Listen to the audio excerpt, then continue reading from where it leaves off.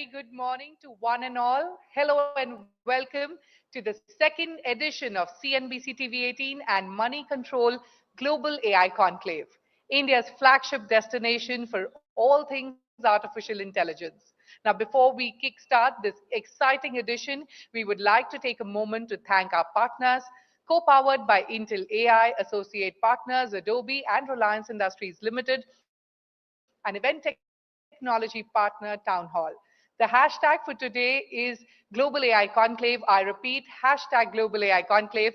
Please use this to share updates and follow our continuous coverage of this event. Gradually and then suddenly is a famous quote from Ernest Hemingway's 1926 novel. The sun also rises. And gradually and then suddenly is perhaps the best way to describe the explosion of generative AI in the last couple of years. In fact, this year, our theme, From Hype to Impact, seeks to explore how artificial intelligence is being applied real time to a range of industries. We are delighted to share that, as always, we have the best lineup, the finest AI minds to keep you up to speed with what's happening in India and around the world. Without further ado, I would now like to invite Money Control's managing editor, Nalin Mehta, to deliver the welcome address. Someone who has had a keen interest in AI and its impact, and his editor's picks that get published every evening is a testament to that. Ladies and gentlemen, a huge round of applause for Nalin Mehta.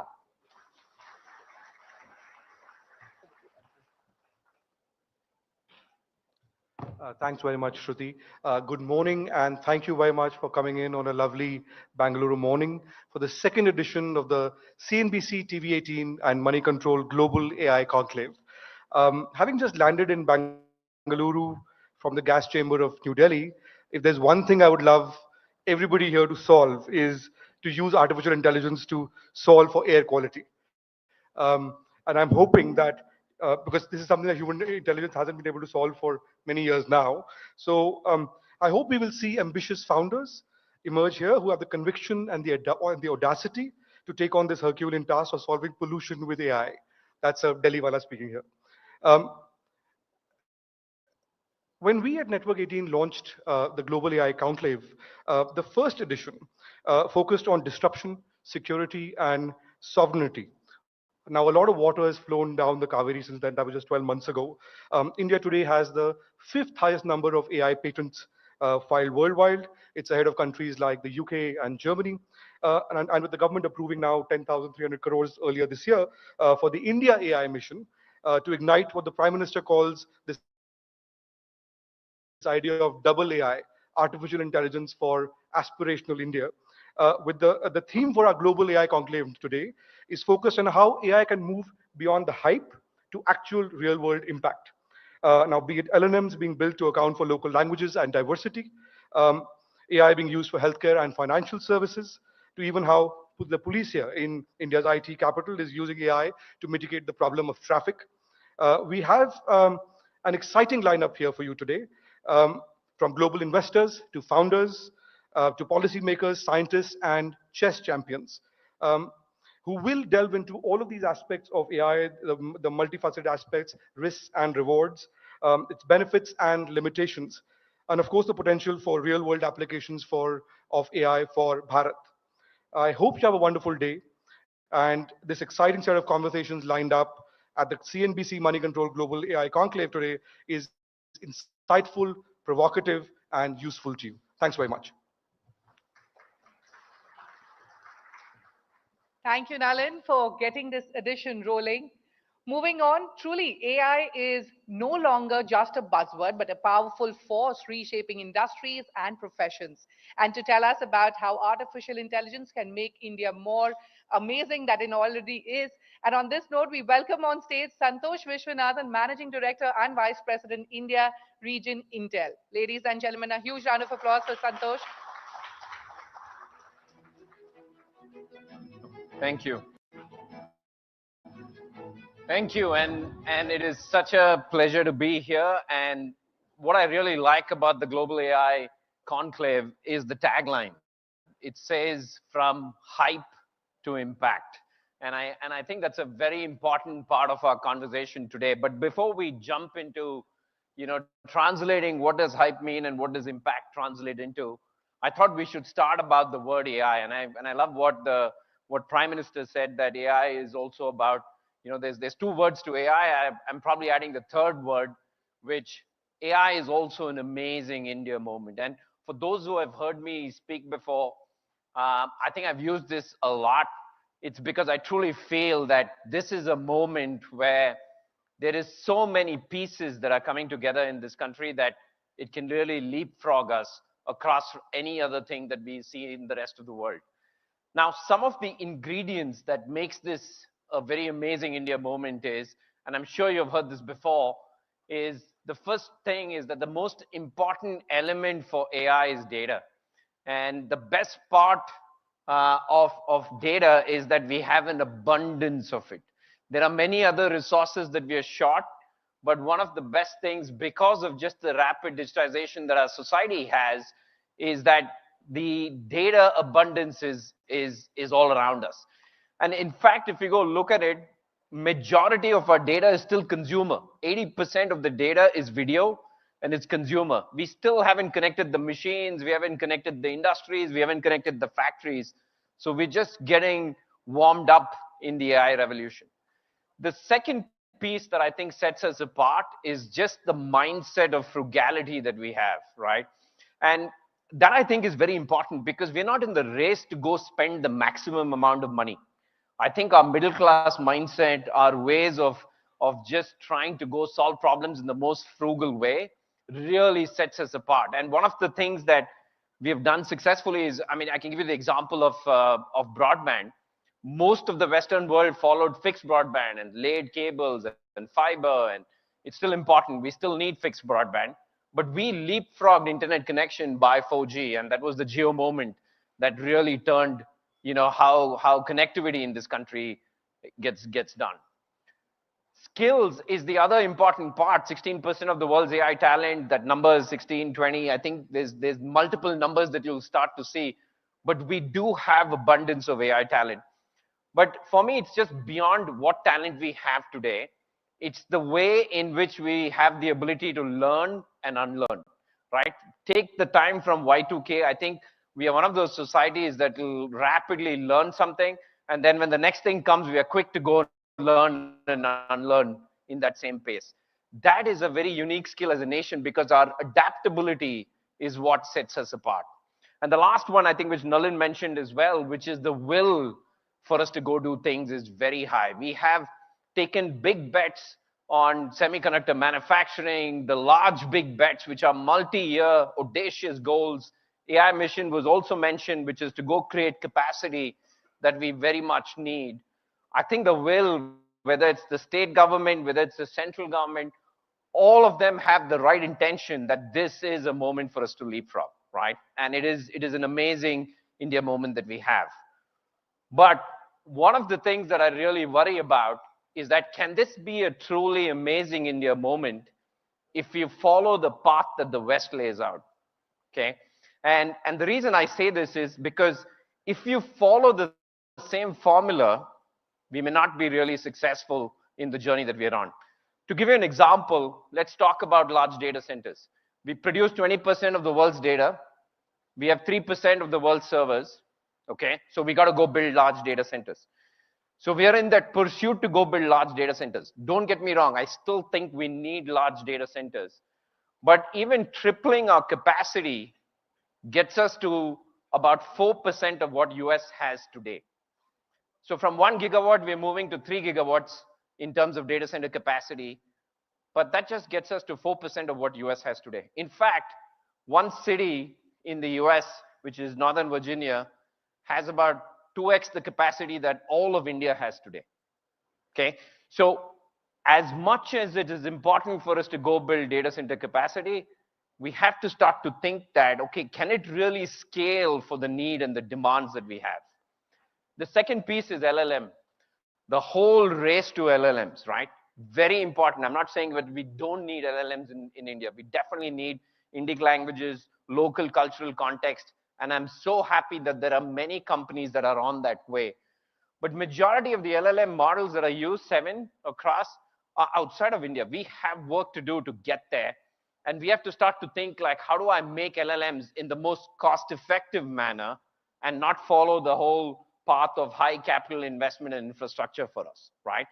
Just to give you an example, like if you look at many of the leading models, they spend about $100 million plus to go train a frontier model. That's the minimum amount of expenses that is required. And the cost is not just, financial cost. The cost is also, the environmental cost, right? 1 megawatt data center, if you go look at it, I think requires about 69,000 liters of water. And if you take 200 megawatts that probably Bangalore has, that can basically go and give water to about 1.5, 150,000 homes in Bangalore, right? And we all know that we are 18% of the world's population with 4% of the world's water. So we are limited. So the more you go start build power hungry, capital intensive, fixed infrastructure, the lesser we have resources to go support that model, okay? And the cost, whether it's environmental or the cost in terms of financial, is extremely high. In fact, if you go and build a GPU accelerator centric 1 gigawatt data center today, it costs you more than $10 billion today. $10 billion of capital investment that it requires to go build that, right? You can build probably a semiconductor plant in a cost lower than that. Okay, so it is something that we have to start to think that by just following the ways that the West goes and lays out and following the ways that the models are built everywhere else, we may not be in the path that we can afford, or that may not be the best path for us to be successful. Now, so what do? How do we go tackle this problem? How do we go solve this problem? And I think the best way is for us to reimagine what AI can be. And it requires all of us to think a little differently. How do we get AI everywhere, right? How do we not think that this AI is just one big processing, one big model, one big, whatever, Jarvis that comes out and solves the big problem for us, right? How do we reimagine that it's going to be everywhere? It needs to be like the way in which many of our scalable technologies have done, that will go use the data where it's generated. So I think that's the first step. Second one, I think we got to start to think that we need a heterogeneous architecture to go harness AI. It's not just CPU, it's not just GPU, it's not just accelerators. It has to be a combination of infrastructure, a combination of models that will really help us go be successful, right? And I use this word frugai here, which is like, frugal way of going and doing AI. Really important for us, right? And we as a country, we have done this so many times before. And the best example that I came across was, the way ISRO did that. If you go look at Chandrayaan-3, that was done at the 1/4 the cost of what NASA did, right? And in fact, it was lower than the cost of the movie Gravity that they spent $100 million. We did it at $74 million. We actually sent a rover to the moon, right? So it's fascinating that we can go and do the same things, the same objective, in fact, in a better way at a much lower cost. If you go look at 01.ai, and it's not just us doing, right? Other countries, like China is a good example I can give you. 01.ai, which was, I think it's probably the top 3 best LLMs used in the world. And Kai-Fu Lee, I think for most of you know that, is one of the founders of that company. And they built a large language model at a few $1 million compared to, the hundreds of millions of dollars that the other models are built on. Now, you can go and debate whether, hey, you know what, is the model great? Is it better or not? I think that debate is out there. But the fact that constraints on China forced them to go innovate, right? They did not have access to GPUs. They did not have access to all the high-end computing platforms. Therefore, they're going and innovating in the most frugal way that they can do. We have that choice. We have access, but I think our resources and the frugality will help us scale AI much better, right? Now, one of the companies, and one of the fascinating ways we have done it in recent times is just the way Aadhaar, UPI, and some of these key technologies you've seen, right? And you've seen that scale across the country, and you've seen that in the hands of so many. And Nandan's been a key pioneer in helping us on that way. And I'm really excited that, I have someone from Infosys here because they've had that mindset to go build frugality. They've had that mindset of scale. And I'm excited that I have Bali here with us. He is the EVP and the head of automation and AI. And I would love to have a conversation with Bali on this topic. So Bali, please come up on stage.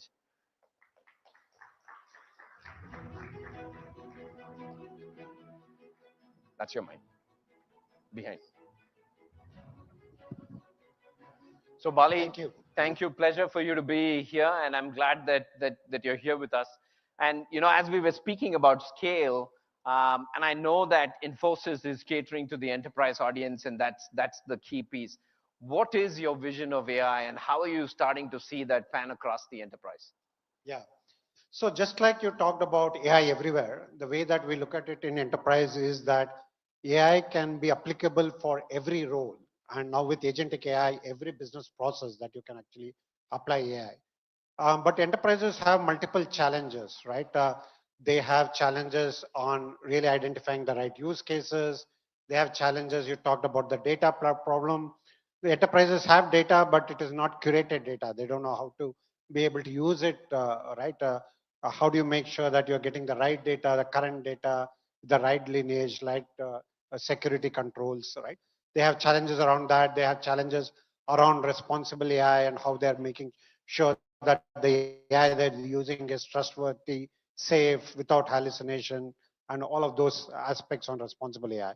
But there is also the important factor that most enterprises are realizing now is on the ROI and the cost of actually serving AI use cases, right? And what we have seen is, right, for many of the enterprise use cases, you actually don't need the very large language models. You need smaller models purposefully built for a specific need. And these are, right, small language models, anywhere from 2 to 7 billion parameter models that you can use, train it for your enterprise requirements and use it for a specific task. In fact, Infosys itself, I think a month back, we released 2 small language models, one in the Finacle space, in the banking space, and one in the IT operations space. And we have built even a 1 billion parameter model that can run out of the laptops for developers to use for things like code completion, etc. Right?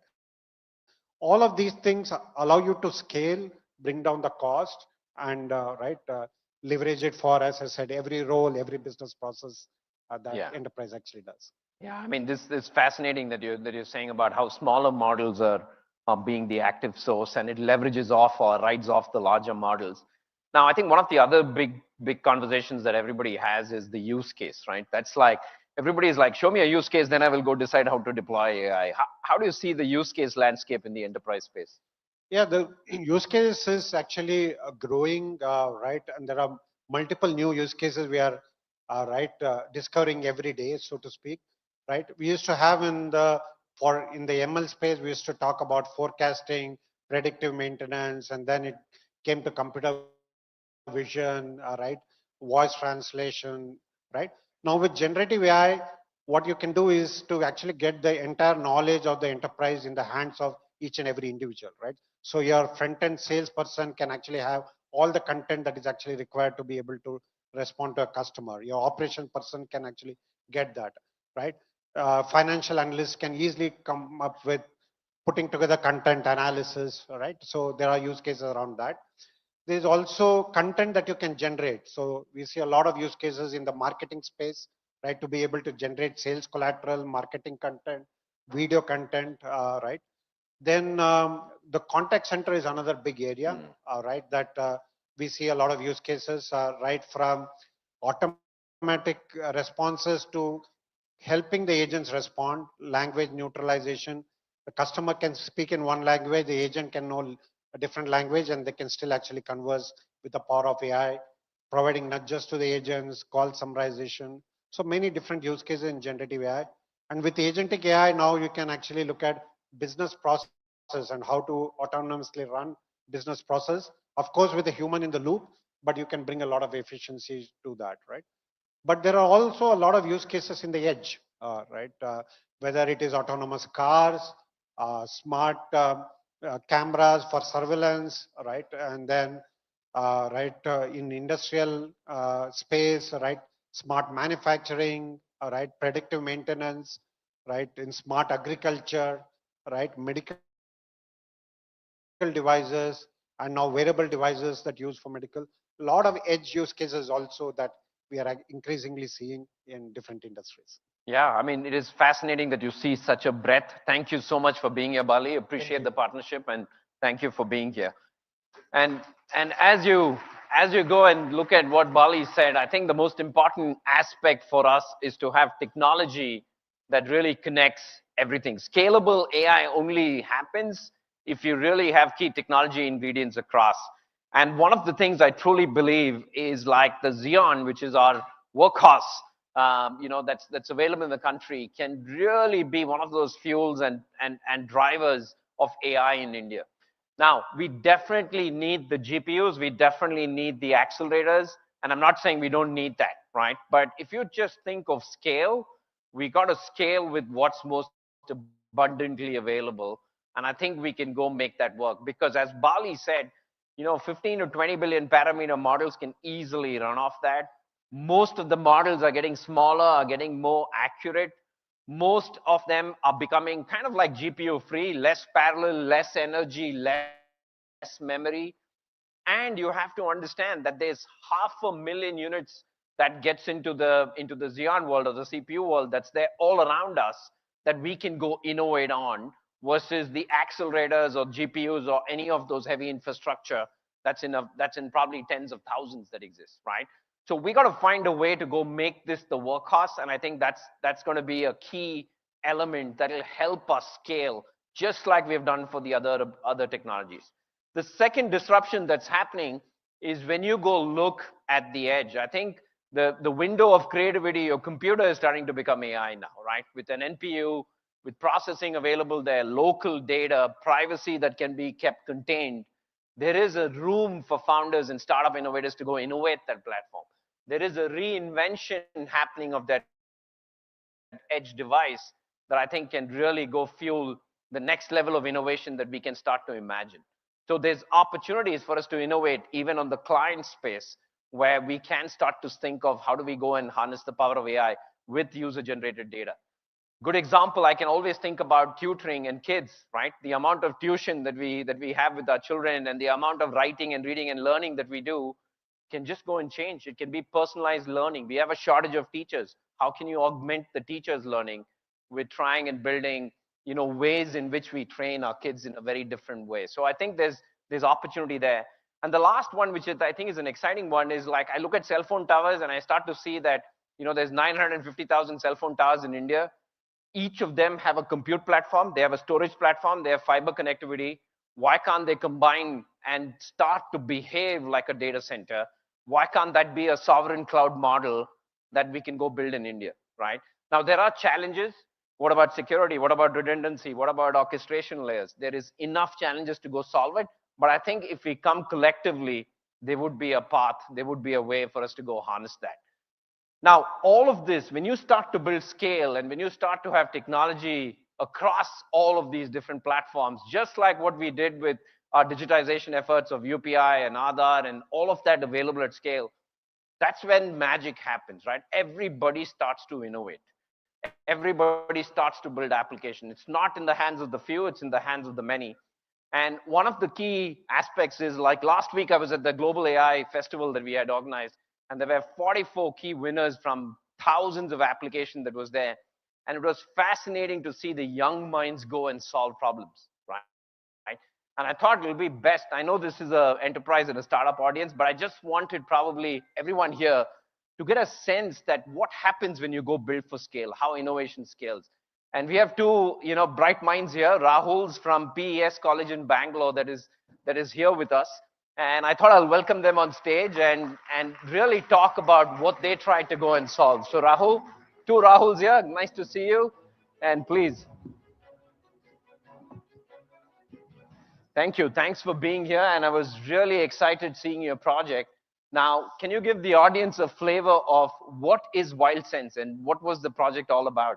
Right. So I've been a part of Intel Digital Readiness Program since my schooling days back in 2019. I've received various mentorship opportunities and learning experiences. It has empowered students like us to identify and tackle globes one of the most pressing challenges, right? And so one of the problems that we identified was when we saw a video of a tiger getting hit by a car in a sanctuary in Maharashtra. In the video, you could see it in a pathetic state, and it later went on to even lose its life. On further research, we actually found out that over 4 lakh such incidents happen in India every single year. Us both being wildlife enthusiasts, we just couldn't let it slide. And so we decided to do something about it. And that's how WildSense was born. WildSense is an AI powered tool to help prevent these road kills. So we use a multitude of array of sensors, cameras to try and detect these animals when they are crossing the road, and we alert drivers nearby. So using WildSense, we aim to prevent the loss of thousands of endangered animal lives. No, it's amazing what you've done, because I, and as a pet parent, I still feel it, like when you drive through roads and you see whether it's dogs or whether it's any animals that's run over, it is the most painful feeling. You look at it and you think, how can you solve it? And I'm so glad you've taken the first step to go and solve. Now, how is it possible for you to go and solve this, right? Because this looks like a big problem. AI to go recognize an animal, then give an alert to a driver who's coming on the highway down the line. How easy or how difficult was this to go and solve this? Yeah, so in today's digital world, it's like anyone with a laptop can make huge impact because that's how accessible AI has become right now. And AI has become so accessible for everyone that you can solve global problems just with a laptop and with open source tools right now. So while developing WildSense, we just used our laptop and open source tools. And it's crazy how we didn't even spend a single rupee to build our project. So that's how accessible AI has become. So we used an open source model called YOLO V8, and we used Intel's OpenVINO toolkit, which allowed us to run WildSense on any edge device out there. Yeah. So using this, students can, using the accessibility right now, students across the globe can solve problems for AI, and it's become that easy right now. Yeah, wonderful. Thank you so much. It's fascinating. I love the passion. Please go on and solve a lot more problems for us.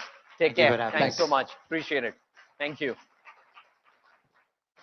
Yeah, I mean, it is really important that we take innovation, we take technology and put it in the hands of many open source models, multiple architectures. All of that enable this. But there's one other aspect that I think is really important for us, and I kind of love this word that I always keep using. I use this with my team internally. I call this, I mean, it's known as grit. Most of you have heard it. And there are three key elements in grit, in my opinion. I think passion and perseverance are the two pillars of grit.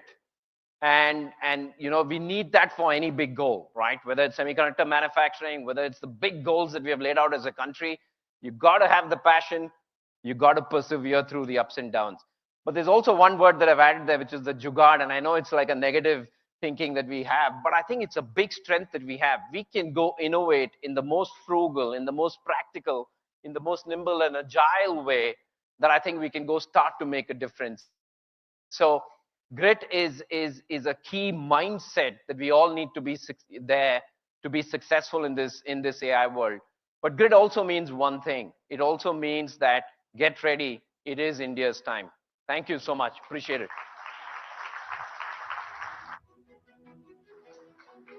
Thank you, Santosh. It is truly India's time, and thank you for that interesting take in such an engaging and insightful session. Moving on for the next session, I would like to first invite Chandra R. Srikanth, the Deputy Executive Editor, Money Control, on stage. Ladies and gentlemen, a huge round of applause for Chandra. Our next speaker wears many hats: a politician, a former union minister, a technologist, an entrepreneur, and an investor. Someone who perhaps needs an AI assistant the most. He's also an ardent believer in putting India first always. Please welcome on stage Bengaluru's very own Rajiv Chandrasekhar, former Union Minister of State for Electronics and Information Technology, Skill Development and Entrepreneurship, and Jal Shakti. With that, Chandra, it's over to you. Thank you for that. Bangalore, we need more energy because there are people from Silicon Valley and UAE, and they're going to be underwhelmed if you don't clap louder. I hope you all had your hatti kapi, filter coffee, and so on. But sir, thank you so much. Santosh, I don't know if you, knew this or perhaps you did. But sir, you actually worked at Intel for 3 years between 1988 and 1991. 87 to 1991, yes, 4 years. Many, many years, of course, and that was the time of the 486 and the Pentium. So a little dated, and it also reveals how old I am. I tell people that. It was certainly much before any conversation of AI had ever started. So yes, I've been there, but before Santosh and many other people before, like him. I believe you also have a photo frame of the Intel Pentium chip that Yes, you I do. still have in your Of office. course, of course. I have both the 486, the layouts for both the 486 and the Pentium that were gifted to the design team by the then head of the MPG, the microprocessor products group. So it's proudly hung up on my wall to remind me where I came from. Great. So it's been, a few months since you transitioned from the ministry and you've been busy with other things. Tell us about that. Are you an active VC today? What occupies a lot of your time? No, first of all, I have to tell you that this global AI enclave was part of my unfinished agenda as minister, and I just ran out of time. We had launched the India AI policy, and we were going to do a global AI conclave that was going to lay out the vision of the government of India on AI, and I couldn't do it. So thank you for doing it. So you're, in some sense, completing an unfinished part of my own agenda. No, look, after I've exited government, thanks to the voters of Tirunelveli, uh, uh, I am still very much active in politics. I spend a lot of time in Kerala. That is certainly my political karma bhumi, if you want to call it that. I am not an active venture capitalist. I don't want to go back there just yet, unless somebody tells me in Delhi that that's where I should go. I am very much in politics and public life, and I hope to continue to do what I did before I was a minister, which is to shape the policies of the government of India, to continue to catalyze and expand the innovation ecosystem in India. And those are things that I'm deeply passionate about, and I hope to continue to contribute to that. Right. In fact, the whole India AI mission was launched when you were at the helm. How far have we come so far? It started off with an ambitious outlay of over 10,000 crore. What's the progress been so far, and what more should we do? No, so I certainly have no inside knowledge about how far it has progressed, but what the Prime Minister has certainly laid out as his vision is that after 8 years of success of the India DPI, the Digital Public Infrastructure, which has really transformed government and governance in our country, that he believes that the next wave or the next phase of reimagining governance will come from AI. And so he has very clearly in his vision, which is what catalyzed the India AI policy, a future where governments would harness the transformative power of the DPI as we know it, but with AI embedded in it. So a much smarter, a much more reimagined form of governance is what I believe is the end game for our Prime Minister. Where we are specifically, I think that question should be addressed to the minister right now. I don't have any inside view, but I think his mission is very clear, and that continues to be the mission. Right. I think Santosh spoke about frugal LLMs, in his welcome note. And there's a huge debate around LLMs and what India's approach should be. For Mhm. instance, the likes of Nandan Nilekani and Narayan Murthy believe that, let the big boys in the valley fight over LLMs. India should, you know, focus on applications and use cases. And this is a sentiment echoed by the Mary secretary as well. He said, we're not convinced if we should expend resources in building an LLM. But the other side of the debate is, why is India not focusing on foundational tech? Why do we have a services mindset always? Where do you stand in this? What should our approach be? Look, as far as the government is concerned, in the GPay summit in New Delhi, where the Honorable Prime Minister spoke and laid out the vision of AI for India, he said that we are not necessarily focused only on research and broad innovation, but we are laser focused on the fact that AI must transform people's lives, as was the case with DPI. We believe the same for AI, And so therefore use cases and building, and I certainly don't want to get drawn into this zero-sum argument about small language models, large language models. Should we leave it to the West to do this, and should we leave it to the West to somebody else to do that? I believe it's with great respect to the people who push that argument, it's a little bit of a waste of time. We are focused, and we must focus on real use cases being solved with AI. And within government, government has identified a number of areas which are very rapidly digitalizing or already have significantly digitized, where there are huge amounts of data sets that are just ready to be used to train models that will help the government deliver public services better and vector them sharper. So the government of India's view on AI within government is very use case focused. And the odds that the government is going to intervene and say, we want a large language model or a small language model for this type of research and innovation, I think will not be arising from the government. It will be a private sector initiative, and they could come back and ask the government for support, Right. financial, AI, compute infrastructure access, and so on and so forth. So that is really for the innovation ecosystem to take care of. But the government, just to summarize again, is very, very laser focused on harnessing the power of AI to improve its own governance vis-a-vis public services. Yeah, in fact, my follow-up question was on that. The theme of the conclave this time is from hype to impact. Has it moved to impact? At least in the private sector, we are seeing some use cases. But in terms of governance, how else can we use this? Because we already have the rails, we Yeah. have DPI. What can we do on top of that? Yeah, and I think that's one of the things that the risk of sounding like a little bit of a wet blanket. I think there is this hyperbole and there is the hype and which is fine. I think any new technology, certainly there's a lot of excitement. There's a lot of people who get behind it for the transformative power that it represents. And I spend a lot of time every month traveling around the world, being invited by governments that are absolutely non-intuitive in the sense that these are governments you don't expect to be excited by AI. I'm traveling in December to visit 3 countries in Africa to talk about how AI can transform their governance. So everybody certainly is today excited about what AI represents. What I continuously tell any audience that I get an opportunity to speak to is that while there is this broader AI movement and as it was 30 years ago with the internet, what we should be focusing on, at least for people who are really serious about using this technology to create some impact, is on use cases. And that discipline, the rigor about identifying the use cases, building an architecture and strategy to create an AI application for the use cases really is where a lot of the effort should be. You can have a lot of the rah-rahing and the cheerleading continuing, but in the next 2 to 3 years, India must be able to demonstrate, as it has demonstrated with the DPI, how AI has been harnessed and the transformative power as experienced by the common man and the citizen. Then AI will be successful.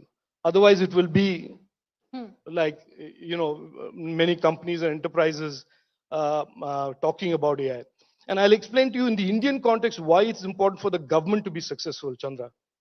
If you go back to fintech and what was a trigger and the catalyst for the fintech ecosystem in India, it is Prime Minister Narendra Modi ji in 2014 saying, I want to solve the problem of how to send money from the government to 1 billion Indians without intermediation.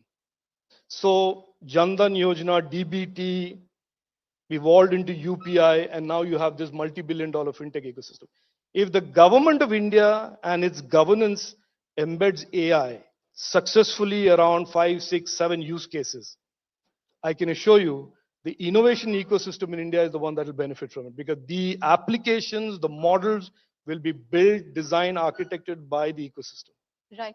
In terms of regulation, do you think our existing laws are enough to tackle deep fakes? Yeah. No, I think this is a very powerful, important question for anybody, any nation, any country, including India, that is hoping to build an AI ecosystem. We cannot build one without guardrails. We can't build one without the do's and don'ts being very explicitly clear to those who are building platforms, whether the private sector or it's the government. And I think we have done one part of that jurisprudential framework, which is the DPDP bill. The rules are yet to be notified. But there are certainly gaps in our legislative and judicial framework, jurisprudential framework about non-personal data and monetizing of it. Scraping the internet and monetizing of publicly available data, publicly available information, but without the counterparty who has produced that information or owns information benefiting from it. So there are some gaps, but those are gaps that we understand as a government. I mean, I shouldn't keep pointing to myself as a government, but to the government. And I think it's a safe assumption that those gaps will be plugged in by either amending existing legislation or new legislation. But certainly, I recommend, and this is the wrong audience to be saying this, but I recommend to governments and, of course, to the government of India when I was a minister that we need to create the rules of the playground very clearly so that while innovation gallops forward, makes the positive impact, the negative impact, the misuse, the deep fakes, the misinformation, that there are rules and, let us say, punitive consequences for those who indulge in that. Right. In 2023, I think you brought up the issue of how big tech should fairly compensate media houses. And we've seen that issue being raked up again. And of course, we have a vested interest in this. But Canada, Australia, they already have regulations to tackle this issue. So what do you think we should do? No, this is the point I made, that I think if a television broadcaster broadcasts something on a free-to-air channel, does that mean I can just appropriate that content and use it to train my model? The answer is no. So when somebody does that on the internet and somebody then uses that publicly available information, transforms it into data sets and trains a model without really compensating who created that, whether it's a micro influencer or Moneycontrol or a larger corporation, that is certainly wrong. But is there anything in place that causes the model trainer or those who are using it to train the model to compensate for that publicly scraped information? Currently, no. That is the gap that I referred to, that we need to plug that gap. Otherwise, what you have is what you saw on the social media phenomenon. Yeah. Today, social media gives all media companies a heartache and headache. I mean, because they control 67% of all advertising rupees that are spent in India. So you certainly don't want a situation where the big LLMs scrape the internet 10 times over and have created such critical mass. Then they don't care about whether you go protest to any court about your content or not. You don't want that situation to arise. That is certainly not, that is too much of a concentration of power in one or two platforms. And that is not a desirable outcome for any democratic society, any rule-bound society. And I think that is a gap that needs to be discussed. It should not be one way. The Australian government did it, in my opinion, slightly unilaterally. Yeah. But I think in India, we can have a discussion around that for a couple of months. I know there'll be some people who will kick and scream about it. But keeping in mind the rights of micro-influencers, influencers, individuals, small organizations, the big guys like Moneycontrol, CNBC, everybody, there has to be some model where those who scrape the internet and train their models using information that has been created by somebody have an obligation to the original producer of the content. Right. Final couple of questions, sir. What AI tools do you use on an everyday basis and for what purpose? No, I spend a lot of money on, I believe it's becoming a little bit of a pain spending 5,000 rupees a month on open chat GPT, but I use chat GPT, Perplexity, and pretty much everything that I get my hands on. And I love to prove them wrong. I love to see sometimes when they get it wrong. It just proves that this belief of AI, almost like a religion, is dangerous. They are effectively trained by what they scrape. And so if it's garbage in, it's garbage out. If it's good stuff in, it's good stuff out. So It's early days, so this, I had a chance to meet Sam Altman in Delhi, and he was evangelizing um, very effectively to a group of people in government. And uh, I think to start believing that it's all perfect is a little too premature. We have to be naturally skeptical, question, and at the same time, as government, like I said, focus on use cases and really get this stuff to make impact. Right. Finally, here's a question that perhaps an AI tool can't answer. What's your prediction for Maharashtra? No, I don't need an AI tool for that at all. I think I go with something even more less predictable, which is exit polls. And Not they just are in they are India. even worse trained by data sets. I don't know if they have data sets, but they certainly have very questionable models. No, look, I think it's very clear. Nobody wants to go into the chaos. Karnataka, the state I see, is like a beacon of chaos for the rest of the people of the country to say we don't want to go down that road. So people of Maharashtra are certainly going to say we don't want to be like Karnataka, and we want to go with the Prime Minister Narendra Modi and the BJP. Great. On that note, thank you very much, Thank you. sir, as Thank you, always. Chanda.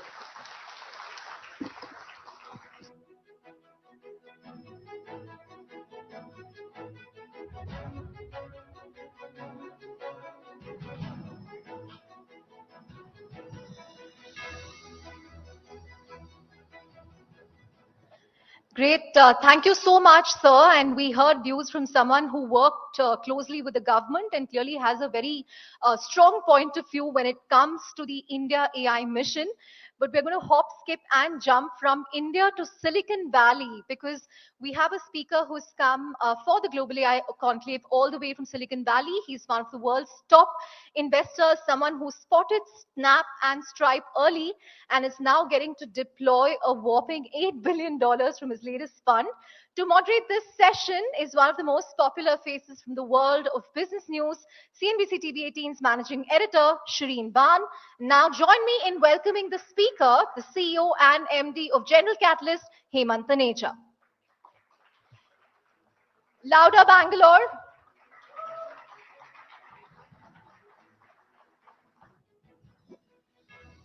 Thank you very much, Chandra. I've always maintained this. I think Bangalore or Bengaluru is the best place to do an event because I've never seen a much more engaged audience or more participative audience. So once again, thank you to each one of you for being here this morning. I know it's an early start, but we truly appreciate all of you taking time out on a working day to be with us here at the CNBC TV18 Money Control Global Conclave. Hemant, what an absolute pleasure to have you join us here at the Conclave. Thank you very much for your time. I know it's been a busy schedule for you as well, so we appreciate you being here this morning. Let's start by talking to you about India, Hemant, and where you see India at this point in time in the context of the kind of investments you're making. As Chandra pointed out, you've got a war chest of $8 billion that you're putting to use. So let's start with the bet on India.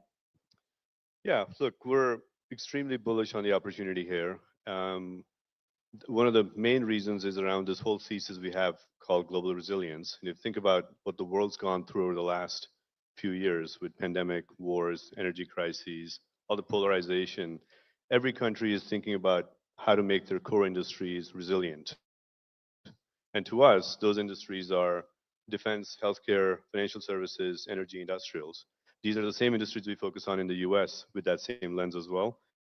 And with the growth market here and the decoupling that's happening between the West and China, India's got an amazing opportunity to be a leader in that. And so the timing is fantastic in that regard. And the other thing I would say is, last few years, some of the IPOs that have happened, I think that's aspirational for the entrepreneurial community here to go do more of that. And so entrepreneurs feel ready, the geopolitics of it is ready, and the country itself is in a high growth phase. So from our standpoint, it's quite interesting. You talked about IPOs, and let's talk about the big one, which has just happened, and that's Swiggy. And I'll start by talking to you about quick commerce because that's a bet that you're doubling down on here in India. You've invested in Zepto, which is, of course, now moved to Bengaluru as well. What's the bet on quick commerce? Why is it that quick commerce as a business model has worked here in India? It's being now touted it as the big Make in India for the world story, perhaps, at least to start with Make in India for India story. In fact, Adit Palicha calling it the next big UPI-like moment for India. Why do you believe quick commerce is uniquely working in India and your bet on it? Well, look, first of all, it's a great consumer experience. So when I talk to folks everywhere I travel in India and wherever the service is available, I generally hear very delighted customers. And I think the reason it's interesting for us is not only because quick commerce itself is a good experience, but the infrastructure that's getting built as a result of it. To your point about UPI, is quite profound. And that team, I'm a student of founders that build category-defining companies. I just think Audit and team are incredible, and their aspirations are to think much more beyond quick commerce in terms of what they're trying to build. And we're excited to be part of it. Let's talk about AI now. And most people that we've been speaking to, companies that are in the midst of driving their own AI capabilities and capacities, as well as people who are on the outside looking at where things stand. And the consensus view is that we're at the infancy of an AI super cycle. How do you see things playing out from here?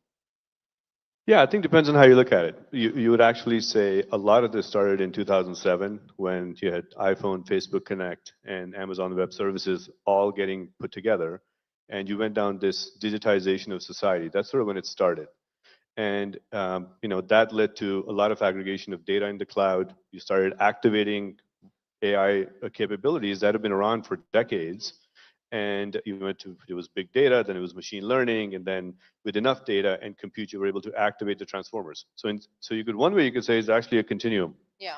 On the other side, you would say the activation of the language models is an interesting discontinuous moment, and it has some pretty profound implications. And we kind of look at every industry, every business function, and how is it fundamentally going to transform with applied AI, sort of leveraging these tools. And some of the progress we're making in the US with our companies, it's stunning how fast Give me examples. So we do a lot of work in healthcare. It's about 20% of what we do. Over the last year, we have deployed the Scribe tools, and it's in the middle of being deployed in the largest health system in the country, HCA, through a company that I started several years ago called Commure. And we also have a company called Hippocratic AI that's building an agentic nurse. And nurses in the US used to cost $90 an hour, and Hippocratic actually gives you a fully automated, empathetic agentic nurse at $9 an hour. Transforms how health systems actually think about care models for their team. These are all being deployed enterprise-wide. Most of AI in the enterprise is stuck in pilots, and there's reasons for that. But there are some examples like this that give me a lot of hope that I think as we figure out the deployment models, this stuff's going to impact the adoption of AI quite fast. So where are we, going from the pilot to actual deployment? Are we closer to that breakout point, the breakout moment? It depends. So here's the way I think about the problem. At the base level, you have foundational models. There's a lot of capital going in. You've got 6 or 7 folks, and we can debate if India should have its own or not, but there's a lot of capital sort of creating that. Then you have small models being built on top that are industry specific. So Hippocratic was an example of a healthcare model. We're actually doing it in media because that industry wants a clean model. You got biology, sort of every industry. Then you have to think about, do you have the data infrastructure that can deploy these models into the enterprise? And then you say, well, if all that is true, you're essentially introducing an AI workforce, a set of agents sitting next to a set of humans, metaphorically. And if that's what's happening, what is the workflow going to look like in a company? What does a culture look like? Those are complex topics. Yeah. So everybody's doing POCs, but there's a reason why this stuff hasn't been deeply penetrated, except where a few of us are going and sort of taking a system-wide view. But over the next few years, this is where I think progress is going to get made. You preempted my question, so let me ask you that. The comment that you just made, should India work on having its own LLM? What kind should we actually focus on?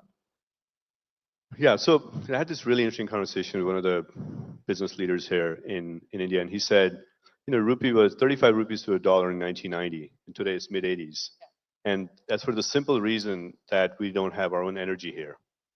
And I think if you take the long view and you said you're not going to have your own intelligence infrastructure or compute infrastructure, that problem is going to keep perpetuating.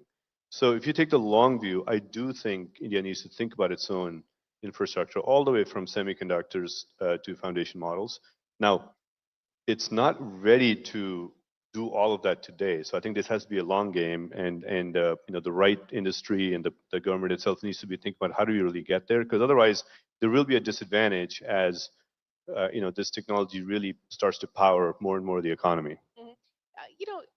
We're probably sitting here in the midst of a lot of startups as well. And this takes me back to, I think, a piece that you and Fareed did for HBR, where you talk about whether startups can actually thrive in an AI era. So let me toss that across to you. Given the fact that at this point in time, the power is being leveraged by big tech, and big tech is really driving the AI game, I mean, what room do startups have to play with?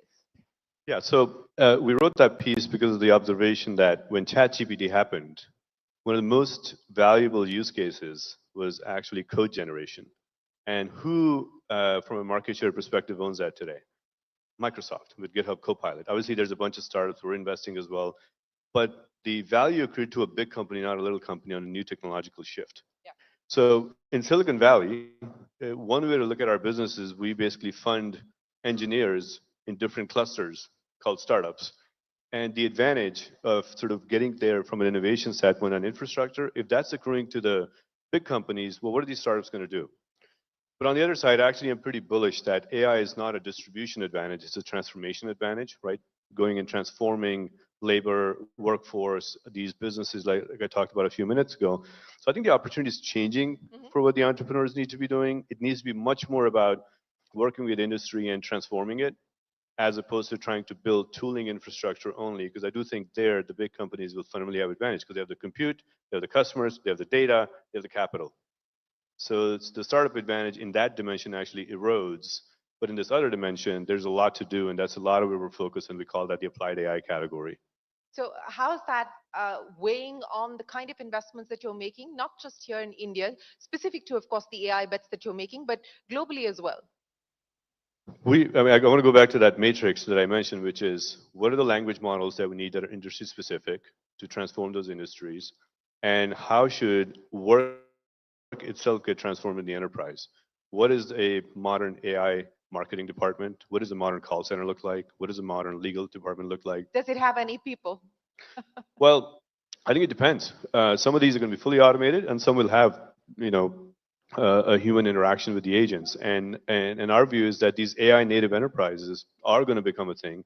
These are massive ideas. Like the Hippocratic example I gave, the market opportunity for that in the US is bigger than all of SaaS software combined. All SaaS companies, because you're talking about literally all of labor that's, serving the healthcare industry. So these are massive opportunities. I think they're going to create concentrated winners.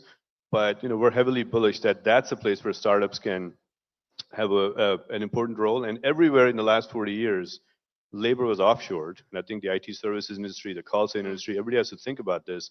AI is going to onshore that back in terms of productivity to the Western nations. And that is the opportunity these companies have in front of them. Well, that's the opportunity, but that also presents by way of challenges to the existing business models that play out. You brought up the onshore, offshore example as just one of them. But Hemant, let's talk about what happens to jobs now in the context of AI agents and so on and so forth. And at this point in time, industry is saying, look, we're not going to do away with jobs. Jobs are going to be replaced. They're going to be repositioned. They're going to be reimagined. But for somebody who's coming out of an engineering college today as a coder, what should they prepare themselves for? What should we brace ourselves for in terms of what the job market is going to look like over the next 5 to 10 years? So this is a very complicated question because it's very always clear in the short term, it's somewhat clear in the medium term, and then human imagination can't really figure that out in the long term. Let's start with the short term, because in the long term, we don't know where we're Yeah, going to be. exactly. So short term, there's a shortage of engineers that know how to do this. I actually think a 10x AI engineer will look different from a 10x traditional software engineer in the way you sort of use these technologies to build products. So there's a whole new category of workers that needs to emerge. In the medium term, a lot of our core industries, if you think about physicians, nurses, teachers, there's a huge shortage of talent to serve them. If you think about taking care of our elderly folks, we don't have a workforce for that. In the US, we think a lot about how do you create that mental health. We don't have a workforce that really focuses on that. So I think jobs are going to evolve. and you'll say where it's about productivity, you use AI. Where it's about empathy and human interaction, you're going to end up creating more sort of human jobs. So there's a transformational workforce that's going to happen in the next 15, 20, 25 years. And long term, who knows? We'll see where else our human ingenuity takes us that these machines maybe can't.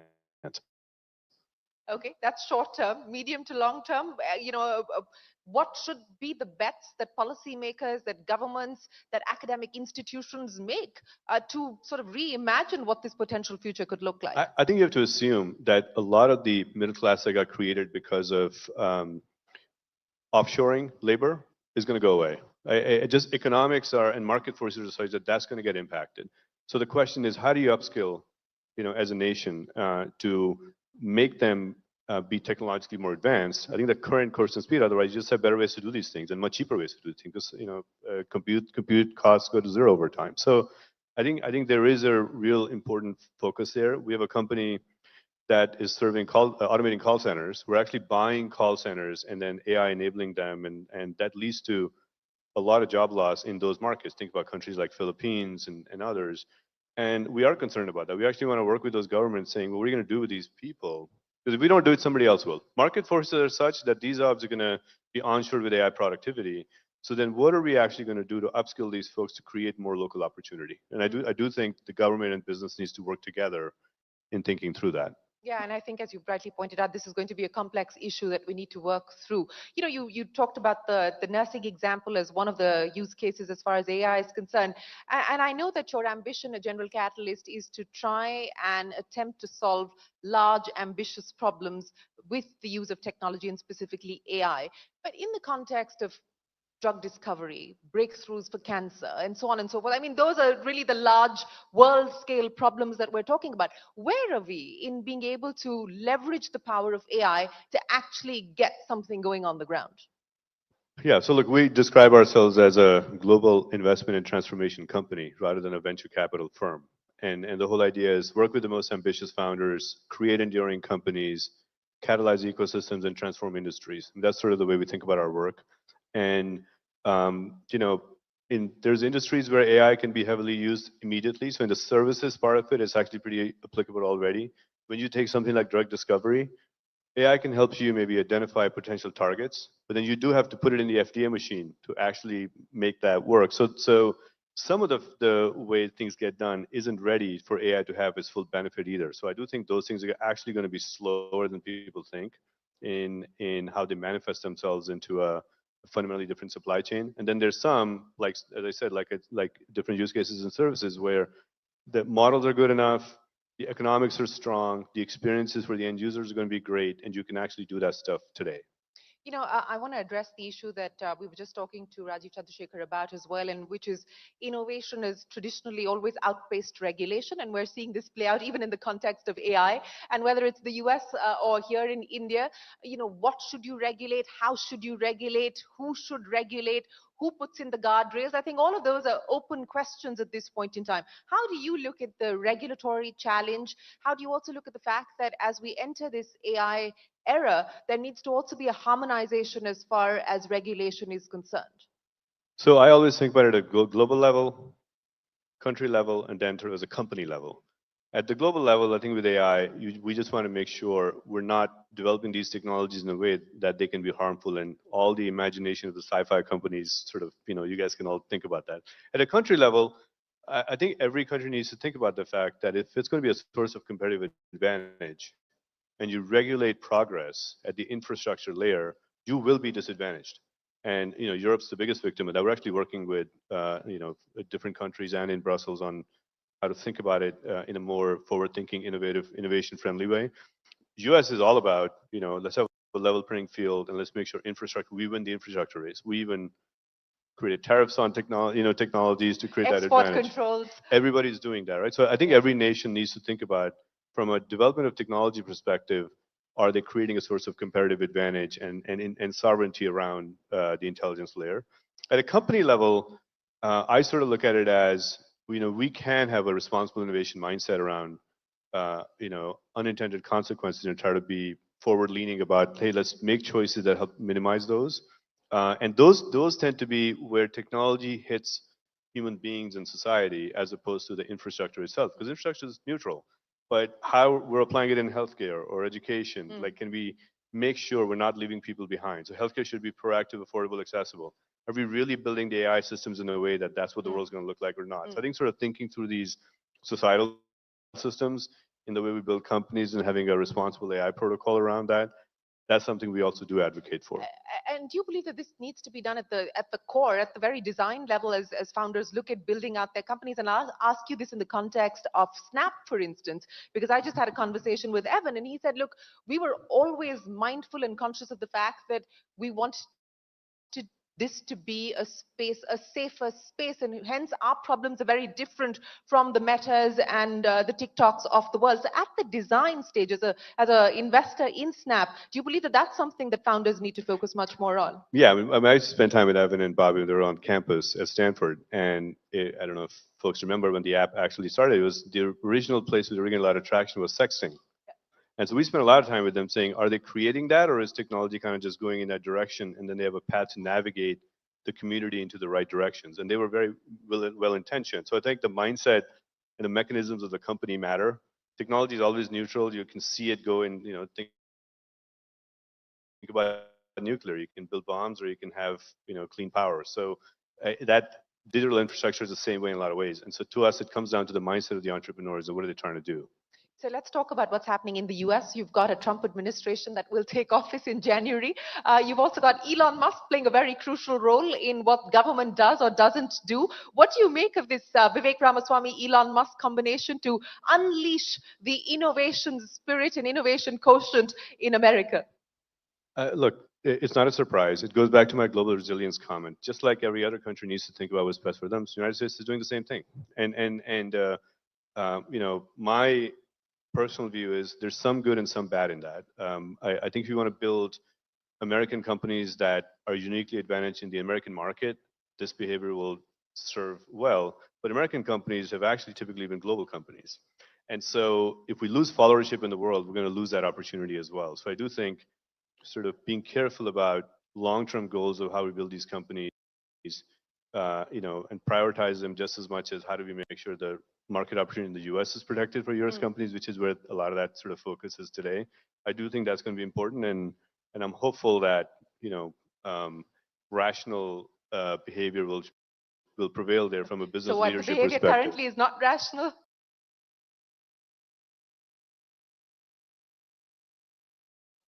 No, I'm not saying it's not irrational. I'm just saying that in the end, I think the CEOs and the founders are going to make the right choices to build companies that truly can be market leaders globally. We're getting a perspective from you on what's happening in the Valley, and it's been a fairly polarized state of play, to put it mildly. The kind of friction that we're seeing play itself out today, what could the implications be on the way that technology shapes from here on, how technology goes global? Because many of the people that we're talking about are the cast of characters who are probably going to have influence and say in the way that the US determines its policy. Yeah, I mean, look, this is really the first time politics has really infiltrated the Valley. We've generally stayed away from that. And as a firm, we had made a sort of resolution. We passed a resolution at our board level that we will not take any positions and stay nonpartisan and focus on working with any administration that comes in and be good partners to them from a business standpoint. And I really do believe that is the right way to engage. But some folks are very heated about what they think is a loss of opportunity and what, frankly, this election represents. You do have to respect the democracy and say there's enough people in the country that are being left behind that it needs to be addressed. So I'm not judging it. But I do believe that administrations come and go. As business leaders, we should be thinking about on a much more longer term horizon than not. And Valley, to me, hasn't been so mature in this area because it's not something we really dealt with before. So I do think it's a new muscle in the Valley. How are you dealing with it, or how are you going to learn to deal with it, since it hasn't been something which has been part of the behavior set so far? Listen, we engage a lot with the last administration. I actually did the Responsible AI protocol with Gina Raimondo, Secretary of Commerce, and we're going to engage with the new administration. Where our team in DC is actively working with them and making sure we can provide our business perspective in how these industries really ought to be transformed, because that really is what this is about. It's about a transformation of the country's economic systems, and we want to have a voice in it, and we want to bring the entrepreneurs that we work with that can make a difference there. You're talking about entrepreneurs, and I want to ask you this in the context of what you're seeing happen here in India. Of course, the IPO market is one of the big changes that we've seen. Exit options are real now. But what do you see as the big difference between founders and the way that they're thinking about running their businesses today, building their businesses today, versus maybe 10 years ago? Well, I think the business has changed fundamentally, because before it was the role of technology company was to be an efficiency enabler in different industries and for consumers. Now the ambition and the opportunity for entrepreneurs is far greater, right? We actually have gone from selling software to doctors to building healthcare institutions, selling insurance solutions to actually building insurance companies. So I think that ambition is greater, and the duration it takes to build those companies is greater. So the very best entrepreneurs are just taking on bigger and bigger problems, and that's actually one of the places where we're trying to actively innovate. I don't think the traditional venture capital product that we had as an offering for founders is enough for those founders to build companies that are going to take 20, 30, 40 years and can play a role in these transformations. So we're also innovating to say, what else do they need? And can we actually create the financial apparatus as well as an ecosystem apparatus for them to be successful at that? You talked about the change in mindset as well as ambition and aspiration of Indian founders, the aspiration to build companies here in India and to take them global. We've seen that play out successfully as far as the SaaS story is concerned. Where do you see that next big wave, so to speak? Look, I think when you look at how India is going to transform its own core sectors, every one of those, and you're seeing this in the financial services sector already, is an opportunity to leapfrog the world. And if you can make it work here, you're making it work at scale, you're making it work with a significant cost effectiveness by definition. But that gives you the opportunity to be globally competitive. And so I think the work that gets done in thinking about the healthcare infrastructure here, the work in advanced manufacturing, the supply chain that's getting created, every one of these industries that I referenced earlier, you theoretically should be able to create companies that become massive in India, but then have the opportunity to keep compounding because they should have a global opportunity. So how much of that war chest is actually going to be deployed and put to use here in India? Said approximately about 10-ish%. I mean, I think that's a number that generally feels right in the context of how much capital is generally getting deployed here. But I do think over time, if we're right about the opportunity here, that number is also going to grow, as we think about the next few years. I was watching the podcast that you did where you talk about some of the lessons learned over the past 20 years of being an investor, and you said humility is one of the big ones that you had to not just sort of learn but also nurture as an attribute that you value. Why is that? Well, none of us have a view into the future, and the problem is, as you become part of more and more companies that have gone and changed the world, it creates a lot of bias in your mind. Is there an AI bias today? Yeah, well, we'll see what happens to these companies. But I do think, I actually went to one of my partners who runs our healthcare fund 2 years ago, and I said, I've done so much in healthcare that everywhere I look, I see problems. That's because I've lost my ability to be first principled about innovating. 10 years ago, that was not the case. I was like, I need to take a break because I'm just going to make mistakes otherwise. And I just think the problem, the curse of being an investor is the more you know, the less likely you're going to bet on the most interesting ideas because your own thinking gets in the way. It's the opposite of being an operator. The more you know, the more sort of successful you are at operating because you can build teams and execute. So I think keeping a nimble mind gets harder and harder the longer you do it. And so it gets hard to sustain great returns over time. Let me ask you this in the context of AI and consumers. We're now talking about AI PCs, we're talking about wearables and so on and so forth. In terms of form factors, and how AI is actually going to touch the lives of regular people like you and me, what should we expect? I mean, what does the future look like? What is exciting at this point in time? I couldn't tell you. I mean, I think, did we know in 06 it was going to be the iPhone was going to be the phone metaphor? And we see a lot of technology. People are innovating with earpieces because voice is interesting. There's so much interface technology that's being developed. It's kind of interesting. AR, VR is maturing. It's going to have a life of its own as well.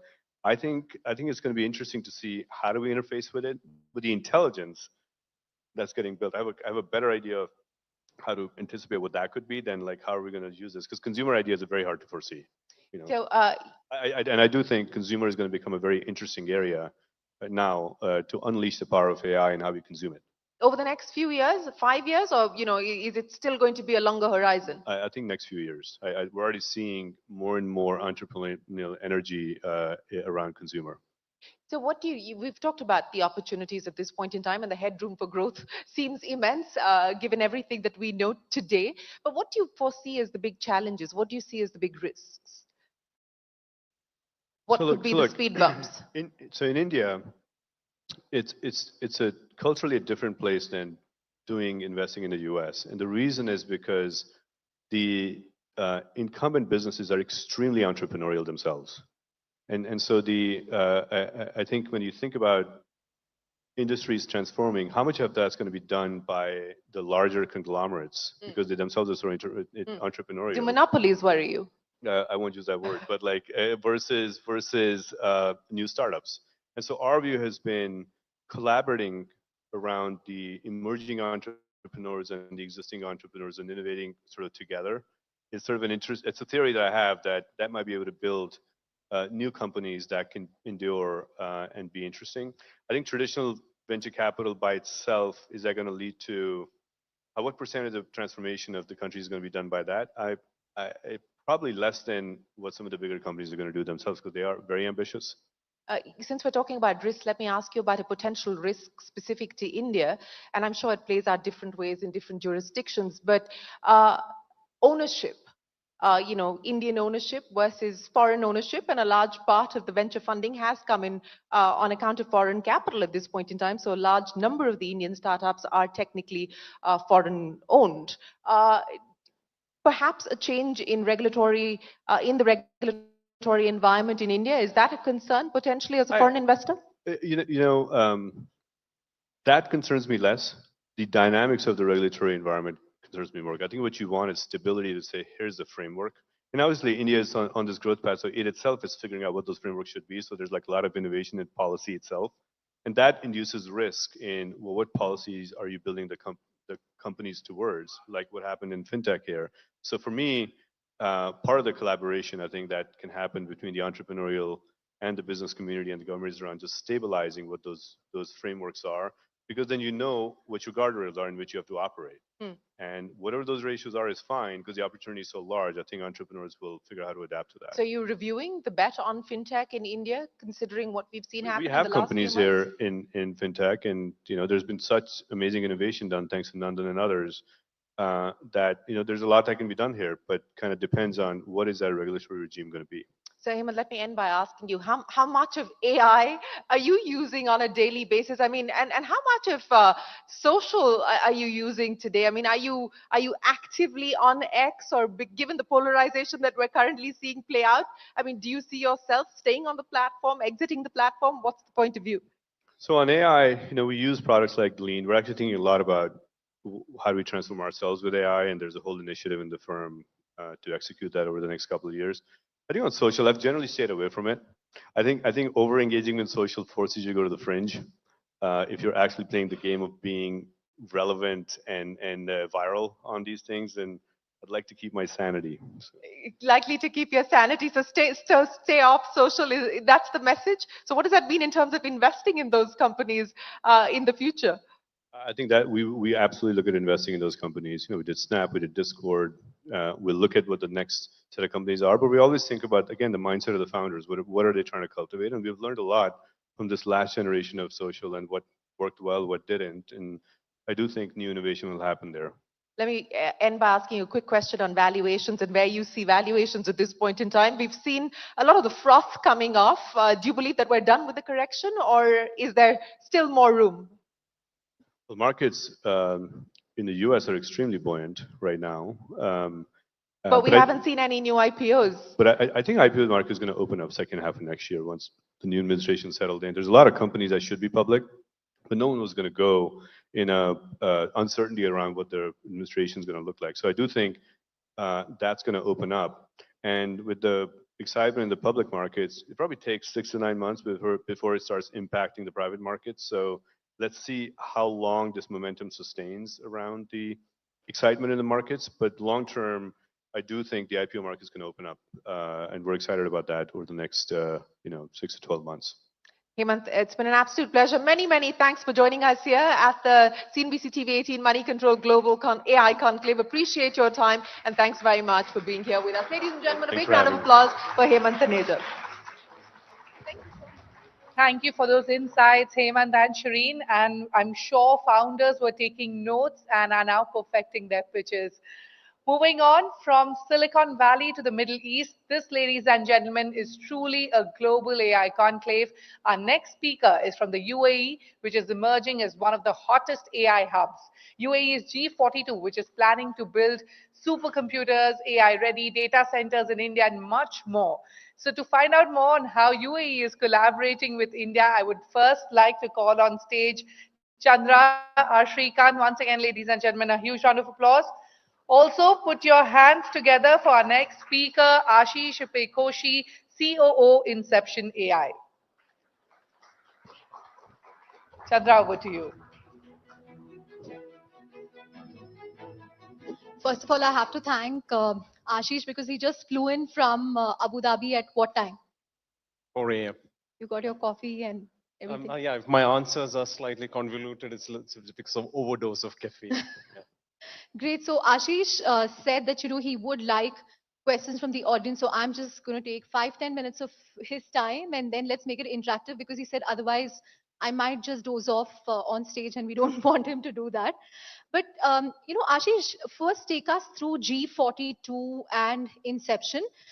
So G42 is UAE's big bet when it comes to AI. You count Mubadala as an investor, but take us through their ambitions, what you've done in UAE, and what you plan to do in India, because you've already built a supercomputer. I think it's the Condor Galaxy. You also have the JACE, which is an Arabic LLM, and you have plans for a Hindi LLM in India as well. So take us through those plans. First of all, good afternoon, and thank you for having me, Chandra. So it's a pleasure to join this group, truly global AI conclave. I know when you expected someone from Middle East, it was not me.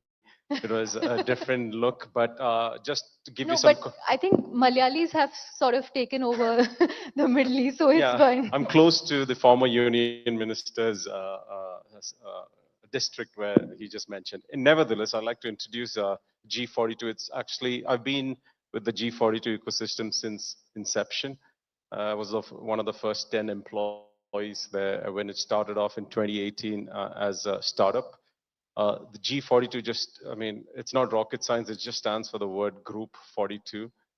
We had a debate on how to name the organization, but since we were building a supercomputer and we were a bunch of geeks, there's a book called The Hitchhiker's Guide to the Galaxy where a supercomputer was built and a question was asked on what is the answer to the universe, life, and everything. And after millions of years, an answer came 42. And since we're sort of in that same space, we thought to just make it more simpler, we'll just call ourselves Group 42. So back to your question. So yes, G42 is a technology holding company now. It wasn't a couple of years back. So we started off with building data centers. And I think as the previous speaker mentioned, I think it's essential you have a long-term view. And we were fortunate to be in the UAE with a large vision. We started off with data centers. On top of that, we built infra and GPUs. I was previously, prior to 60 days back, the CEO of G42 Healthcare and the Group Chief Operating Officer of an enterprise called M42, which is the healthcare wing. We grew that organization from 1 employee to 20,000 employees, all leveraging AI. So similar to that, we have a number of enterprises on verticals. M42 on the healthcare. We've got spatial intelligence grid, where we sort of equate AI to electricity, where we combine these two all together and provide power. So how G42 works to support our I mean, the ambitions there. We've done similar to the previous speakers, so we focused on use cases. What are those use cases that we can make maximum impact? And I do want to touch upon, again, healthcare, because the previous host also mentioned drug discovery and healthcare. In the UAE, we've done a program called the Genome Program, where we have sequenced all the citizens there. And now using AI and tech, at a click of a button, you can identify people who are at risk, be it on breast cancer, colorectal cancer. And this is all not possible if you don't have a data center, you don't have computing, you don't have AI models built on that. So that's the space that G42 operates. And to your question specifically, yes, we worked on and built the first Arabic large language model is called JACE. Our nomenclature is named after the largest mountains worldwide. JACE is the largest mountain in the UAE. We also Galaxy and mountains, getting inspiration from.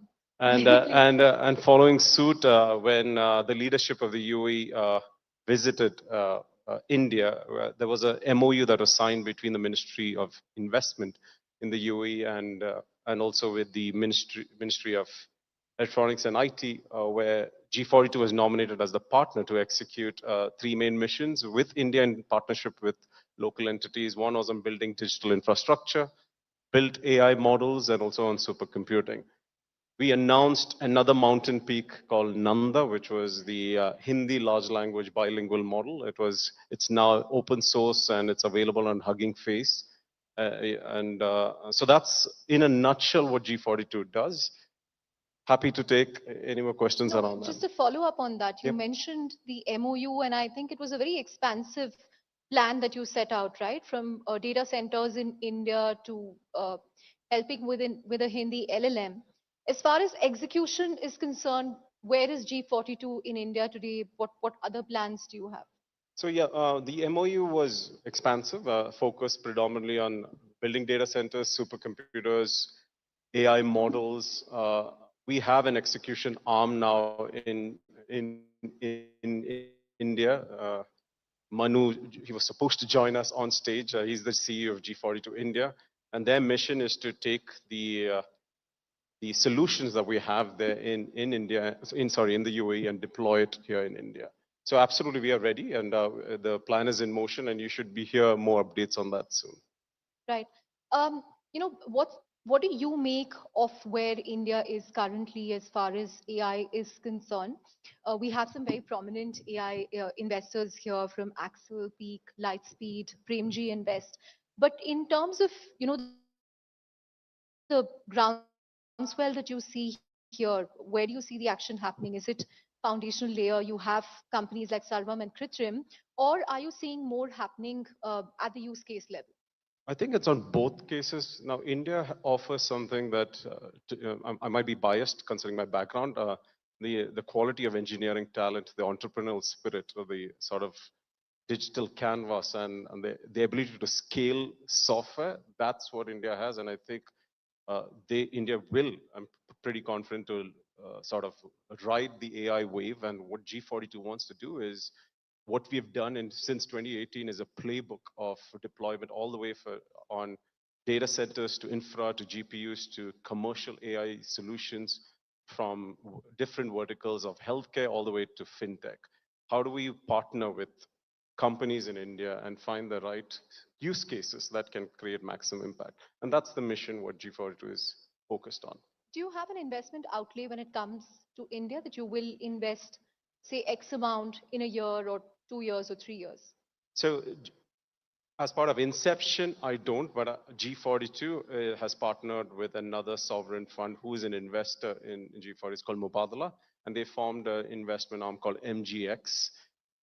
They are currently investing on pure AI, and they're working across multiple portfolios, not just on large foundation model building companies, but also commercially possible use cases. So whichever company that can potentially partner with the UAE ecosystem, obviously you stand up on the sheet for potential investment there. Right.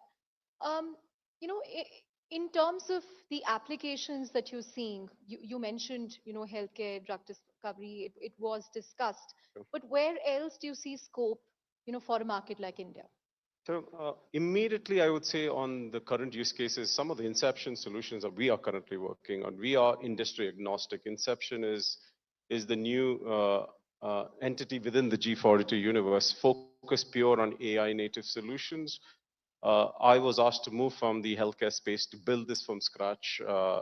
And our focus is predominantly fine-tuning models and building custom models as a service for any partner.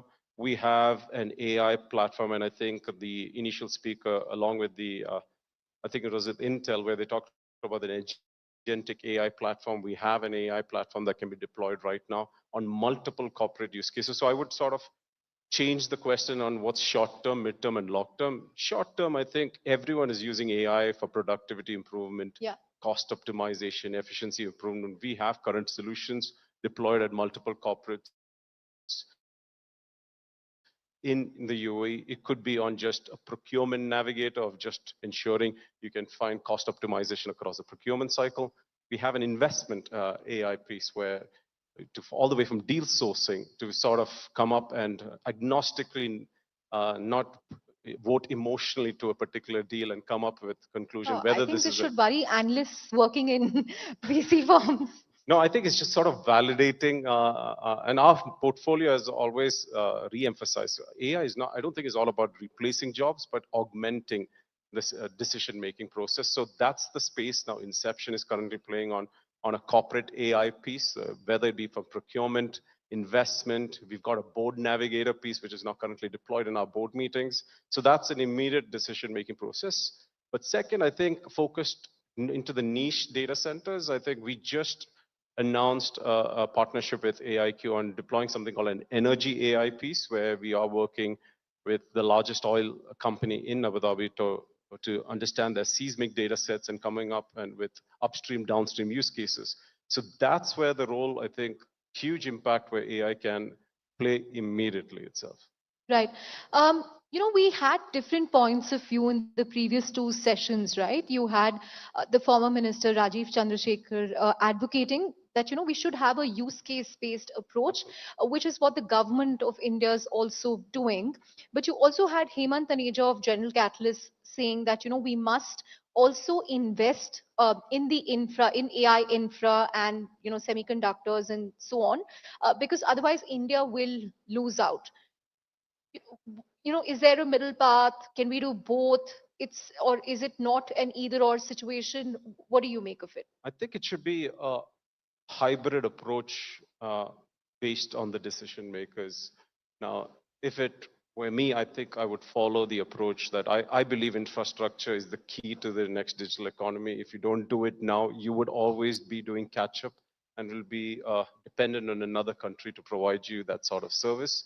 That decision needs to be made now, but it's easy for me to say because the investment required in a country like India is not straightforward. But the right approach, I guess, would be hybrid. Ensure AI is applied on the right use cases that create impact while not losing focus on the North Star that you would need a digital infrastructure connected in a distributed manner that crosses regions, industries, and eventually, hopefully, globally. And that's where actually AI can play a true role.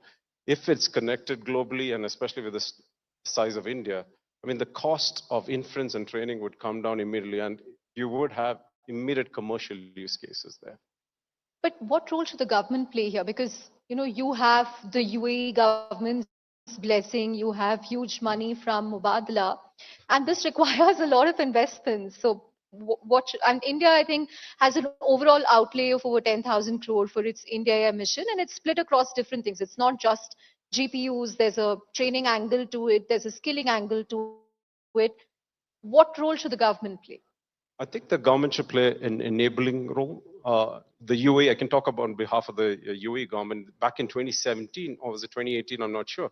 They announced the world's first minister of AI, when at that time AI was a buzzword. And we had a ministry of AI, but to set regulations on how to deploy AI across, and they had identified which were the sectors, and healthcare was nominated as the first sector where to apply. That could be a start where you Set up start a off. ministry of AI, another ministry? there is a when we ministry. are talking about the US cutting down on I can talk division. about UAE, and hence, yes, it helped a lot because it was sort of an incubation arm for the government to turbocharge a lot of startups in the UAE. And at that time, G42 was a startup. And I think that sort of forward vision is essential. And again, talking about the UAE, it was one of the first countries to actually deploy a university of artificial intelligence. It's called MBZ UAI. And that's the reason I said let's maybe suggest a hybrid model, focus on infrastructure, focus on the education, and most importantly, awareness. I sometimes wear a sales hat and I walk into enterprises saying, why don't you apply AI? And immediately it's all about, is this guy going to take my job? No, it's about if you don't adopt it, eventually, yes. But that awareness and the education and remove the fluff from all the fiction of what are the true use cases of AI and how can it be applied right now, and how we can invest in partnership to focus on that North Star. Right, we have, I think, 5 minutes. So, Sure. Ashish, very quickly, in terms of the investment opportunities that you will look at in India, data centers is one Yep. piece, LLM is one piece. Will you also look at co-investing with funds here? Is that something you're already doing? What kind of pipeline do you see, deal pipeline for So G4? from G42 ecosystem, I do believe we are uniquely positioned because we are one of the few companies in the world that has data centers. It has infra, GPU. Microsoft has invested in us. We have Full stack. Yeah, as we they have the say. full stack. So it's easy for us to choose each portfolio and work on. If it's a healthcare enterprise, we have a actual hospital which is deployed right now there. If it is within fintech and smart city, we have a geospatial, and there's a company called Space 42. So it's the entire ecosystem where we are currently looking for partners, and our success as a startup in 2018 within 6 years to where we are is because we identified strong partners and who we took along during this journey. And that's our mission in India.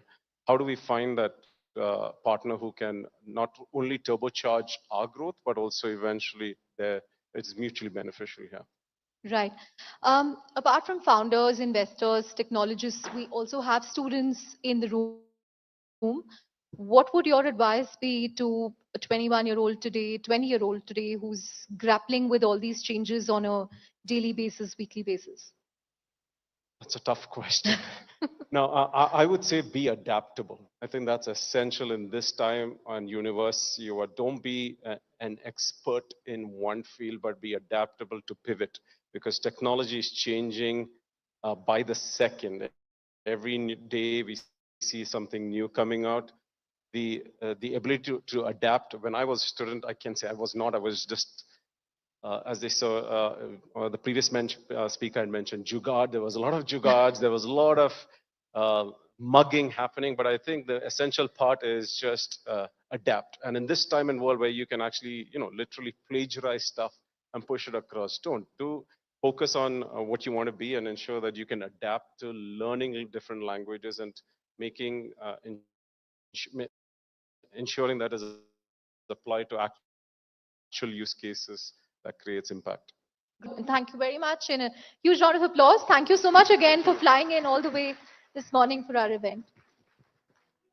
Thank you so much. Thank you, Ashish, for that engaging conversation. We'll definitely look forward to your India AI plans. And thank you, Chandra.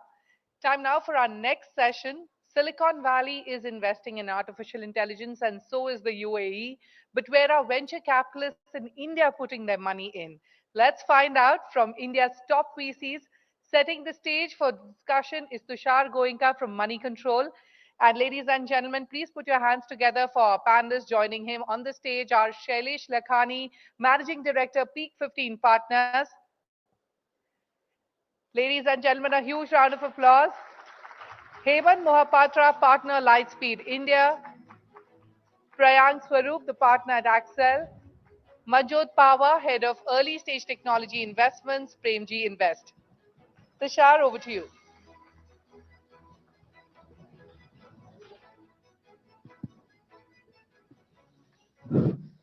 Okay, guys, thank you so much for braving the traffic and coming here today, this morning.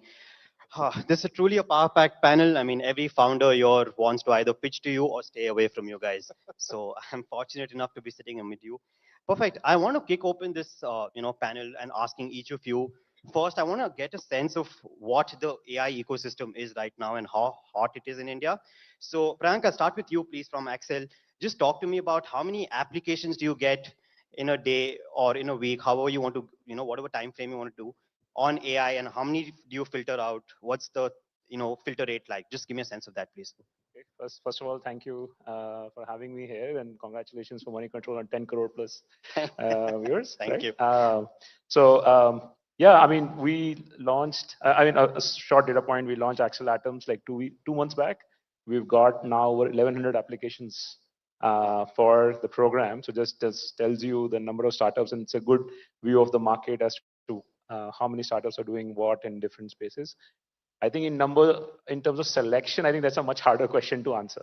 That's what we want to know.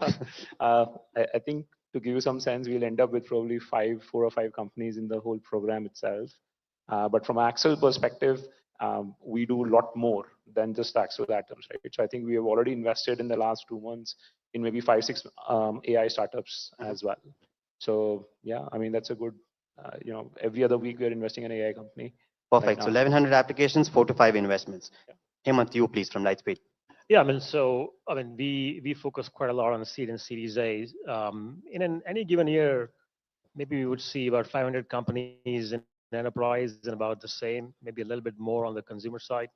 Right now, we're tracking about 300 very actively in the India, Southeast Asia market. I would say maybe about 50% of them have AI native use cases, and then the remaining will have AI somewhere embedded in the workflow or the way they produce content or the way they service customers. So, look, we are at a point in time where a new wave is going to get permeated across every single category. So we don't think of it as an AI investment or not an AI investment, the same way people would not say this is an internet investment or not. It is going to play a role in every single part of the knowledge economy and all industries. Perfect. Shailesh, you from Peak, please. How many applications? What's the filter rate like, please?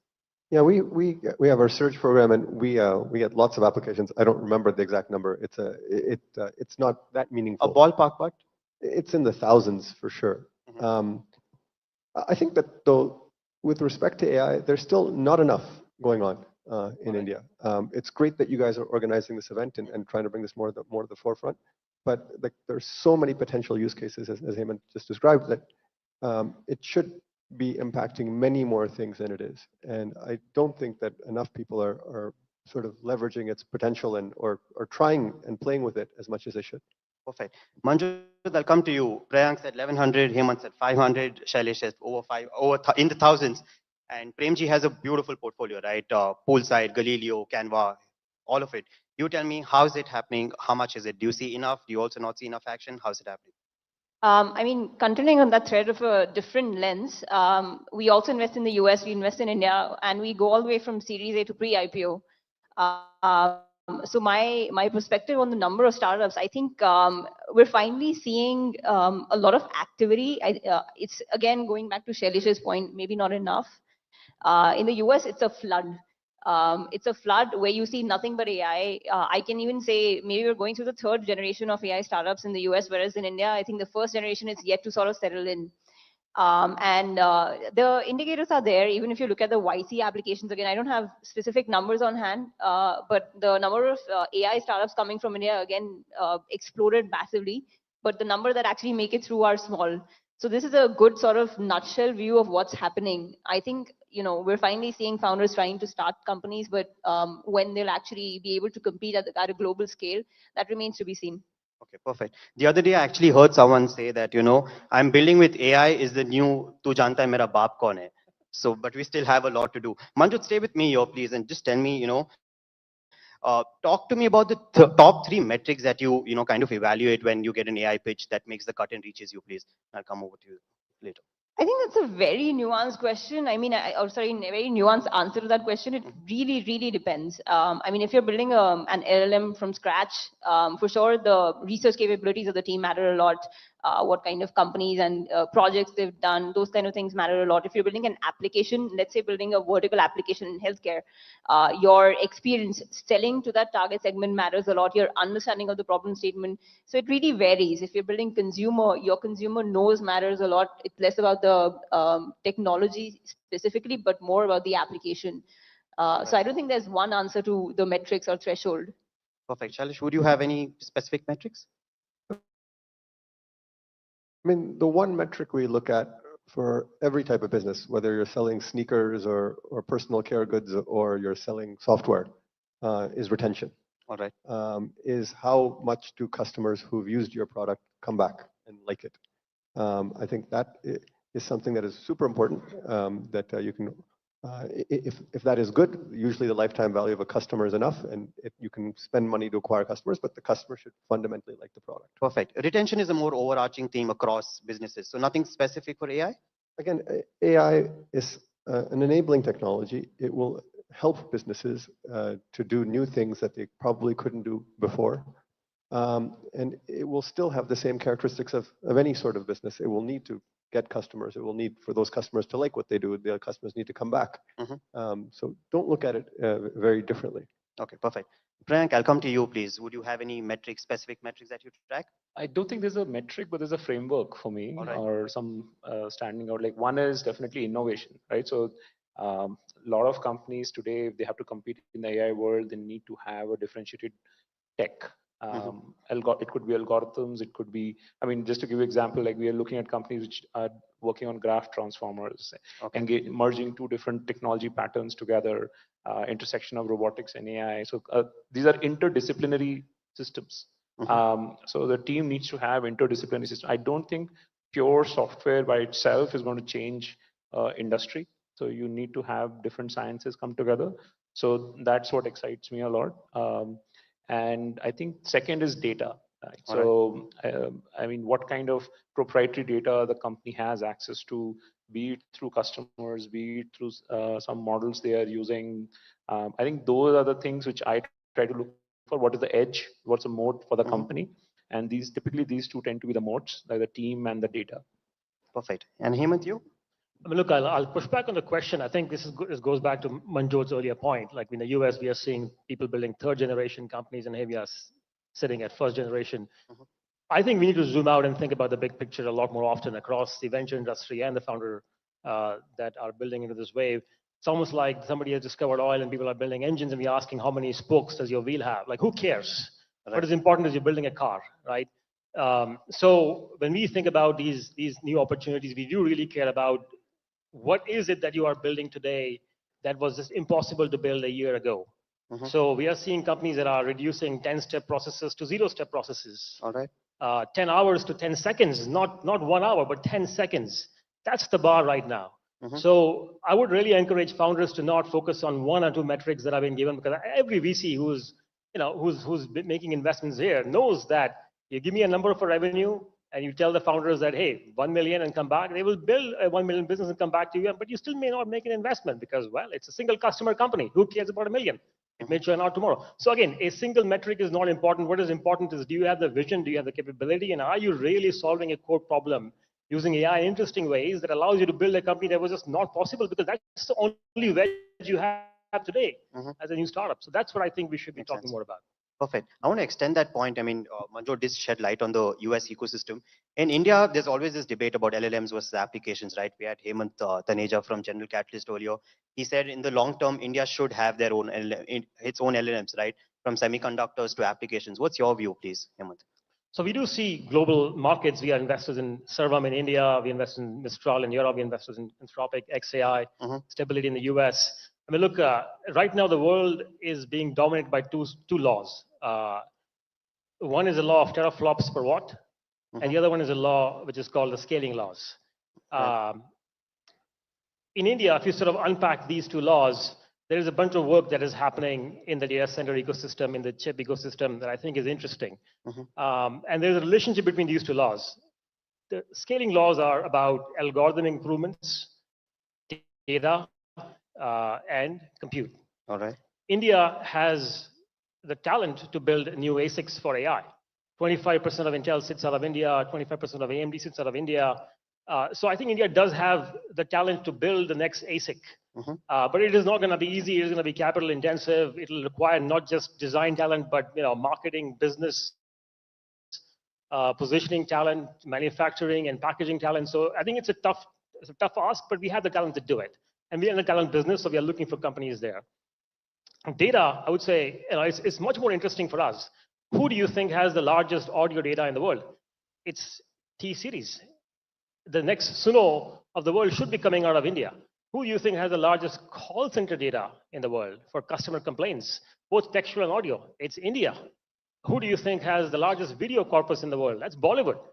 We should be building foundation models for these sort of use cases. So we have a data advantage. Who do you think has the largest biological data in the world, population scale? It is India. So we should be building these models and coming out of this part of the world. But that's back to Shailesh's question. We are not seeing enough of this happening. The third is the third is algorithms. That's a much harder problem. It requires almost like an R&D ecosystem that needs to have been built 20 years ago. China made that effort, and now they are really ahead. US has had that for decades.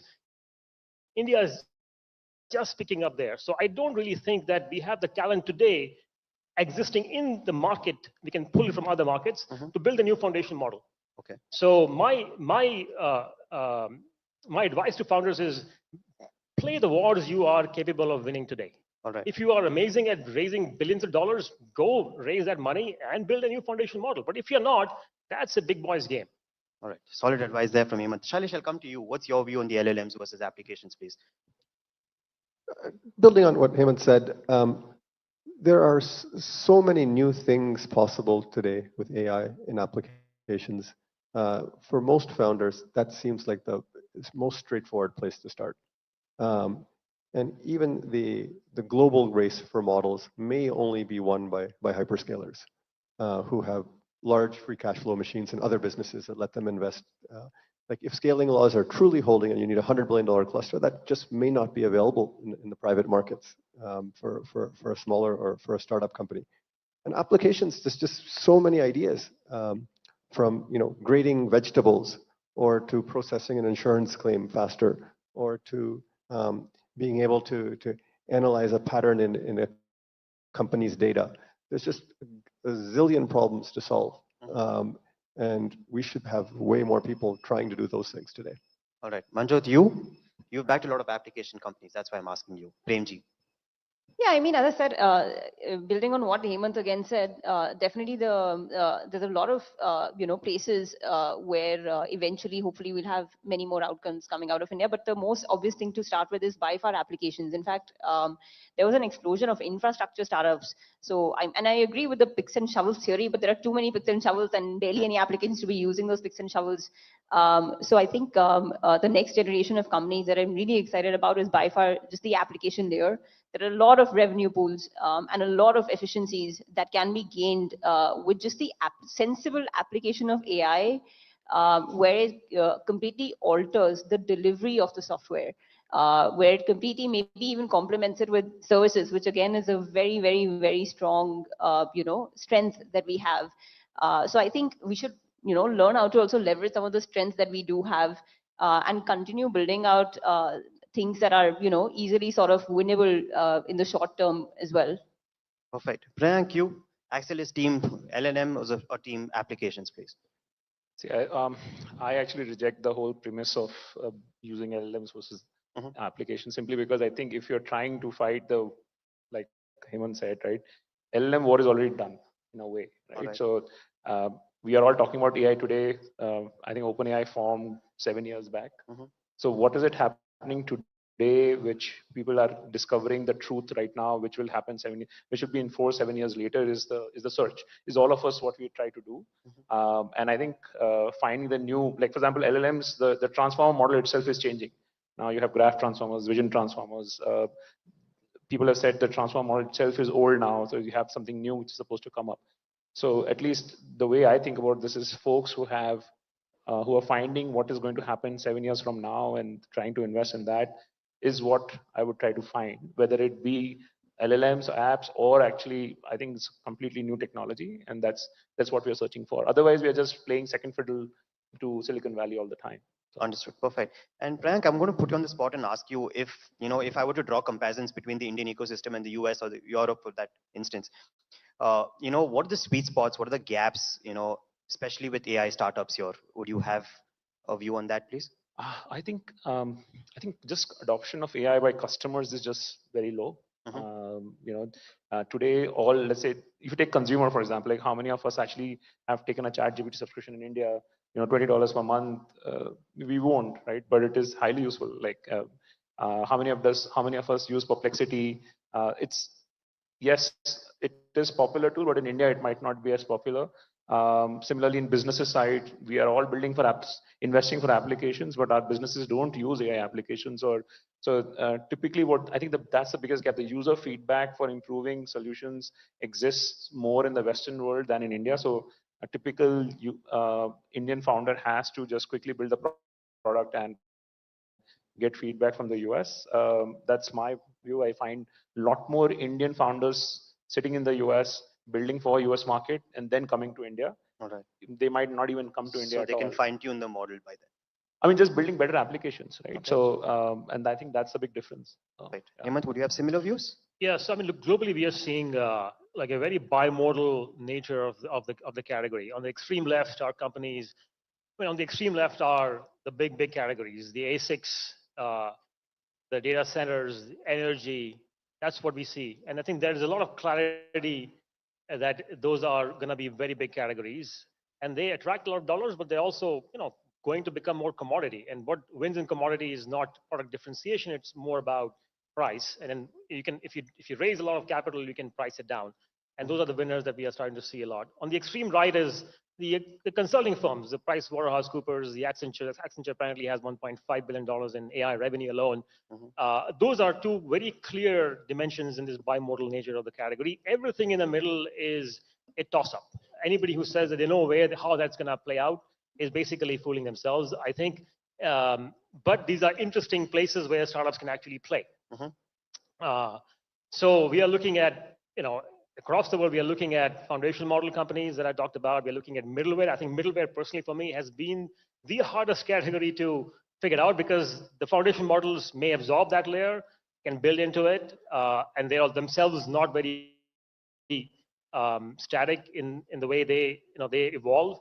And on the other side of the middleware layer is the application layer. And we only have one single application, as Priyank mentioned, one or two perhaps, that have reached 100 million plus user scale. So people don't know what applications will scale and what would they want from the middleware layer. So it's the hardest part. But then, yeah, we are looking at across the board. That's the job we've got. And when we find interesting founders with interesting technologies and approaches, we go on a journey with them. Understood. Nalish, you? The sweet spots versus the gaps, India and the Western world. Yeah, I think, as Hemant said, we should just use our strengths. The data that we have in India to solve different types of problems is a huge advantage that we're not using enough. I think we've been used as a back office by lots of global model companies for a long time. And we need to start leading in some of these areas versus just being a back-end partner. I think the creation of a new model also will be something that comes out of that. Once we start on applications, I think, look, the first generation of application companies will just do something a little bit better and faster with AI. But that will be quickly caught up in a couple of years. You will use your data advantage to roll your own model, which will give you some more fundamental advantage. And that's something, a game that I think we can do very, very well at. Perfect. Understood. Manjot, you? I think I like this point around how the LLM itself will come out from within maybe some of these applications that they try to build, and maybe let's say improve accuracy or improve some of the other aspects of that the generic models are not giving to them through data or through other means.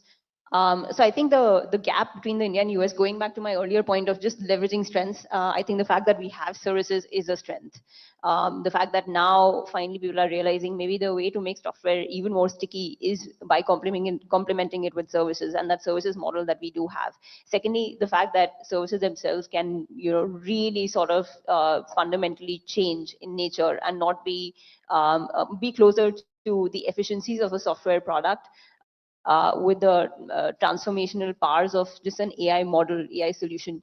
So I think that may be one of the strengths to leverage for sure. The other things as, back office operations go, the fact that we do have data to maybe train those models faster, quicker, more accurate, and control that end-to-end, supply chain of giving a solution to customers, giving the AI product as the lead, and then circling back with the services component. I think those are some of the ideas where there are gaps still, which I think Indian startups can sort of attack.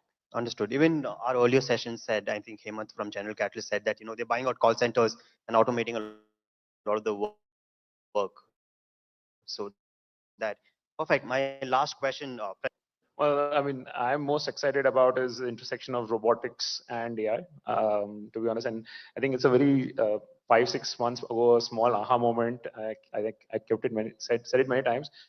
A Bangalore-based startup pitched to me. They had a plushie toy for kids, and they had LLM inside it. Oh, wow. And the plushie toy could basically learn the personality of the child, talk to them about jokes, could chirp them up, could build confidence. It could also send them down the rabbit hole of being a fashionista and doing more materialistic things.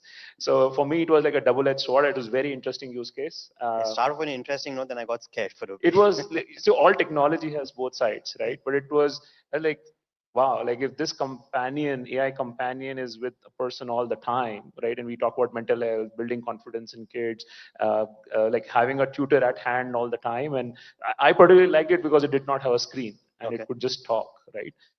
And it could remember the kids' friends' birthdays and say, hey, so it could make them a better person by giving them motivation. I think that was fairly interesting.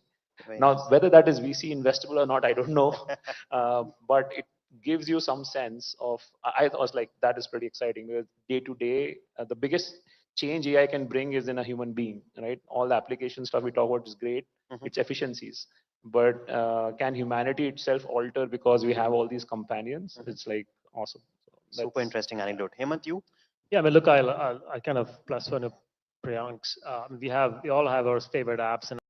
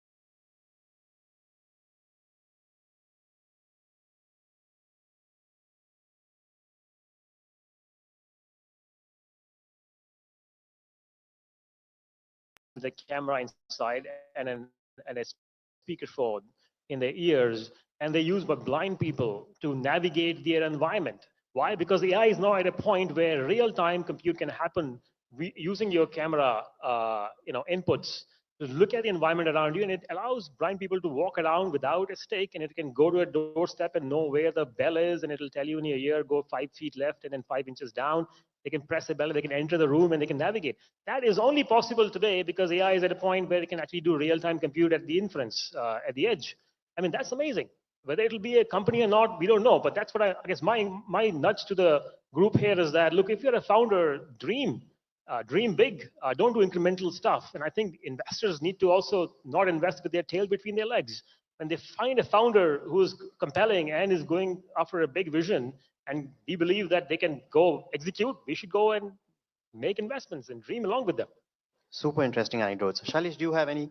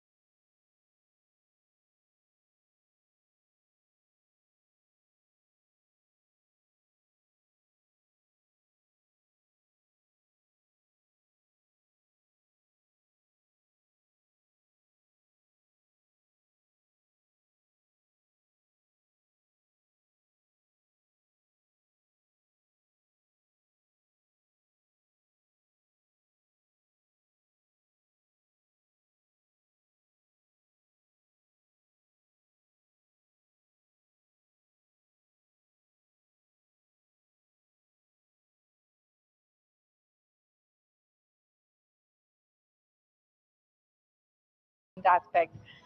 As India is carving its own path in the global AI race, it is also getting ready to build AI for all, leveraging this technology for economic, military growth, and for social inclusion. To discuss this and more, I would like to first call on stage CNBC TV18's Ritu Singh. Ladies and gentlemen, a huge round of applause. Also join me in welcoming our speakers. Let the applause continue, ladies and gentlemen.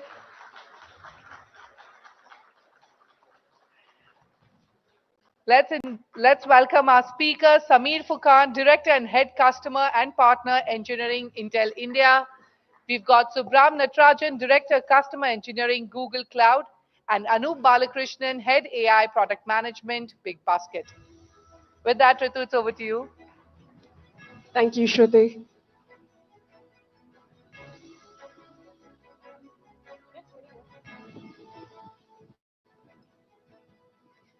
Well, thank you all.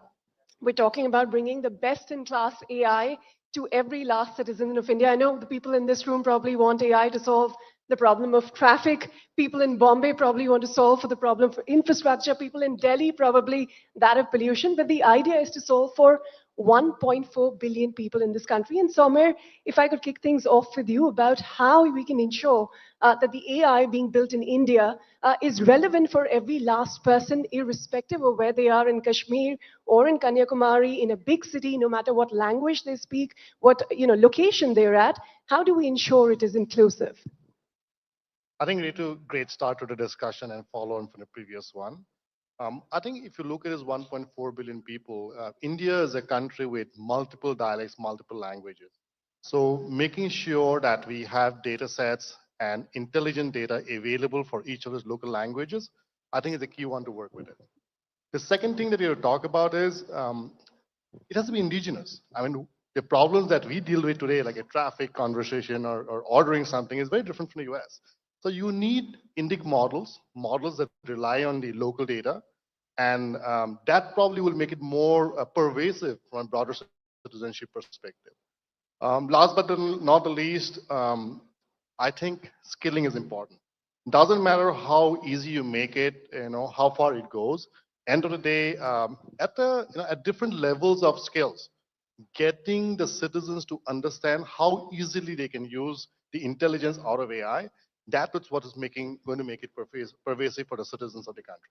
Well, since you brought up languages, Subram, let me toss it to you because at Google Cloud, tell us, for instance, if we speak about languages, every 100 kilometers here, the dialect changes. And I think in that way, India is a very unique country. It is both a strength and also a challenge for building digital tools. Tell us how the non-English speaking population, when you're solving for them, what sort of technologies are you building to solve for that? How is Google's Gemini going to play a role in it? Yeah, first of all, thank you so much for having me here. So we have been working on languages specifically in addressing many of the differences in India in a fundamental way. So to build models and to train models on different data sets that represents just not only the language diversity, but also the gender, ethnicity, as well as the socio-economic strata that we have in India, became a uber problem for us, right? Really actually have that represented in not only Gemini models, across all properties of Google was the main issue. So even before the generative AI became a big thing for us about 10 years ago, even before that, we were kind of working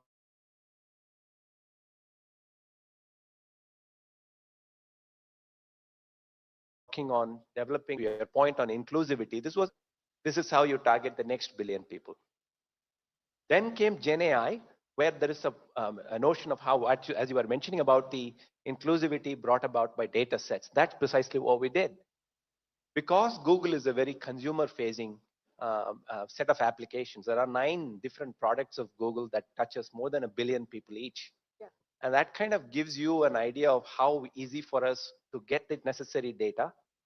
And that data became sort of the input into training many of our models, including Gemini.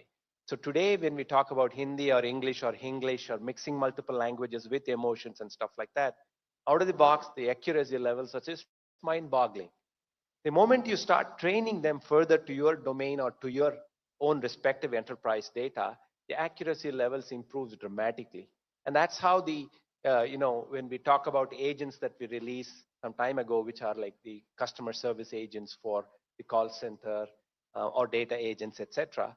The ability for the models to interact with people with the same kind of emotions, same different languages mixing in the way that the customers are speaking has become sort of uncanny for us. So it's more on training and the models that has the data sets access that gave us that.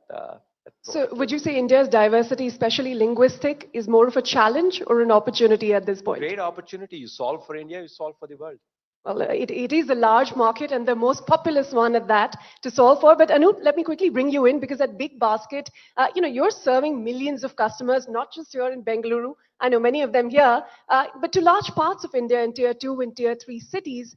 How are you using the AI tools to ensure that the products or the services that you're delivering are, sort of universal across a person sitting here in Bengaluru or perhaps sitting in Bikaner? Yeah, so thanks for having me here. So when you talk about inclusive AI, so not about just a linguistic thing, like it's more about how people can access your platform. So when you talk about AI, we are trying to integrate AI in multiple aspects in our system. So starting from the customer service or optimizing our supply chain or inventory and all those things.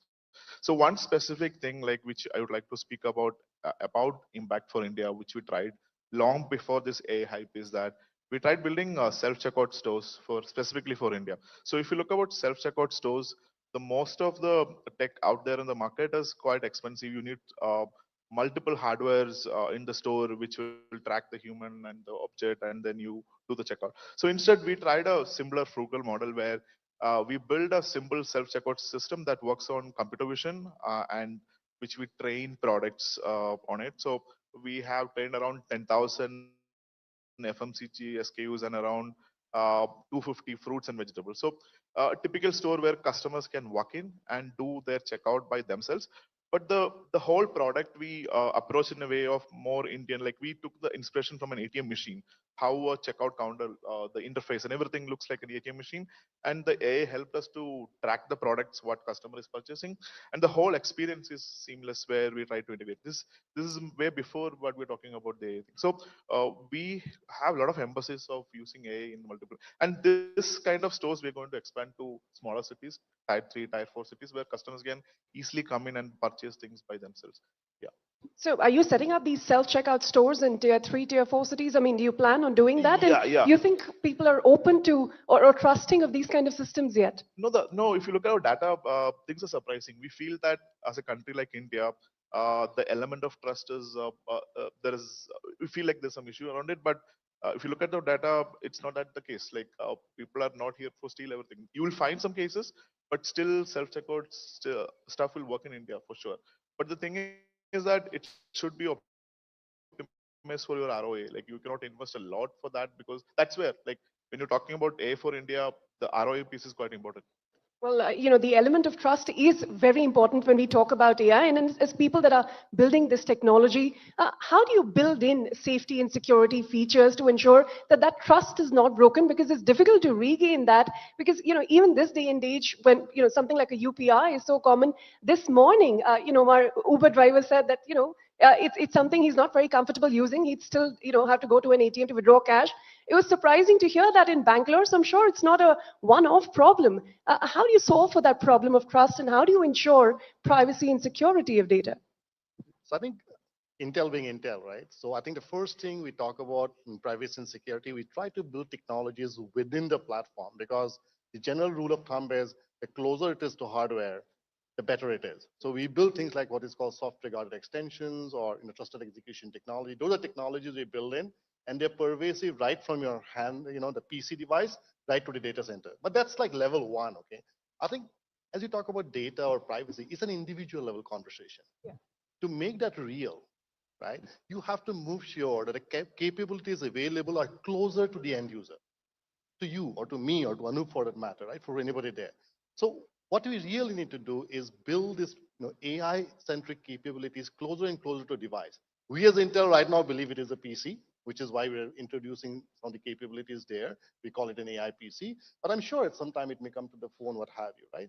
So building a system level capabilities is number two you really need to think about, right? Now, the third thing that all of us should be aware of is, we need to play to India's strengths. Okay, there's a reason why, in general, when you talk about telco networks or you talk about operating systems, things like Linux and common purpose servers have been long lasting.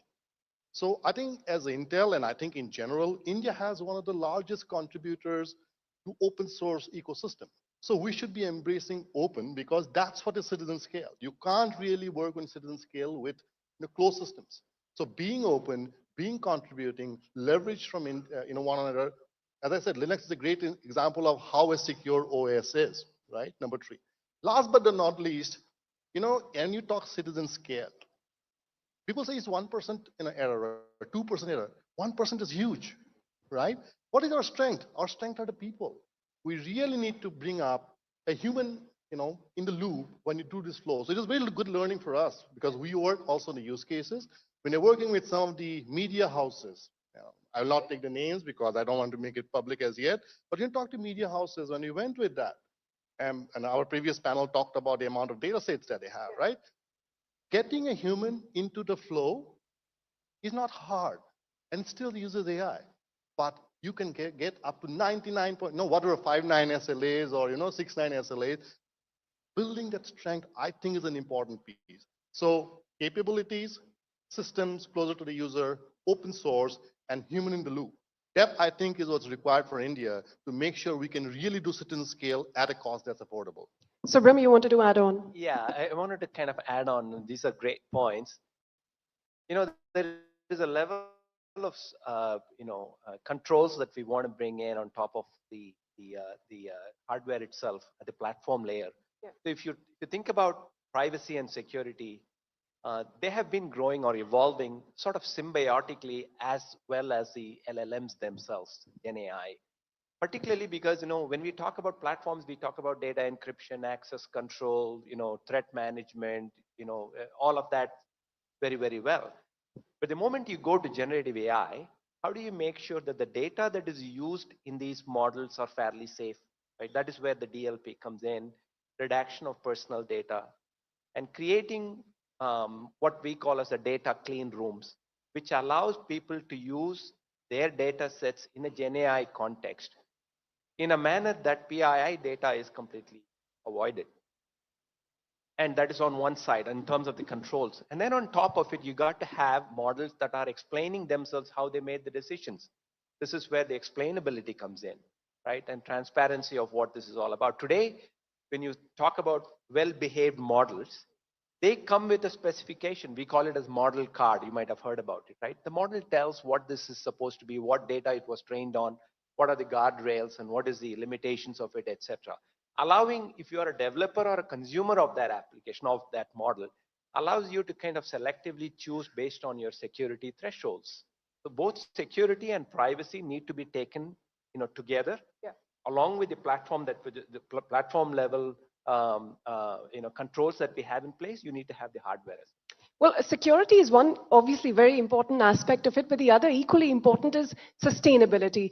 Even something as simple as using perhaps ChatGPT to make an itinerary for a vacation you may or may not even take.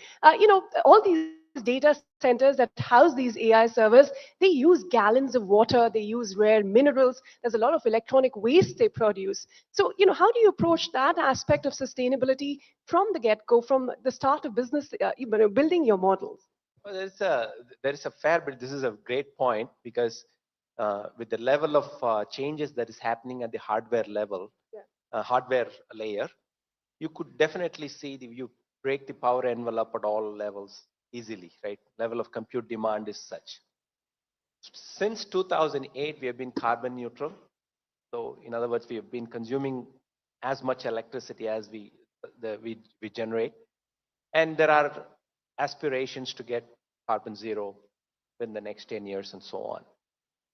And the idea is that while you look at Google for what it is in terms of the Google Play or Google Chromebook or Google Cloud, etc., or generative AI, Gemini, etc., there is a vast set of research that is going on primarily to tackle the problem that you just mentioned. How do you minimize the carbon footprint? How do you minimize the power consumption and make use of more sustainable resources, right?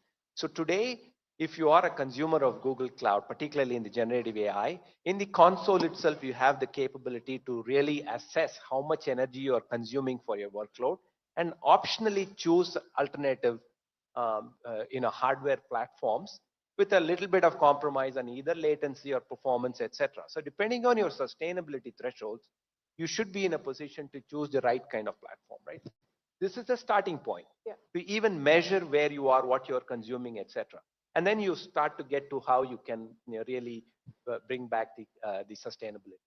Go on. No, I think we play this sustainability conversation very softly, if I may say so. I personally equate it to the credit card crisis. Because when in US, people are using credit, nobody realized what it would land into in 2008. To me, sustainability is a very similar problem. We are very underplaying it a lot, but I think we need to look at it very differently. I mean, since we come from the silicon world, the way the silicon designs are happening or system designs are happening, very soon we are hitting power envelopes that are non-sustainable. So I think fundamentally, I mean, we can talk about frugal AI or what have you. Fundamentally, data center design, liquid cooling technology or whatever technologies we need to do to cool. But more importantly, users need to be aware of this conversation that in a country like India, where population is still exploding and usage is going to explode, it needs a fundamental rethink from a government policy perspective. What does sustainability mean? Because we are underplaying it a lot right now. Well, I hope you at Big Basket, Anup, are not underplaying it, because the food sector, a third of the global greenhouse gases. Just tell us how you're using some of the AI tools available to you to ensure, whether that is product expiry, the movement of goods, etc. How are you ensuring sustainable practices into your everyday business? Yeah, I think as an organization, we do multiple initiatives towards sustainability, like the way we generate, way we generate the solar power or the the electric vehicle fleets for deliveries. But one aspect which has a lot of AI impact into it is the way we have our predictive system for our demand. We have a system, AI system, which predicts the demand in certain areas, like on around a dark store, and it can auto indent orders to the warehouses. So after moving to this model, the food wastage drastically reduced. Like there are issues when, especially FMCG and perishable goods get spoiled if it's over ordered. So these kind of techniques have actually saved a lot of food wastage in our system. So it's working really well. Well, Samir, I'll jump from sustainability to the other big issue when we talk about AI, and that is ethical AI. Often it faces this criticism of biases and, the sort of decision making.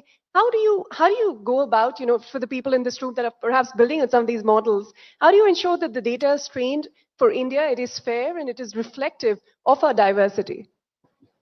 So I think a couple of parts to it, Ritu. I think the first part is, if you want to do accuracy, you really need to be able to have the fastest path to get to the most accurate data in this ocean of data we have, right? The answer to that question, we believe, the roadmap to that is getting it closer and closer to the user and have that human loop, as I talked about, because that's the best way of kind of ensuring that conversation, number one. The second thing is, the previous panel touched upon it, right?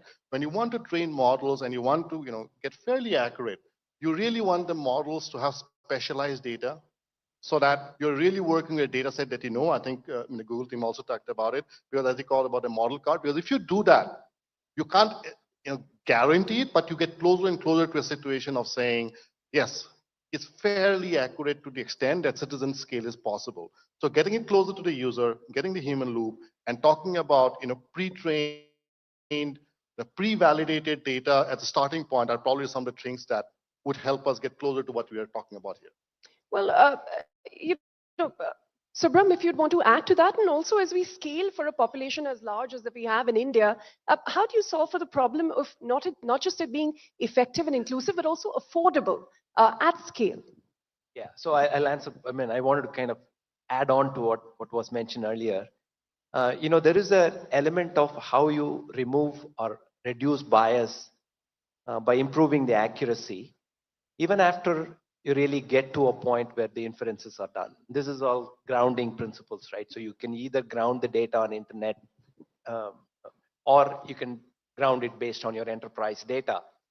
The ability for the model to really constrain itself to the data set that it is really working on allows you to define the level of accuracy. So today, when you are using Gemini, for example, it cites where it got the data from.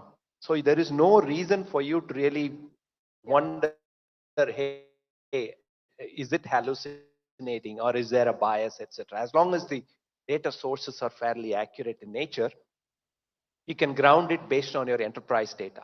That is the reason why we are seeing, if I were to really look back at our journey of generative AI in, phase 2 for the past 3 years, that is, this year, particularly, the enterprise adoption of generative AI solutions in the form of solutions has been just dramatic. It's day and night.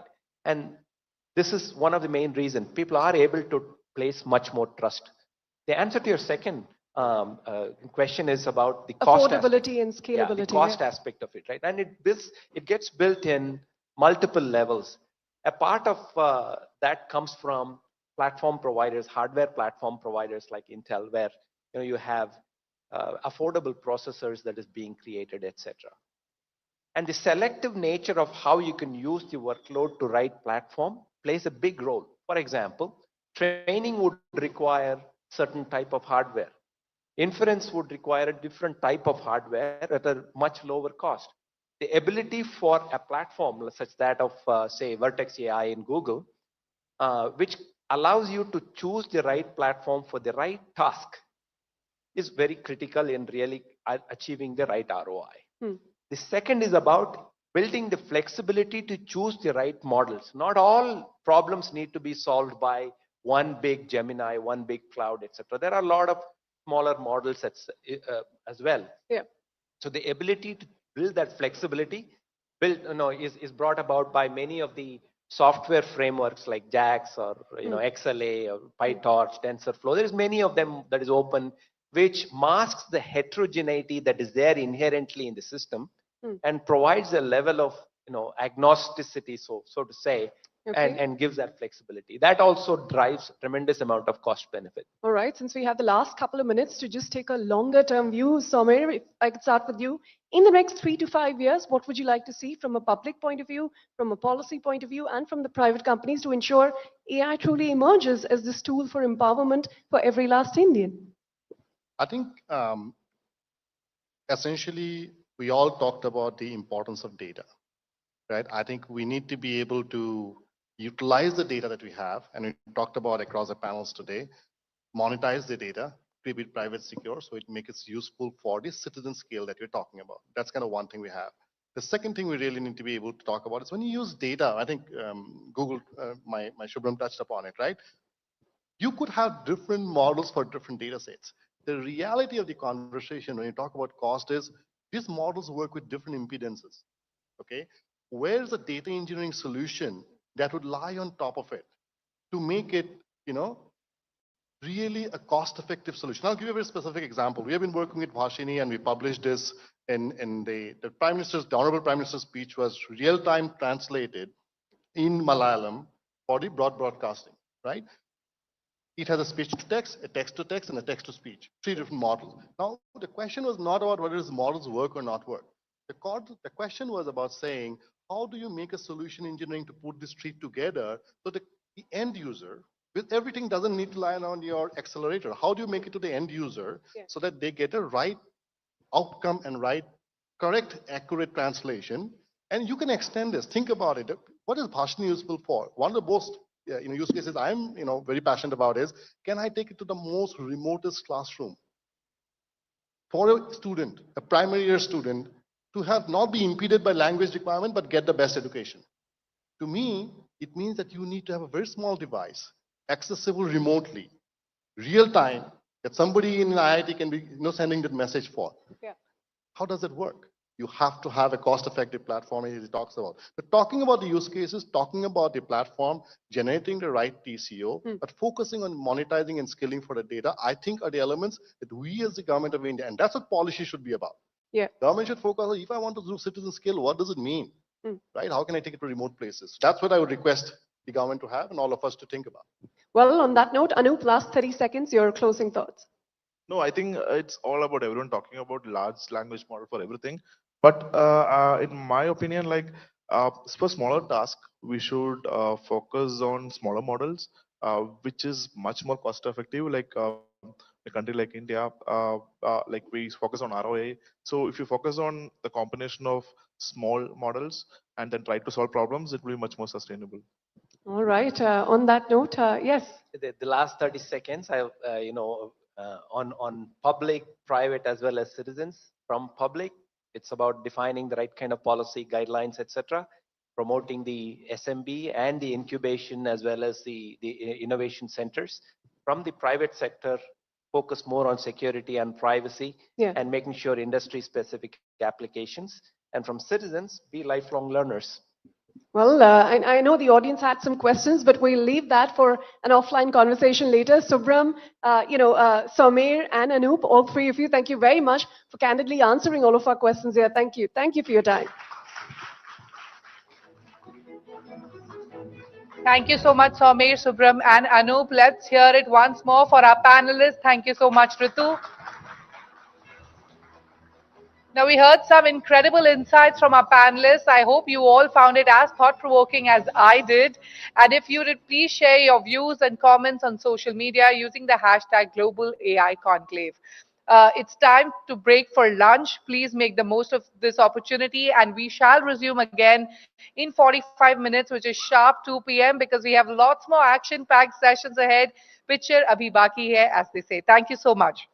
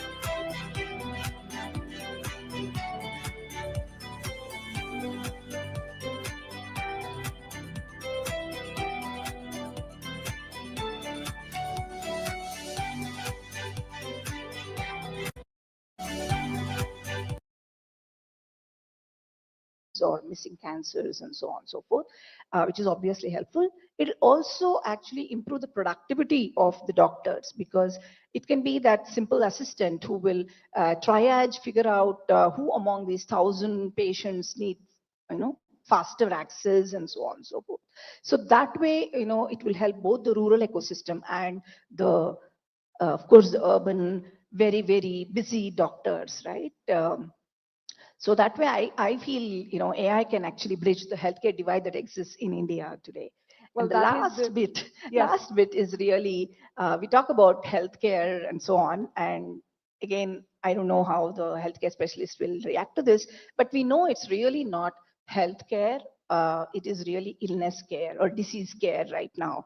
So how can we move from disease care to a preventive methodology, illness to wellness? There again, AI can be a great boon by predicting risk to certain diseases with maybe continuous monitoring of some of the health parameters that you can measure with wearables or any other type of continuous monitoring.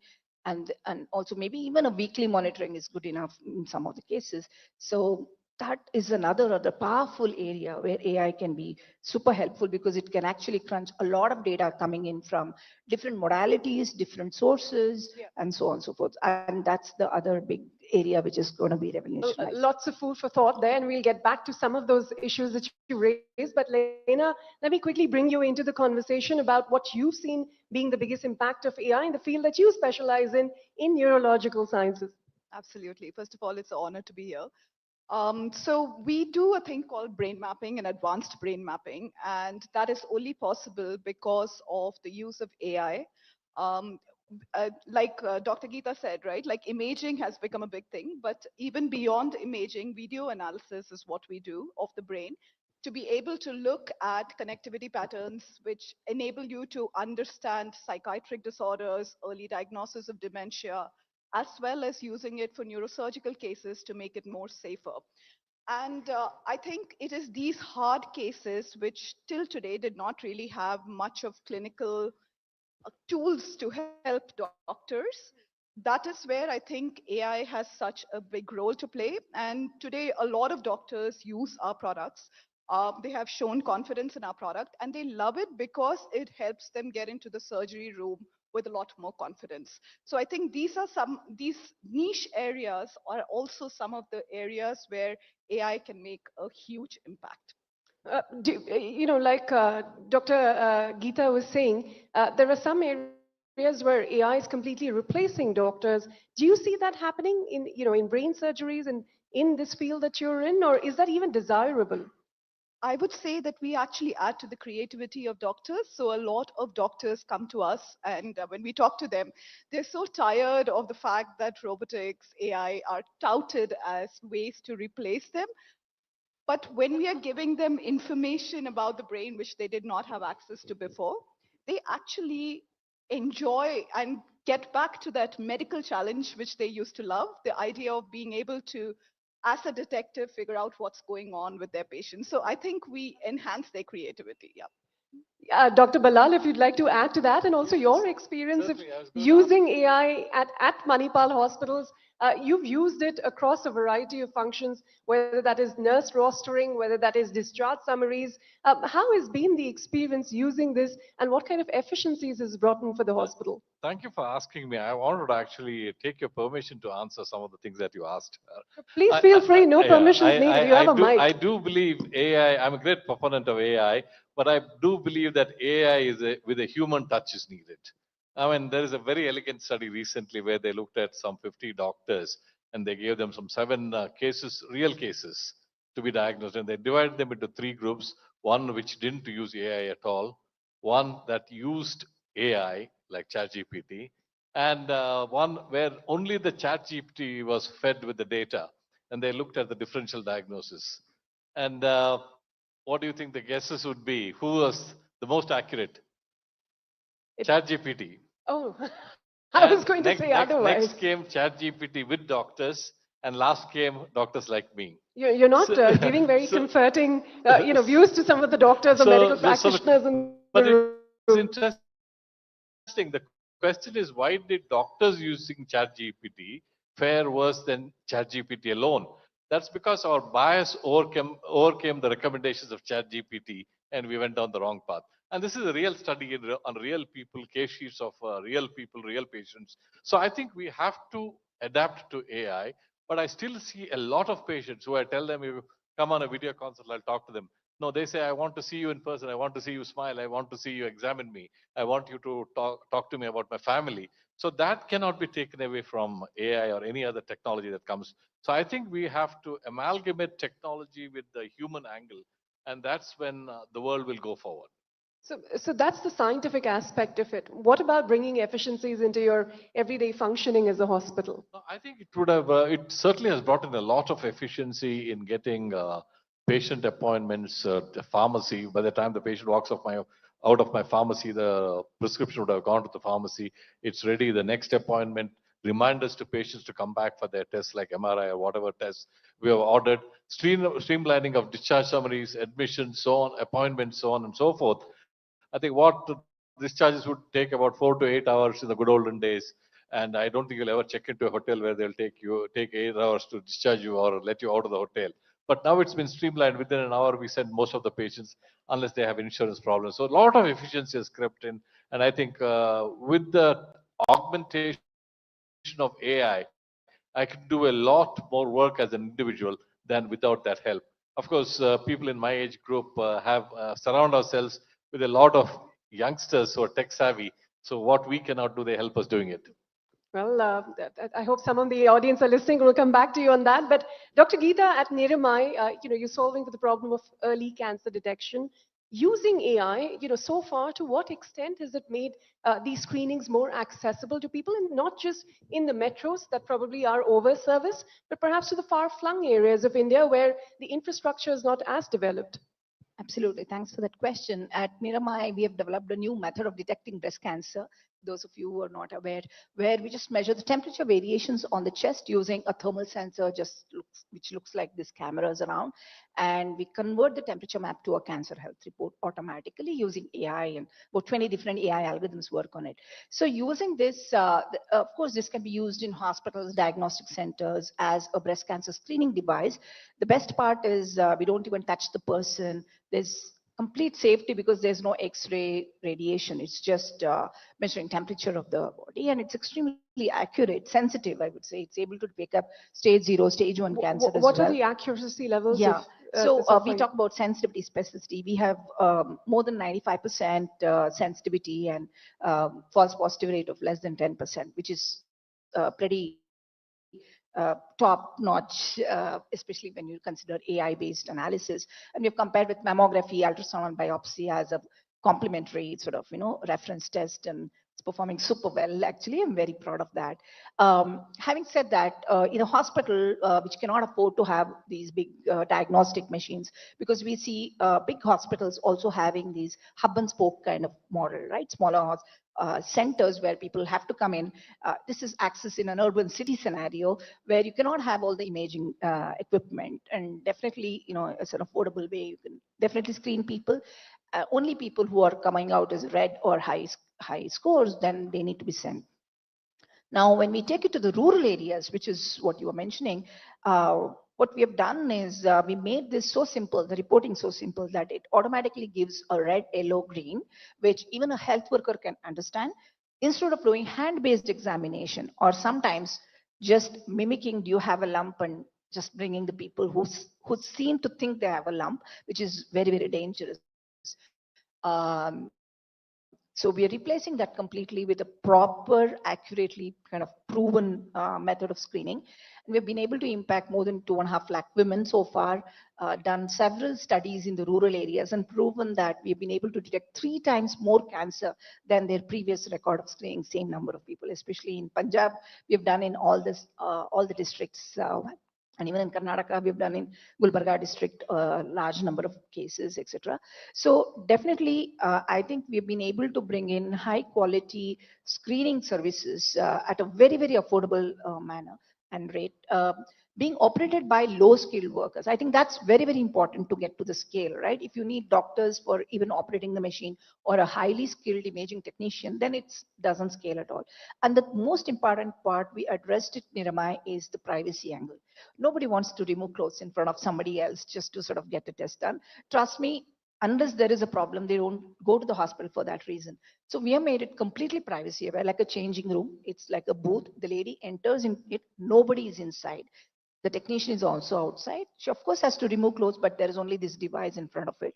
Remaining things are controlled by the technician. So this no see, no touch, no pain, no radiation technique has made even rural people want to take this test. And it's very fulfilling to see it. Now we are beyond India. Now most of the many of the developing countries have come forward, and it's going well. Thank you. All right, so that's as far as cancer is concerned. But brain health, Lina, that's been an underserved segment of the healthcare industry in India. Give us a sense of what you are doing at BrainSight AI, for instance, to solve for some of the complex diseases. Whether you talk about Parkinson's, epilepsy, or worse.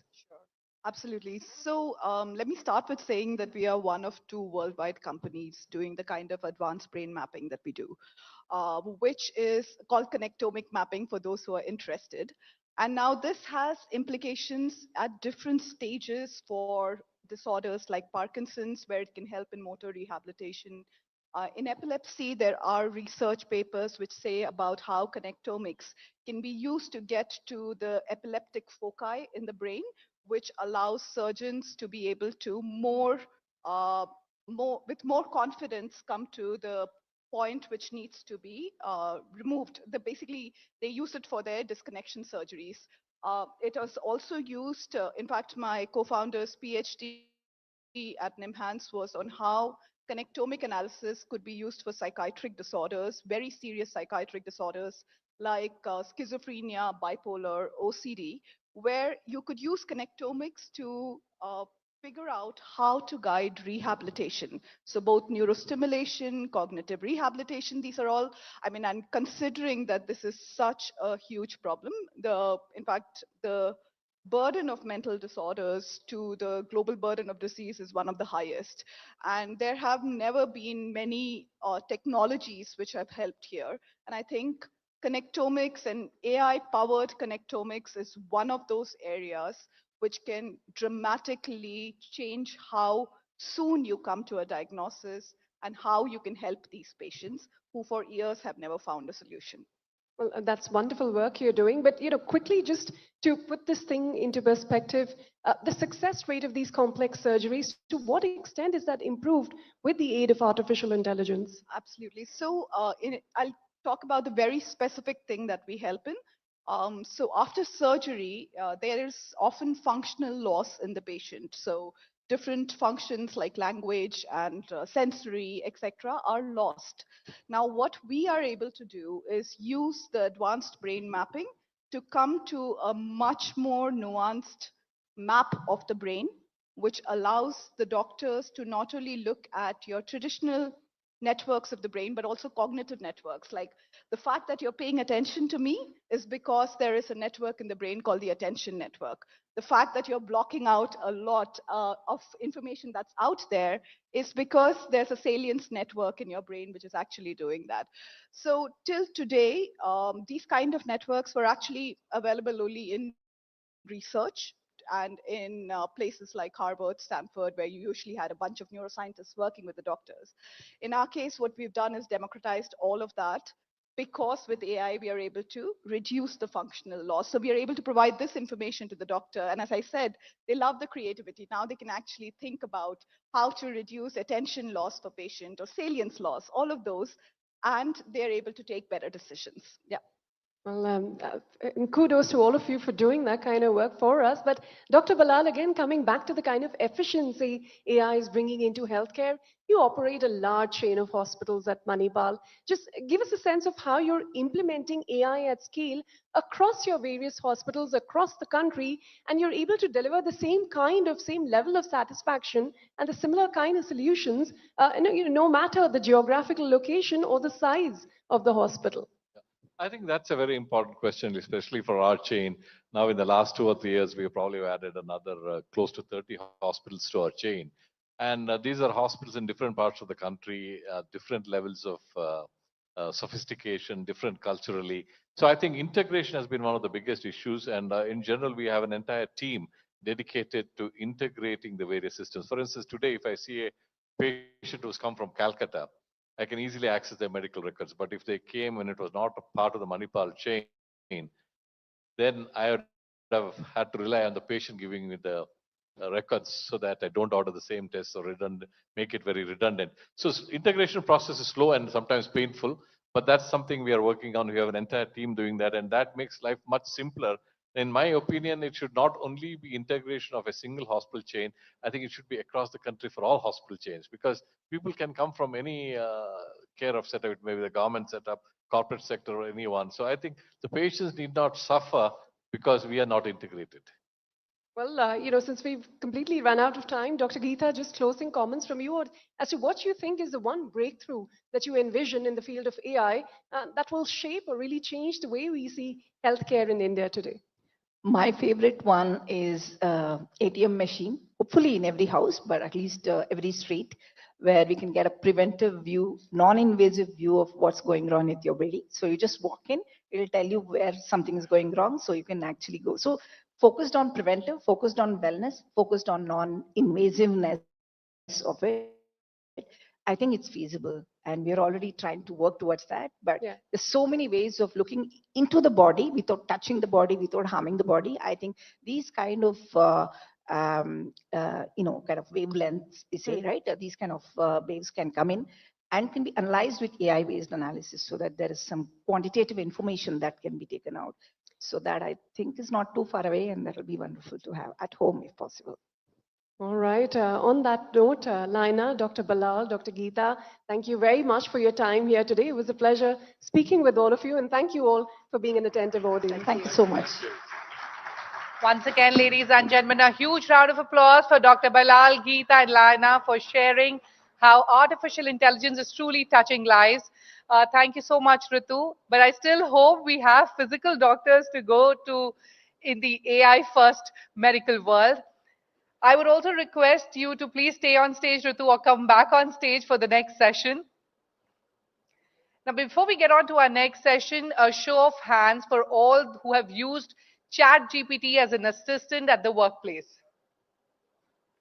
Interesting response. Those who did not raise their hands, probably this session will inspire you to use AI. Shifting focus to how AI is changing the way we work, our professional landscape is evolving, and artificial intelligence can dramatically improve productivity and decision making. To discuss this in detail, let's please call on stage with a huge round of applause, Urvish Thakkar, Vice President and General Manager, Global Commercial Strategy, Development and Transformation at Intel. We've also got Sudeep K. Goswami, Director and General Manager, Global Alliances, Service Providers and Startups, Dell Technologies. And we also have Siddharth Mukherjee, the Global Practice Head, Digital Workplace and General Manager, Wipro. We have Alok Kumar, Vice President, Information Technology, Tata Tele Business Services. Ladies and gentlemen, a huge round of applause for our panelists. Ritu, the stage is all yours. Thank you, Shruti. Well, it's more than ChatGPT. I think this session is to do with something that's relatively nascent to India, that is AI on your computers. Not yet for consumers, more for businesses. Since this is a very new industry, let me just do one thing. I'll start by asking Sudeep here from Dell Technologies to fill us in on what one-on-one AI really is, what kind of adoption India has seen so far, because it's relatively new, something that we've only had since the start of this year. I think AI PCs are like cooking gas, but slightly more complex than that. But before I go say this, I'm a sales guy, so first let me put some credentials on. The last 3 months, she knows the number. I have sold personally many 10,000 plus kind of AI PCs to organizations in this country. So I know a bit about what goes in buying, and that's why I compare AI PCs to cooking gas. Remember when it came, we knew the obvious benefits, but we had those questions in our mind about, is it safe? Will it leak? Is it secure? Do we need to buy such a big thing? Can I transport it? But over a period of time, you could get burners that could do 4 things at the same time. You got liquid gas, you got line gas, you got small ones and all that. That's how I see the adoption is. There are tons of pros. You get much better productivity. You become personally more intelligent because you can ask a lot of things. It personalizes your work. You can do a lot much more of collaborative things. There are certain things like perceived cost. Is it too high? It is not. Would Think you want to about tell us how much it would cost to buy an AI PC from Dell?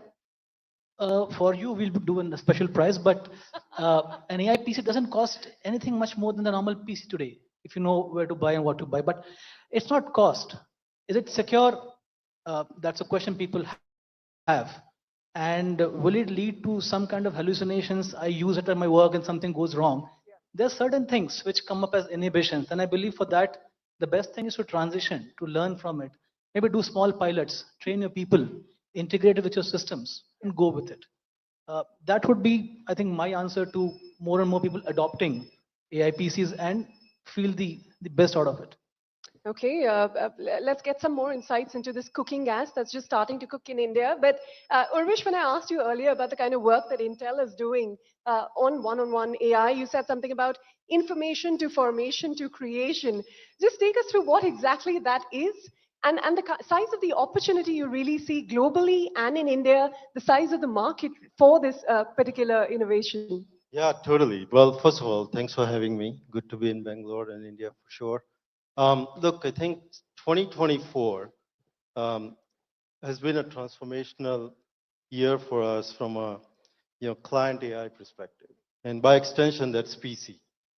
To quantify the magnitude of the size, we predict that in 2025, the global market will be roughly north of 275 million units.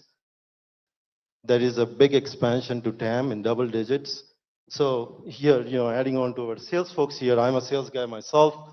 We have an opportunity to convert all of them to AI PC. So the market is huge. And we have at Intel, we have really basically focused on, a very like to your point about, information to formation to creation of this AI PC with a very comprehensive approach across the computing stack. So you talk from applications to models, to base operating system, drivers, frameworks. They're all optimized for AI acceleration. And we do think that roughly 40-50% at the minimum will convert into both enterprises and the end user scale as well. So 275 million pieces by 2025 of these AI PCs. How much in India? Well, Sudipta is already selling about yeah, 25,000 a quarter. my friends from India are telling me the Indian market will be about 14 to 15 million of that total TAM. So that's a huge opportunity as well. And it's essentially it's an infancy stage, right? We are basically will mature with the industry. The entire industry is essentially looking to identify the use cases, whatnot. So I do believe that as adoption kind of starts kicking off, the market naturally will expand beyond 14 million as well. So it's really upon us how fast we grow and how fast we can convert this entire new category. For us, really, this is a new category. That's how we see it versus just a next generation upgrade. Well, one would think the most natural, industry that would adopt this would be the IT industry. So Siddharth, from Wipro, the question is to you as to how this is redefining employee sort of experiences and productivity in workplaces. And are you a user of one? Well, of course, I'm a user. Goes without saying. But absolutely a pleasure to be here. Being a technologist, it's radically changing the way employees now are consuming data and application. AI PC is the hinge where we will now break up into use cases, which will be very, very specific to employee personas. I think we all appreciate in this room that when we look at employees, one size doesn't fit all. If you're a sales guy, you're a finance, you're marketing, your needs are very different. And lucky we are in this generation that we have solutions today which will harness the power of edge AI. Last 2 years, we've been consuming AI from data centers and cloud, which are fundamentally data centers. Today, we are now in the cusp of consuming AI right where we are sitting. So it's a boon, tremendous boon for the employees. I'm looking at an age where we will have personal assistants. We have started and many, many more use cases like Copilot, which we all reading every day, will change the way employee work. And that being my research area, I also feel that the productivity you would see by leaps and bounds. That's Well, what well, I can see why an IT industry would be keen to use this. Of course, Intel is keen to sell it, and so is Dell. But let me ask you then, Alok, as Tata Tele Business Services, are you convinced you should use it? What are the benefits that you see of using one-on-one AI, of AI PCs? See, definitely. I mean, as everybody has a fears, of course, in terms of the use cases, but I see a positive trend. Positive in the sense, AI is going to always be on the assisted side. It's going to help you solve whatever human intelligence would have taken a little longer to solve. Now, if I look specifically from a telecom market perspective, telecom, whether you call it as a quality of services or the way we engage with the huge networks, uh, let's assume that if we do those computing on the edges rather than doing on the data centers, we actually decouple the strengths of data centers and try to utilize on the edge as well. We will save a bit of cost, I would say, at this stage, and maybe things would be much more faster. Rightly said, one of the key driver in this case would be how do we create SLMs as per the personas. There are various personas within any enterprise, whether it could be sales, marketing, could be servicing, and so on. Maybe healthcare, somebody just talked about it. You'll be losing the jobs. No, it's not going to be about losing jobs. It's always about how do we assist the respective personas with a custom SLMs, which would have been possible only via the LLMs on the public clouds. Now that we have a data security within the ambit of your own local laptops or the PCs, whatever it is, I would see it's a boon. It's always an advantage. Well, Alok, if it's such a boon, why don't you, for the benefit of our audience, throw some numbers out there as to what kind of cost efficiencies are you seeing because of the use of this, or, in general, productivity? I would say traditionally, if a task that takes, let's say, maybe a few hours, order entry is typical example for a telecom. We capture the data, we take minimum 30 minutes to 15 minutes to look at the documents and fill up the order entry. With this auto scanning, I would say just few seconds, right? So that's where the efficiency is. Percentage computation, you can always think of it this way. This is one use case. There will be several of them. Okay, well, Sudeep, what kind of partnerships are you building to bring this to businesses, given how new this is? And where does that 25,000 a quarter number go from here? How fast is it growing? I'll go on partnerships first. AI, including Gen AI. If you are hungry for AI, then look at Dell as the world's largest food court, serving that hunger. And why I say that? Partnerships. One of the largest shops inside that food court is ours with Intel. We have been partners for decades and bringing out things together. Our first range of AI PCs with Intel, but we also have other silicon providers with whom we partner. Then we have SIs like Wipro and TCS and IBM, whose application layers or AI ML layers is what we work with. On data, for example, we work with Starburst, and Iceberg, and Snowflake, and not. So we have a concept called the Gen AI factory, which means you want to do something at mass scale, come to us, we'll get it done. And it's in that context, I believe partnerships are very important because nobody can do it alone. Our PC that we have, for example, we run something called a Dell Optimizer in a PC, which ensures that your top 5 applications never go out of memory or top speeds, okay? And that's basis the Intel's deep learning boost that we have inside that. These are examples of how you make AI work at scale, at the edge. So you didn't give us that number. How is it growing?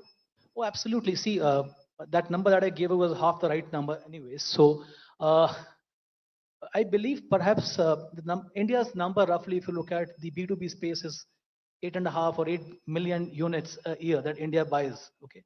And I think 20% of that next year could be AI PCs. 1/4 will convert. Well, Siddharth, since you're one of the users of one-on-one AI, give us a sense of what best practices you recommend from what you've seen globally for organizations that are looking to deploy this.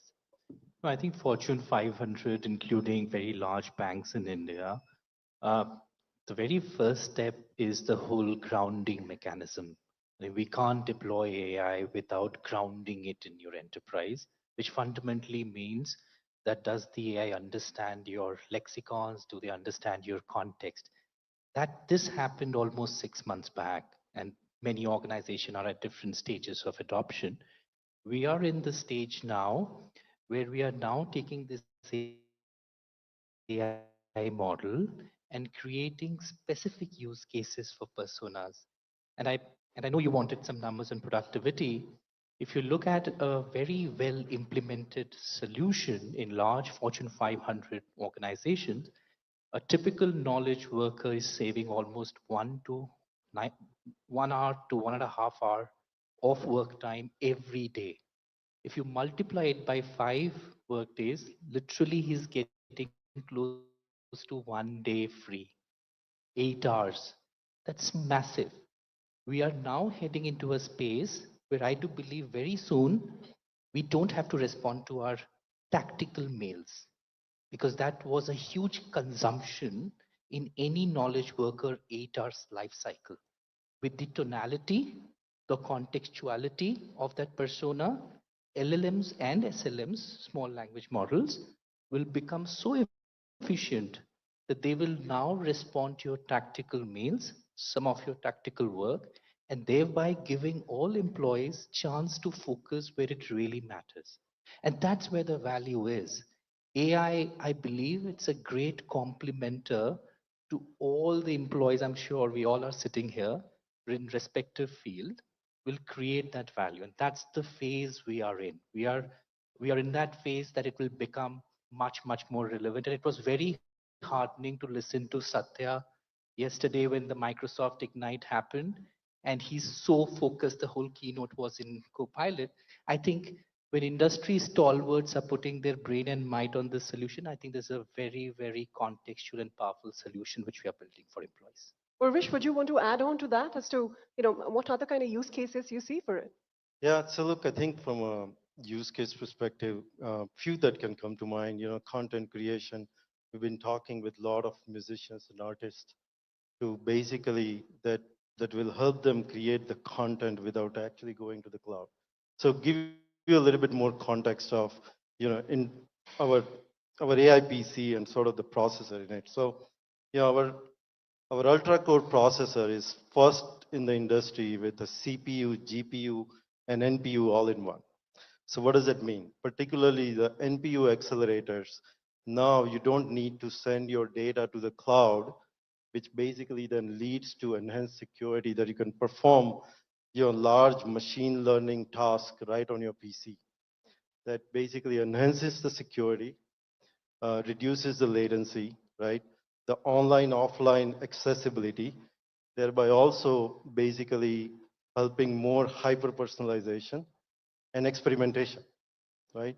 So I think, net of it is open ecosystem approach, vast install base, software-enabled accelerations that will basically a key differentiator for the AI PCs. And this is really the wave of a transformational in the industry of compute, that how we have been used to computing or using our laptops will fundamentally shift into, it's like basically, opening up a box that does all the tasks for you on a daily basis. Yeah. Plus it learns the patterns as you use it more. That's the whole concept of AI. Does it necessarily mean these are more sustainable as well from an I'm environment sorry, point of view? one word. Does it make them more sustainable as well from an environment point of view? Yeah, absolutely, right? Because again, the ability to use data native at the edge in your compute Versus from a data center. saves the energy. You don't have to kind of push it to the cloud, so on and so Yeah. forth. Well, Alok, a quick word from you as well. What have been some of the best use cases you found from the adoption of one-on-one AI? It's evolving. It's always evolving. Uh, I would say things which are more of compute intensive is something which will be picked up immediately for sure. And anything which requires a cognitive workloads. So if we have to assist any of the personas, at least in our, let's say, telco world, maybe whether it could be a sales guy or a servicing guy, we can always create those particular use cases via custom SLMs within the laptops or a persona, and that can be executed with the multiple efficiencies. I'll give you one example. If um, if let's say the product which we're trying to sell is so complex in nature that we're not able to explain that well to a customer, so the AI machine can assist in terms of explaining the nuances of the product very efficiently. That's one of the very simple use case. Many a case we see security threat vectors are growing very, very fast. So I would say this is really a boon. If we have the AI enabled PCs, we can really flick of a seconds, we can definitely at least detect majority of security threats. Data privacy is also within the control of the specific laptops or the PCs for that matter. Another useful case, I would say, since I'm from the tech department, I always face a challenge with the users in terms of documenting the requirements. So one of the critical use case could be the machine itself can act like a co-pilot and be part of the discussions, note on all the business requirements, convert that into a requirement specification, which is really necessary for a technical team to implement. So that's as simple, I would say, a much efficient tool in that case, right? Yeah, Okay. thanks. Sudeep, just to capture all of that in terms of use cases, what has been the feedback from clients early on so far? What are they most apprehensive about when looking to adopt this, or what are they most excited about? Do you know what an AI PC is? Is that question to me? Yeah, to everybody else as well. Would someone like to A take a shot? PC Yeah. which can do 10 trillion operations per second, tops, 10 tops. At least 10 tops is an AI PC. Today, PCs can do up to 30 tops. So think of doing 30 trillion operations per second. That's the kind of scale you can give to every employee. That's exciting. That's nerve-wracking as well for people, right? What I find similarities in organizations about this is like how they opened up internet to their employees. Remember when internet came, you will have 6 machines given to people, only email allowed, you can't do that, you can't do that. We stifled productivity for a long time in the name of God knows what will happen. And then one day, it just became so open that everybody uses it now. We are going through exactly same phase in understanding what AI PCs can go do.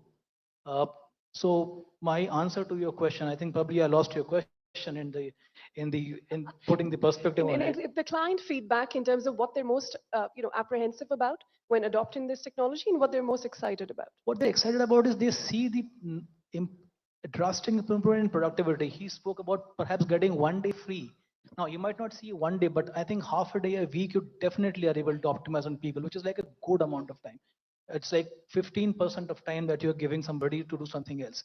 It's also reducing your operational cost. Do you know if you use an AI PC, in general, you charge it 37% less. So then you are actually saving 37% of power of what you used to go do. And not just on PCs. If you look at data centers, you actually reduce your power load by a factor of 38% too, because those run on a different concept. So apprehensions are primarily about hallucinations and I get a wrong thing in somebody's hands. But I think the benefits far, far outweigh the costs. The few made up things that the PC does along the way. But, since we're running out of time, concluding comments from all of you, quickly with you, Urvish, to any of the CXOs here in the audience, what would be the one piece of advice if they're looking to integrate AI into their workspace? And then final thoughts from you after that, Siddharth. Well, first of all, look, we are We are here for business. We are ready to sell. We have engineers You in want the to room. give them your email We address have, number? we have engineers in the room. We have salesmen in the room. And we are wanting to do workshop on AI use cases. We are wanting to help you basically build those use cases. So I think this is how the industry will move and forward. So let's do it. Okay, Siddharth, final thoughts. 3 pointers. Focus on organizational change management. You can talk about all of this, but if change management is not done at a grassroots level, no employee will even touch it. They are very safe and secure of what they're doing. Second, take a decision between hybrid and composite AI. What will you keep local? What will you send to the cloud? Composite, what will be the combination of models? I know it's a bit technical, but what will be the composition of AI models to make it relevant for the various personas in the organization? Third, have a AI ethical organization. Start first, invest in it. It talks about personal information, it talks about data retention, local, regional nuance, and so on and so forth. So my 3 recommendations would be around these 3 vectors. Thank you. All right. This is, I thought, a relatively complex topic, but all of you made it quite interesting. I'm quite keen to hear how this industry evolves from here. Thank you so much for candidly sharing your thoughts, Alok, Sudeep, Urvesh, as well as Siddharth. It's been a pleasure speaking with all of you gentlemen. Thank you. Thank you very much. Thanks, everyone. Thank you, gentlemen, for those insightful thoughts, and thank you, Ritu, for that engaging conversation. Moving on, recently Infosys founder Narayan Murthy said Indians should focus on building solutions on top of large language models, or LLMs as they are popularly called, and not build their own LLMs as they don't make any sense. A sentiment shared by his co-founder Nandan Nilekani. But is this the only approach, or should we be audacious enough to build our own LLMs? We have 3 of the best AI brains in the country to tell us just that. For this, please welcome on stage Moneycontrol's Bhavya Dilip Kumar to moderate this session. Also joining her on stage is Vivek Raghavan, the co-founder of Sarbam AI. We have Ganesh Ramakrishnan, lead Bharat Jain, Chair Professor Department of CSE IITB, co-founder BBSAI, and we also have Mitesh Khapra, head of AI for Bharat Research Lab, IIT Madras. Bhavya, over to you. Thank you, Shruti. I think my panel can also be called as human intelligence truly ruling the artificial intelligence in India. That's who truly you all are. But to start off with a very intro that we made, right? There's been very divergent views on LLMs versus use cases. So my question, obviously, what school of thought do you believe in? But primarily, why is this debate coming? We don't see the same debate coming in the US or EU or anywhere else, right? But why is it coming in India? Maybe Vivek, if you want to start. So yeah, I think the answer is it's a little bit of a nuanced answer, right? In the end, when you're looking at AI, I think you got to focus on the use cases, right? The use cases are what drive things. And the truth is that for many useful use cases, things like make no mistake, the frontier LLMs, whether you're talking about the OpenAI or the Anthropics of the world, they're amazing and they're getting better. And why should India not have something like that? Maybe we should. But the question is that for most things that people want to do, okay, an SLM may actually be able to do some of those things more efficiently. In fact, the previous panel also, people were talking about that in a different context. So therefore, I think that if you look at it from a perspective of getting a lot of value out of AI, you don't need to necessarily have the largest LLMs to do that. And so therefore, you can do very, very useful things using SLMs or using LLMs that other people have created. But on the other hand, if you look at it from a little bit of a strategic perspective, or why should, because this could become a strategic issue in the future, that's a different take. And so therefore, different people would have views on that. Yeah, very interesting question. This question is probably being triggered by the pre-LLM era, in my opinion. The pre-LLM era, I've worked with, well, even in the LLM era, I worked with a lot of industries. Adobe, IBM Research. We actually brought out some small language model with Adobe, also with several private entities. Now, what I realized in this long journey is that while we'll end up solving some problems, getting good publications, our students get placed in the best of these places. In fact, I have my students even at Mistral. What I realized in this entire process is we don't develop an ecosystem here. And I think this ecosystem is very important.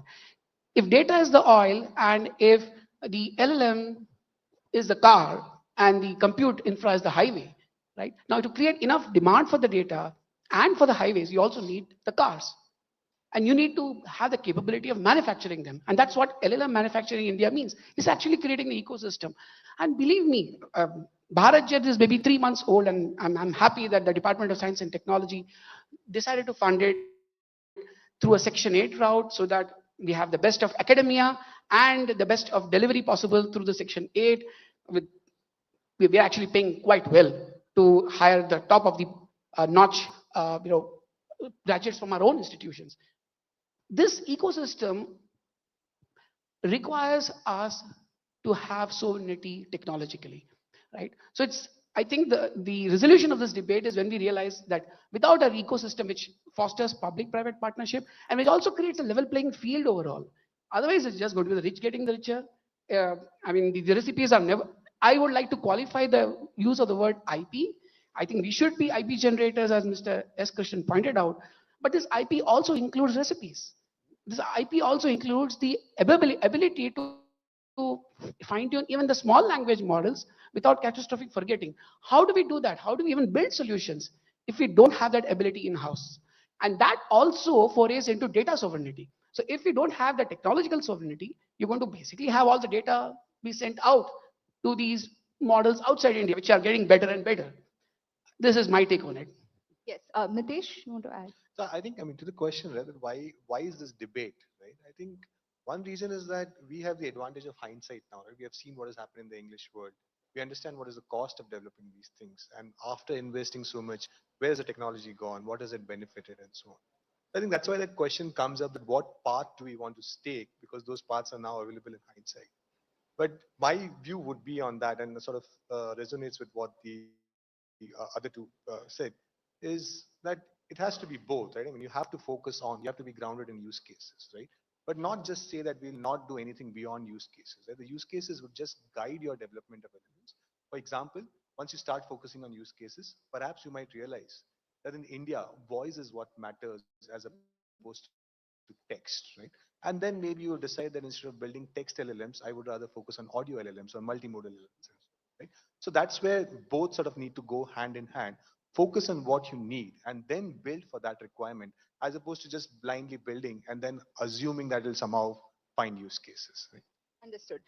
So what I think what basically I understand is that India is taking a prudent approach, but the ecosystem that needs to go up in order to even talk about this debate further. But coming to you, Professor Ganesh, so you also mentioned about SLMs, right? Small language models, and there's growing excitement for SLMs as well. In fact, one of Bharat Jan's tool is Udan, which uses SLM, right? So can you tell us if India has that edge in SLM race, at least? Are we there yet?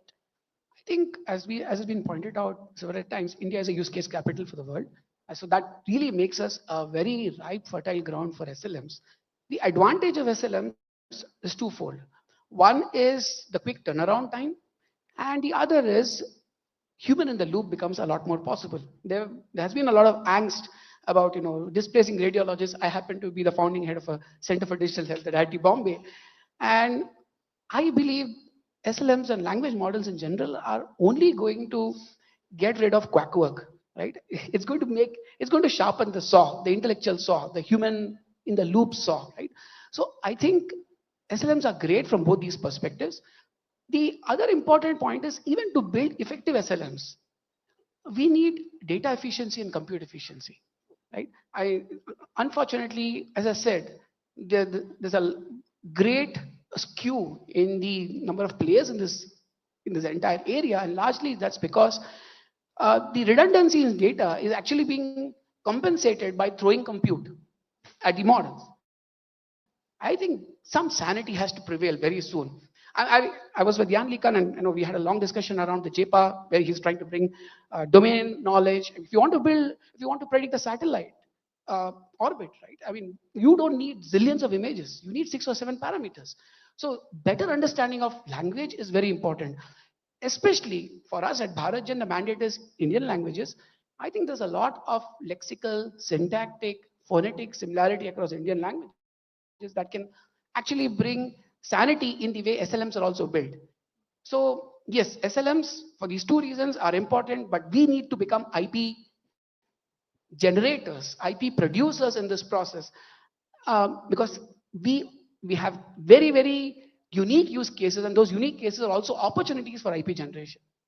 I think that's what even Metis Krishnan also spoke about. But Vivek, if you can add here, right? Because you built SLMs from scratch, so if you can. So we have actually had the opportunity to actually take, build an SLM, a 2 billion parameter model called Sarvam1, which is state of the art in English compared to any other SLM. And it's trained using 5 trillion tokens, out of which 2 trillion tokens are Indic tokens. So this can be done, and it's built from scratch. It is open source, it is available, and people can use it. So therefore, I just want to show that we can do this. And I think that, but many ways, this is a stepping stone to do bigger things. And I think that's a kind of thing. And Mitesh talked about audio models. We've also actually open sourced an audio LM, which is now available for people, for researchers, for anybody to actually use. Which actually that's an audio LM which allows you to speak in 10 languages. Available as open source. And so I think that this is all ecosystem building, as Ganesh was saying.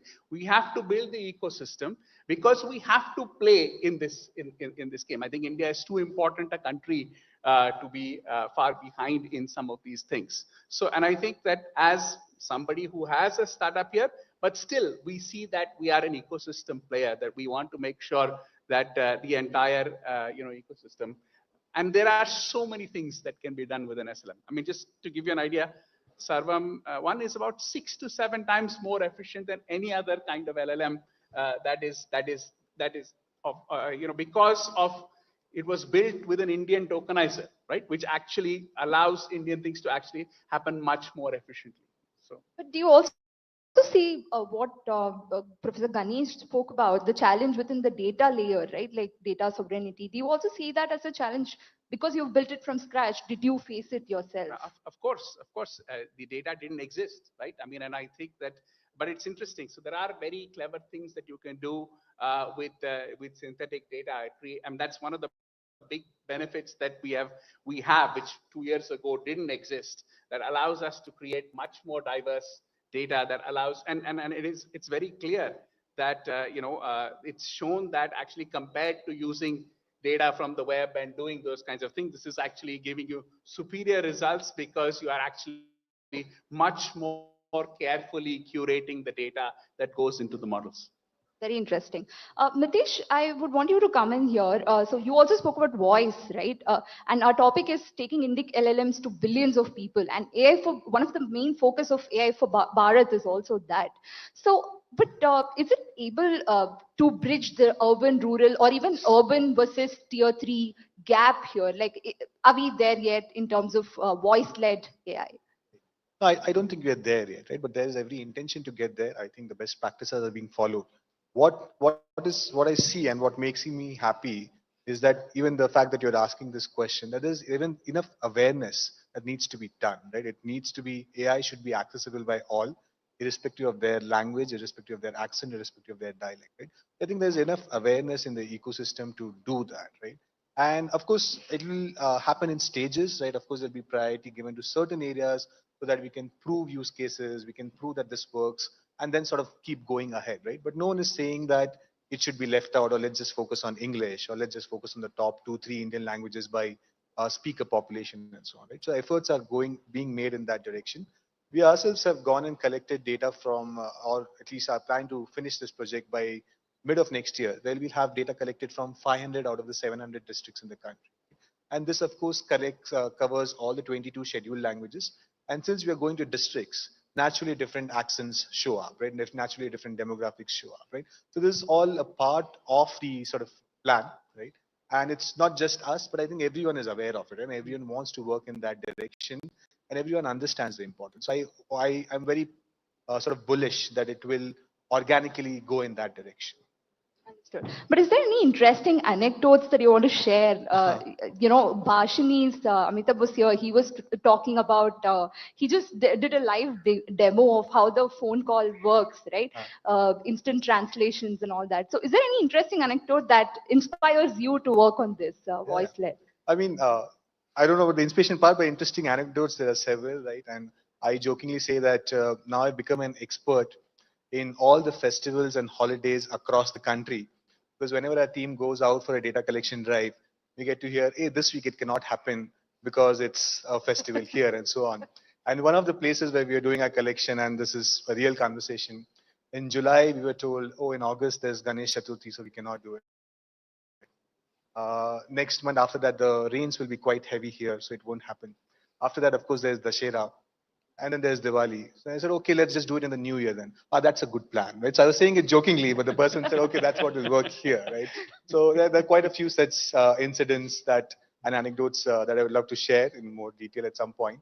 But it has been a very fulfilling and enriching journey, traveling across the country, the team traveling across the country, and trying to cover as many languages and demographics as we can. Very interesting. So, Vivek, I know you're going to hate me for asking you this. You don't like to talk about the funding aspect a bit. But my question is, of course, it was a big milestone raising such a large round at an early stage, right?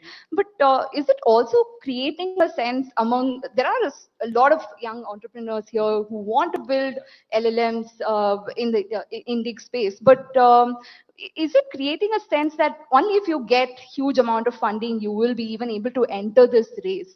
Or like, what is your view on this? So I think three things, right? I think that if you look at the costs of actually, if you want to get into an LLM, well, the costs of training an LLM have gone down by a factor of 10 for the same size. Of course, if you want to train something bigger, it becomes more expensive. So therefore, it is actually getting more and more accessible.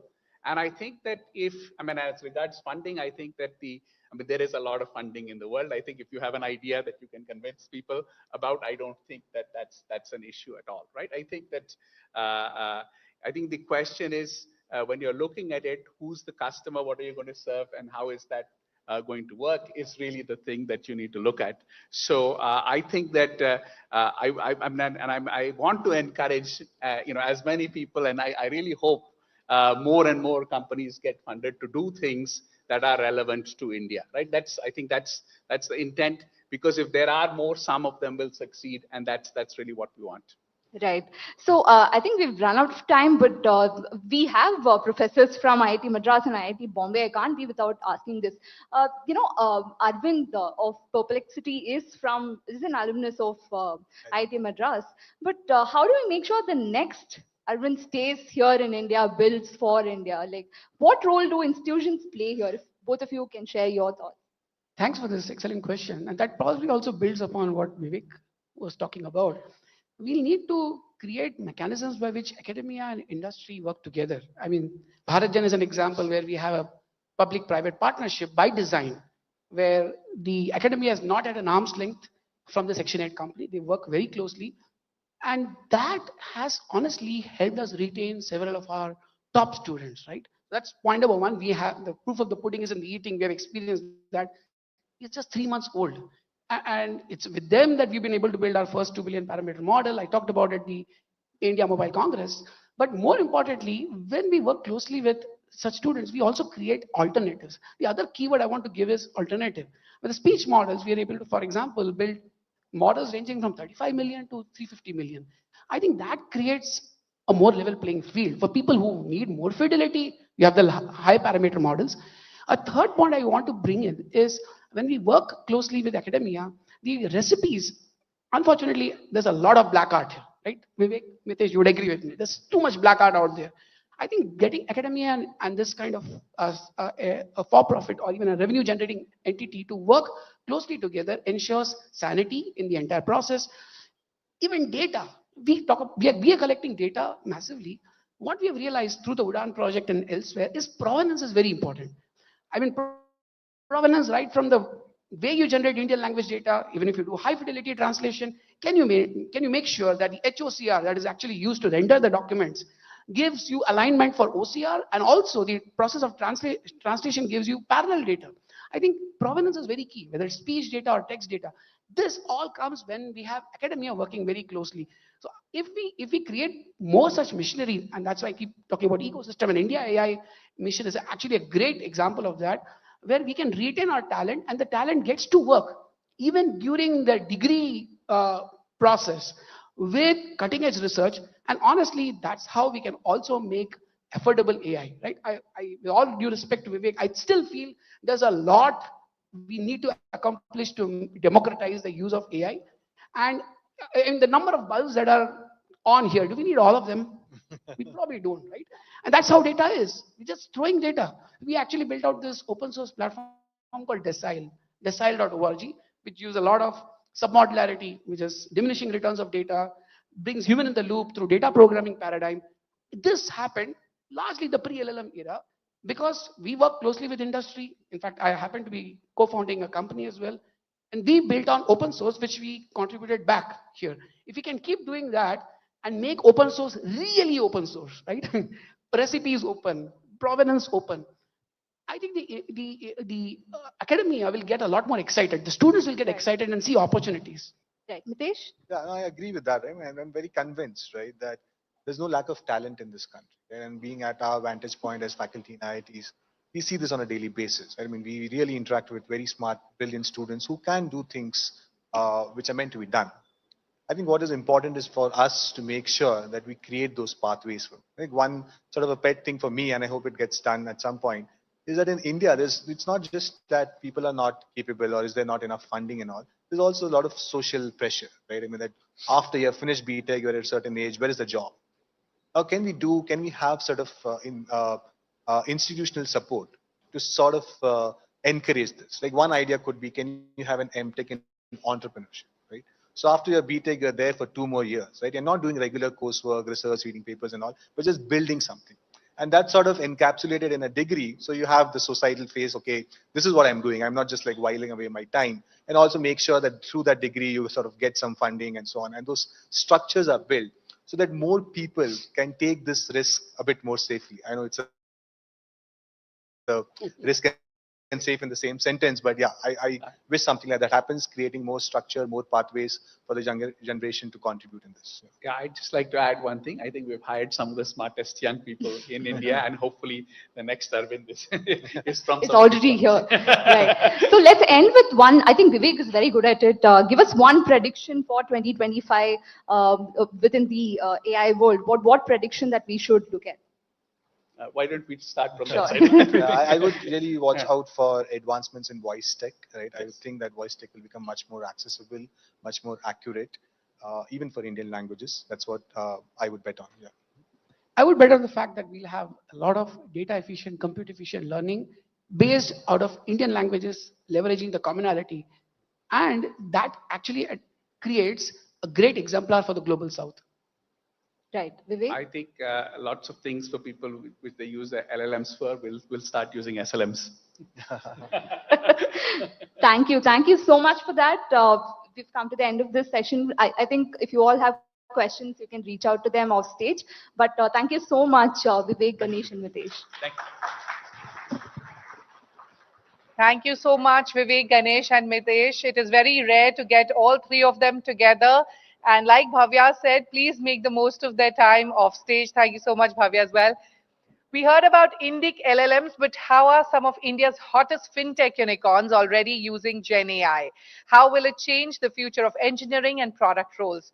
Please welcome back on stage Moneycontrol's Chandra R. Srikanth, who will moderate this session. She will be in conversation with Rahul Chari, the co-founder and CTO of PhonePe, and Kailash Nath, CTO of Zerodha. Ladies and gentlemen, with a huge round of applause, please welcome on stage Rahul and Kailash. Thank you very much, Kailash and Rahul. I think this is one of the most anticipated sessions of the day. Interestingly, the previous session had the infra layer, the LLMs, and now we have the application layer. I also have to share something with you that I learned just today. Both of them have been based in Bangalore for the longest time. Both of them are CTOs of, two of the hottest fintechs in town, but they've never met in person. So I'm going to take full credit for this. That's because Kailash is a recluse. He's the difficult guy to get. No, he lives in Bangalore. You live in the I live outskirts of Bangalore. He lives outskirts, in so. JP Nagar. I think that's why. But thank you both very much for joining us at the Global AI Conclave. I'm glad we could make this meetup happen.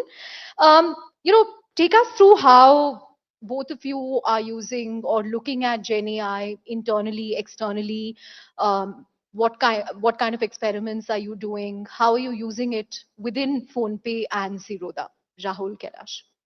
Uh, okay, I'll go first. Thanks, Chandra, for having us here. Great panel, by the way. Loved the previous panel. Really good conversation. I must say that I'm actually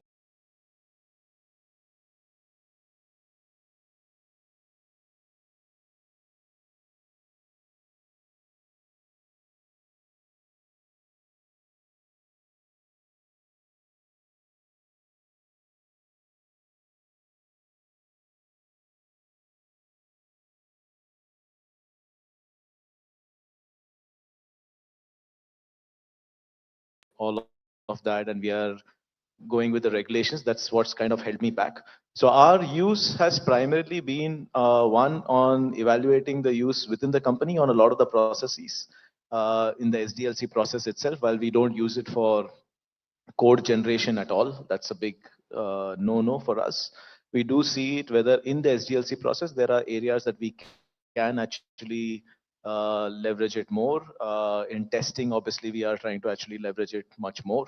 Some of the internal processes within the companies to simplify it, we started using some of the LLM tools. On production and from a use case perspective, we are exploring a bunch of use cases that are, I would say, on the periphery of our core use cases, not in core payments or in lending or any of that.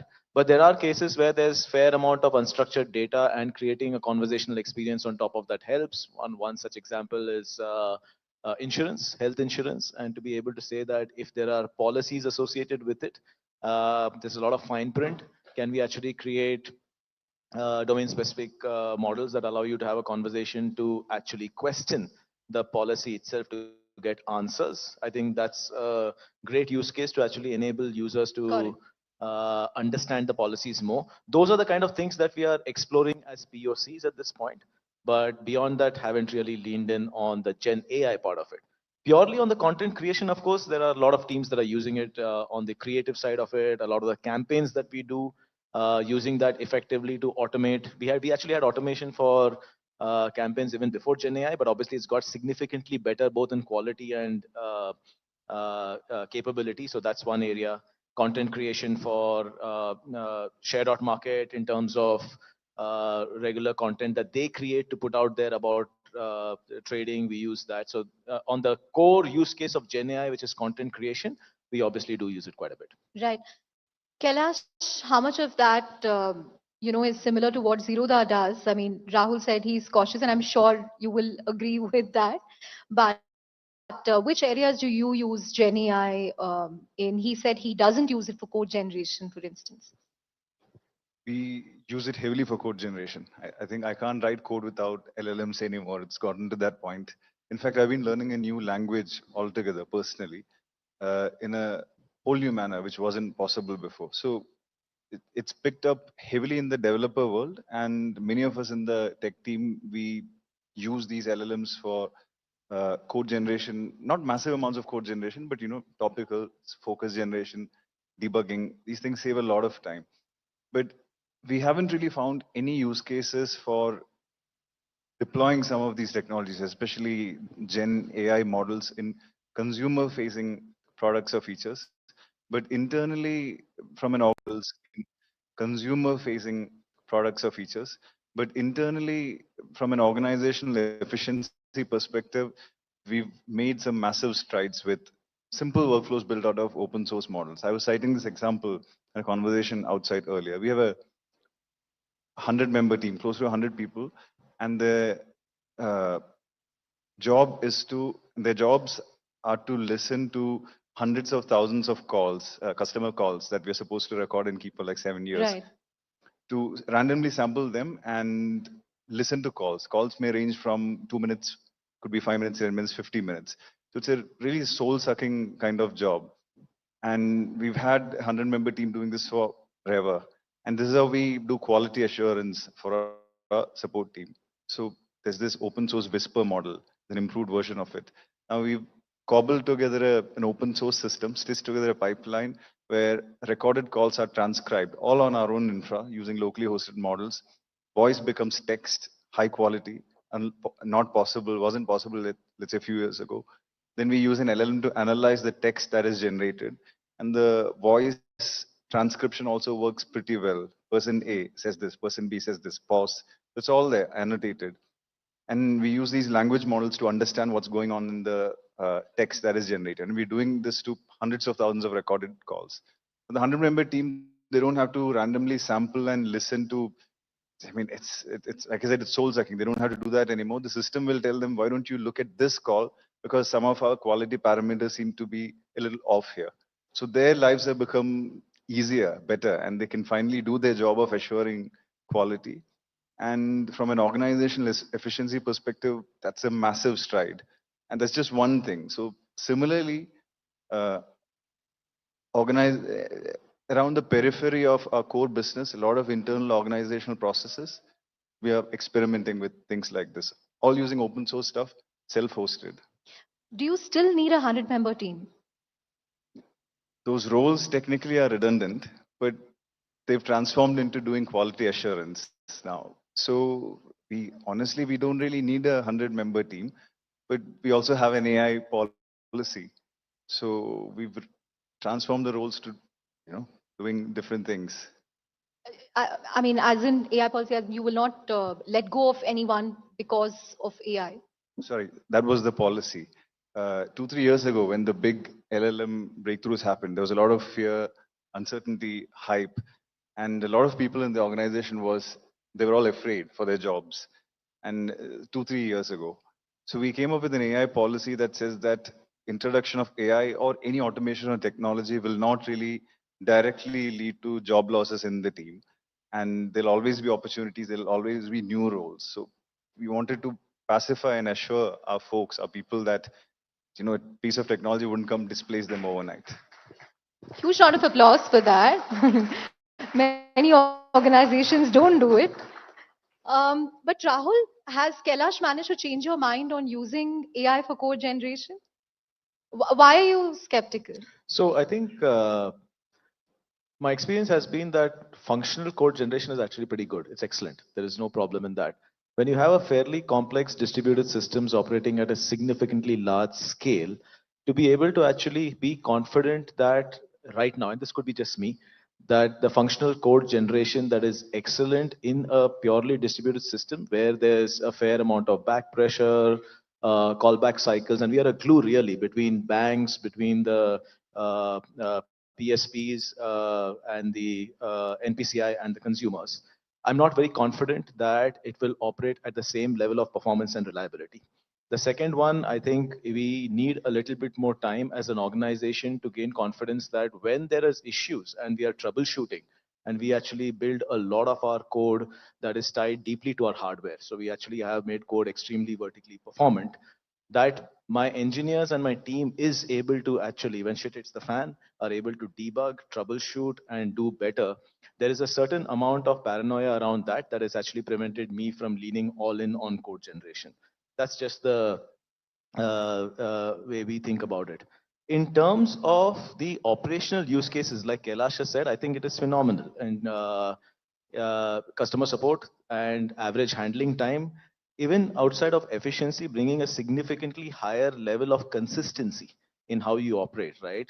Today, there are a bunch of channels. There's voice, there's email, there is ticketing systems, etc., all that are coming in, responses across those being consistent, being able to auto-generate based on all the data that we have of the tickets, try and generate a consistent script for responding, auto-respond to a lot of the tickets. I think the opportunities on the operations side to actually automate, which we've been doing actually for a very long period of time, even well before the LLM cycle started purely using machine learning, and in some cases just about using data more efficiently for self-healing and proactive ticket generation and resolution. Because in our case, most of the tickets are tied basically to the last transaction that happened. We pretty much know what went wrong and we can actually self-heal easily. So we've been very high on automation. But for the trickle that lies outside the automation, where it does hit ultimately a customer support agent, I think huge amount of opportunity to actually, if not automate it completely, bring a higher level of consistency, better prioritization, and to actually ensure that maybe we move more and more into a cycle of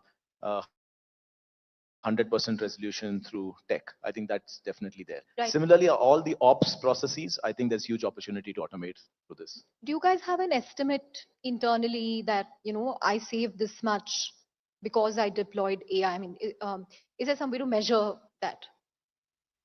Or I save this much time, it doesn't have to be money.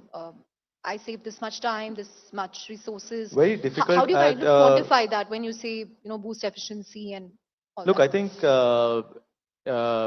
dev productivity, right? Dev productivity is very, very difficult to measure. There are papers around this also. There are different measures that you can actually take, whether it is mean time to merge, what is your code review cycles, etc. But all of them kind of create unfortunate self-fulfilling cycles where you can gamify it, or it's not the true reflection. Ultimately, what most papers have suggested is that a true survey of your developer organization in terms of whether they are doing value-added work versus just activity that is keeping them busy is the best measure. So frankly, I don't have a metric that I can actually put in terms of whether it's driving significantly higher value, and if so, how much. But in pockets, like I mentioned, it's much easier to measure where you are actually automating stuff. Let's take merchant onboarding, right? And if in merchant onboarding, outside of, so we had computer visioning to actually look at the store photos, to extract information like OCR names, to kind of classify them. Same thing with the KYC documents. But in the ones that we couldn't actually automate, there was manual work. But putting those through a pipeline that is significantly better or more efficient because of these models has a clear jump that could be 25, 30, 40%. So I think in pockets, there are clearly use case by use case or operational processes, you can measure it.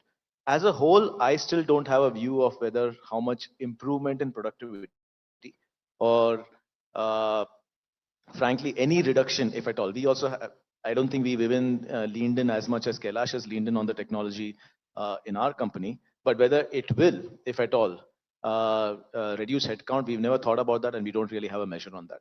Right. Kailash, your AI policy is very interesting, but is that also easier to execute? Because, Zerodha hires very sparingly. I mean, I think your tech team has stayed at, I don't know, that 30, 35 for the last 3 years. People, are happy there. So is it easier to have, when the strength, when the headcount itself is low, how does this work in larger organizations as organizations scale? We have a fairly large team, although that number also has stayed reasonably constant. There's 1,200 plus people. The support team is massive. There's ops, KYC, documents, forms. So these are all large teams. And if you think about it, many of these, let's say form processing or KYC handling, these are kind of the things that can be easily automated away. So the policy wasn't really meant for the tech team. It's a tiny team. And it was meant for the rest of the organization where there's a lot of human processes involved. Right. So that's a reasonable number, 1,200, and this policy is meant for everyone and not really for tech. So, but what if you had, let's say, 20,000 people or 10,000 people, right? If the headcount is a reflection of, let's say, suboptimal management, then automation with AI, etc., will immediately amplify and exacerbate, the issues with those numbers. If an organization has ended up overhiring, then it is going to be a problem. It's going to be very difficult to implement a policy like this. But we are fairly confident that all our departments and teams are at, running at optimum numbers. Right. I want to throw the floor open for questions because I know there are a lot of people who want to ask questions. I think we have 5-10 minutes tops, but if anyone has a question for Kailash or Rahul, please let me know now and we can pass the mic around. Okay. We'll go to the next question, Kailash. Kailash and Rahul, to both of you, is there a real risk with AI not just taking over, but humans indiscriminately adding these in things that require critical decision making? Do you think automating decision making is a risky thing, and how do you solve for this? Oh, absolutely. Uh, so organizational efficiency and automation is one thing, but imagine the simplest example to understand is, let's say, an insurance claim. And if a black box AI system denies a claim and it can't really truly explain, then who's accountable? So over a period of time, if you have such a system, the people who work around the system will lose agency. And when you reach out to customer support, they'll only be able to say, sorry, that's what the system says. So there is absolutely a very critical problem with the introduction of black box automation, which is what these AI models are. Uh, in places of in places of critical human related decision making, life and death, finances, etc., etc., there has to be accountability, there has to be clear explainability. So at Zerodha, we are very clear about this. We're very cautious of this, just like Rahul was saying. In places of critical decision making, there's always going to be humans. Even if you end up using some of these tools as an aid, accountability has to lie with a human. Rahul? 100%. I think explainability is the biggest one. Using some of the large language models as a black box model for a result that you automatically act upon. Taking a broader picture of financial inclusion, not having explainability and having a fair amount of false positives or false negatives, whichever way we look at it, can be a genuine issue because this also scales very fast. Yeah. It kind of becomes a way of life for a lot of companies, especially if this becomes the right way to do it and there is a bias and the bias continues to become something that feeds into the system without correction, it can become a huge problem. So I think without explainability, kind of taking it end to end as a model that the system can act upon as a decision is a problem. Having it as one of the parameters that goes into a managed model or a managed operations, like a score, I think is still extremely good because you can actually test that score, you can use it as part of it, and you can actually start having a higher level of uh, boost for that score over time. But using it blindly as a black box model right now, I think does have a negative effect to it and should not be done. We also don't do it. What we do though is try to actually look at cases where we can actually have some of the lighter open source models, train it for our specific use cases and keep it as one of the inputs to a typical model that we have been using. Machine learning models are there. We use a lot of machine learning on our risk and fraud detection. It's always been there.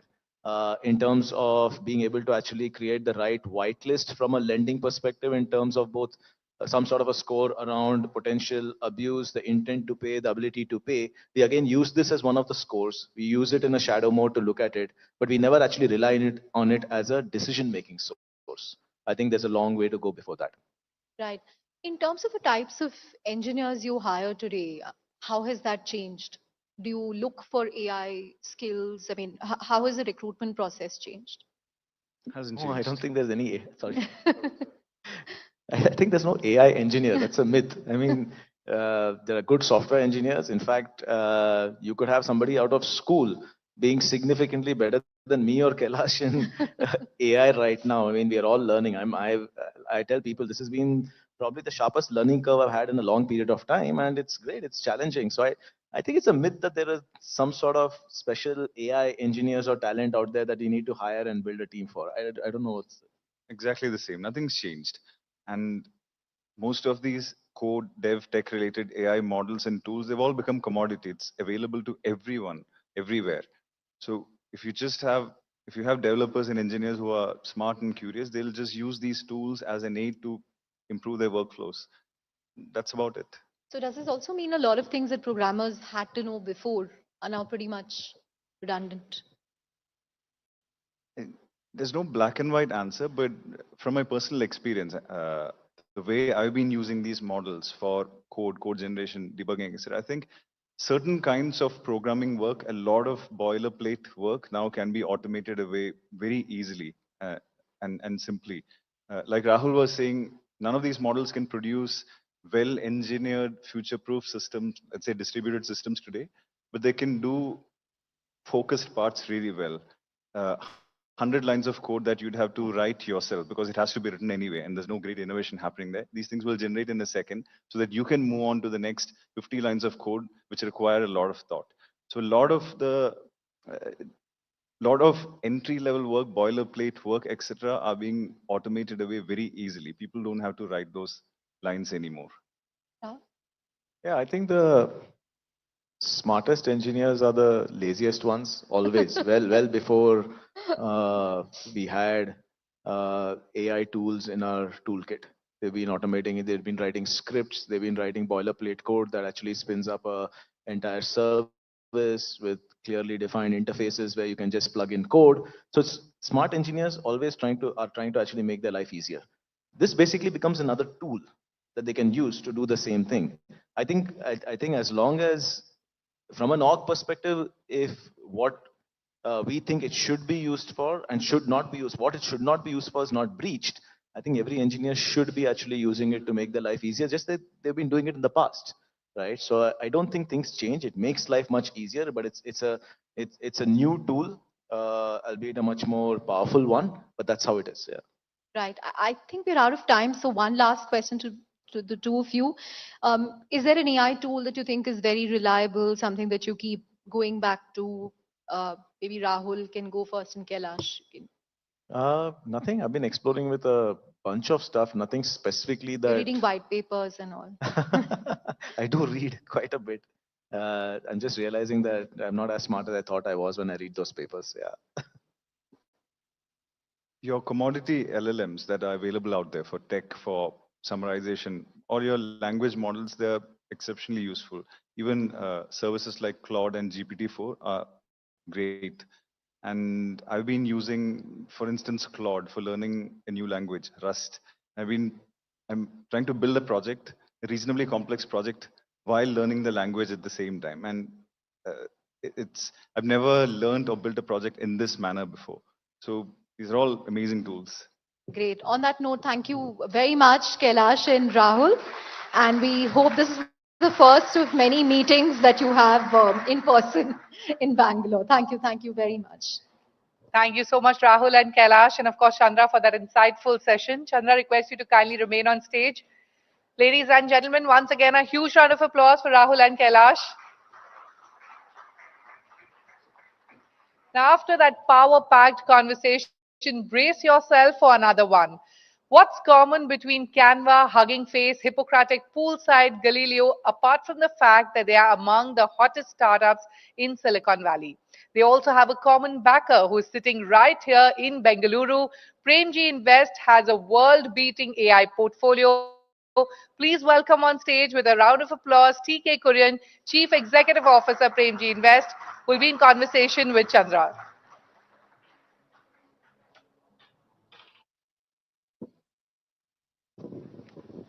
Thank you very much, TK. TK now CEO of Premji Invest, former CEO of Wipro. So he's worn many hats. But TK, first of all, thank you very much for making it. I know you're frequently traveling between India, US, and other countries. We're glad we got you here. But as someone who's run a large software company and is today running this huge fund, take us through what you make of the current, phase of technology we're living in terms of the pace of disruption and change. How does one keep up? You heard the PhonePe co-founder saying that, the pace of learning has gone up. The Zerodha CTO says that he's learning a language and learning to build a project at the same time. How have things changed according to you? So it's kind of funny, when you sit, when I moved from Wipro to this particular role, it was kind of interesting because, Wipro is a very hard, and all IT services, they're very hard operational businesses. You can keep the mic close. And I have a lot of respect for people who kind of run that business because every day it's a grind. And you're exhausted at the end of the day, and you hope you've achieved something. And it's really a hope, because at the end of every quarter, every analyst across the world judges your performance. So that's the way it works. Luckily, in this business, what's happened is it's been more about the creative side, understanding what's going on, and really trying to figure out, because when we are making a bet today, we really have to see that bet play itself out over the next 10 years. It's not something that we can kind of invest today and run out tomorrow, which means that your ability to take bets and quantify the bets that you would take, depending upon the probability of outcomes that you would like to get, in the spaces that you believe are critical.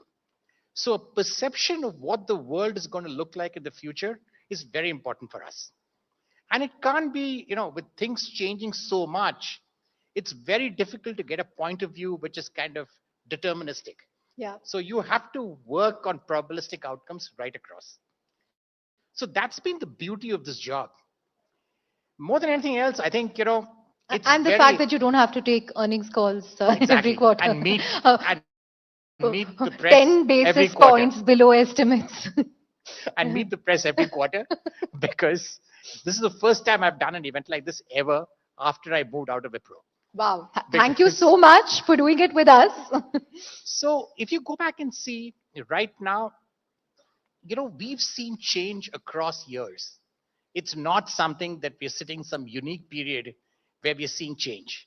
We're seeing, and change is really dependent upon the background in which you see change. I'll give you a very interesting example, and this goes back, I'm just going back a little bit into the past.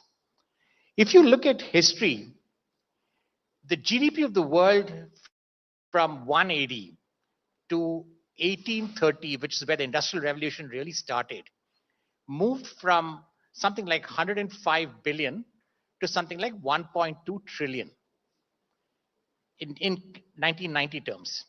From there on, it moved to 1950, it moved to 5.1 trillion. From there on till now, it's moved to 105 trillion. That's been the pace of change. And that's really come up to a large extent. The first part of it is driven by the energy revolution, which in turn spurred the industrial revolution. The second part of it was really spurred by the fact that technology came in. And technology has been a massive productivity gainer. And also add to that, open boundaries and lack of conflict have really you've seen change happening. So if you ask me, AI is the next paradigm. Now, is it mainstream yet? Because what happens is that when you look at most absorption by organizations and by the larger community, the network effect is very critical.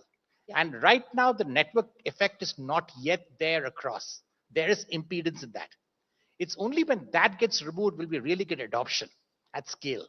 And I think that's the challenge that we are looking forward to. Right. Just a quick follow-up question on, the network effects and impedance.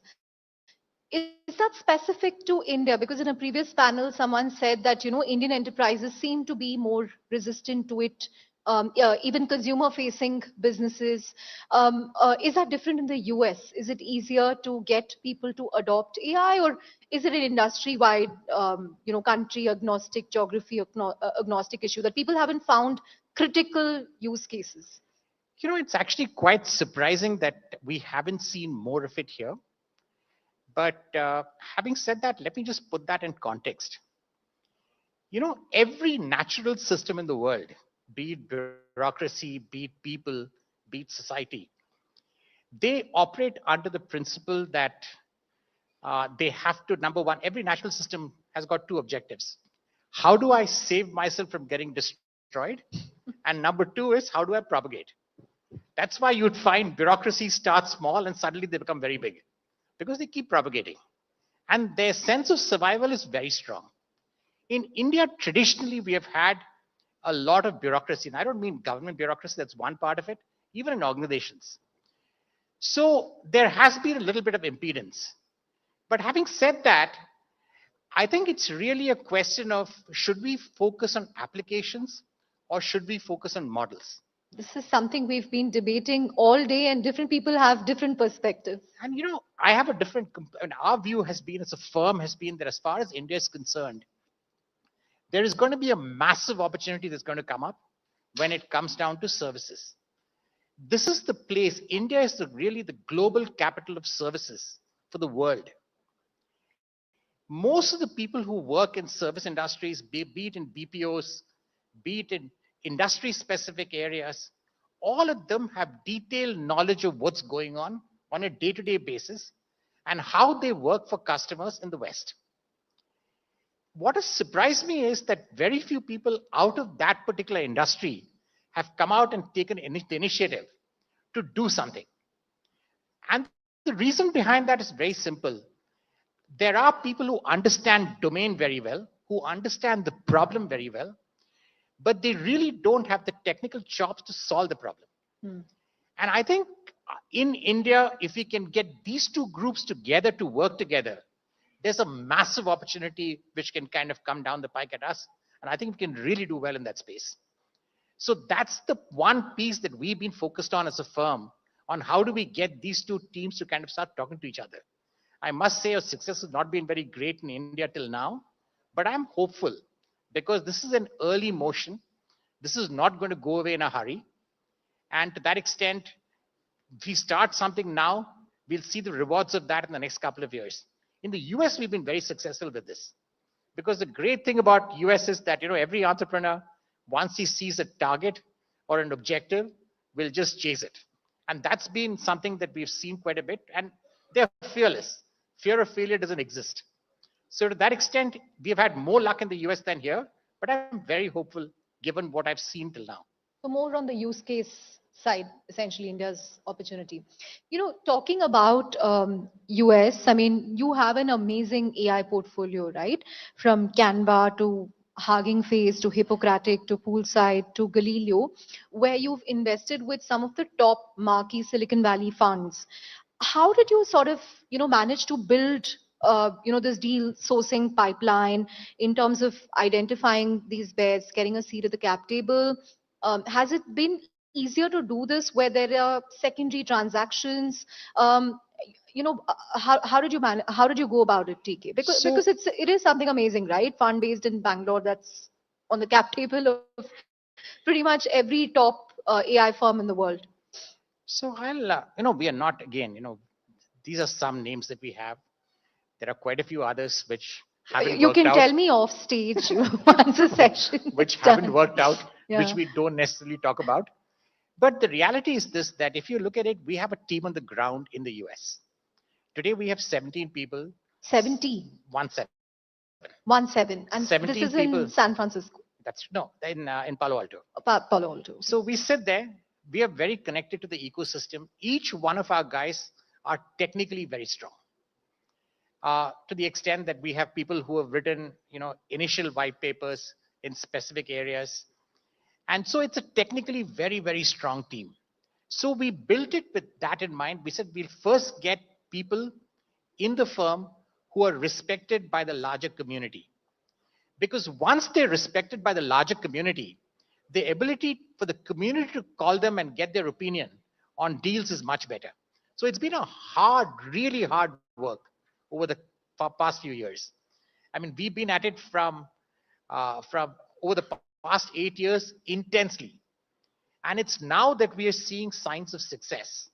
And again, we've made bets. We don't know whether all these bets will play out. Right now, the valuations that you see may not be the valuations 2 years out or 3 years out. But these are bets which have been taken in a thoughtful manner because we believe that some of these companies will really break out and do well. To answer your question on secondary and primary, we typically go for primary deals if we can. We'd like to be on the cap table. We'd like to understand the technology. We'd like to get access to the boardroom. So in many cases, nearly all the cases, even though we may not be on the board physically, we are still an observer on the board. So we know what's going on in the company. Second is we are able to help them with a bunch of real world issues. The great thing about a lot of AI companies is that they have snazzy technology. There's a customer sitting on the other side that they can't completely relate to. So managing that interface is something that we do fairly well. And that's been one reason a lot of people have wanted us as part of their cap table. Right. How did you convince Azim Premji that, we have to build this 17-member team in Palo Alto? The funny thing is that Mr. Premji really is not, I don't know if you know how the structure of the fund is. The fund basically is money given to us by the foundation. Yeah. The only thing Mr. Premji keeps telling me is, if you end up losing money, think of the thousands of children in India who are not going to have money in the future. No Which pressure. is the only pressure that I have. But besides that, it's been pretty easy because he doesn't interfere on a day-to-day basis on anything. And Mr. Premji by himself as an individual is a risk taker. But he takes risks on people and not necessarily on technology. So that's the way he looks at it. And to that extent, I think, he's really been extremely supportive of all this. But he's also the first one to admit that he doesn't understand what the hell is going on in the space. So that's why it's a kind of an interesting mix. Right. The other thing, TK, is it also easier to take these risky bets in the US because the exits, the fact that there's such a deep pool of capital. So even if you come in Series A, Series B, there will be someone down the road in DE, some investor with huge pockets of capital. So you can sort of take some money off the table. Is that also one of the factors? Not necessarily.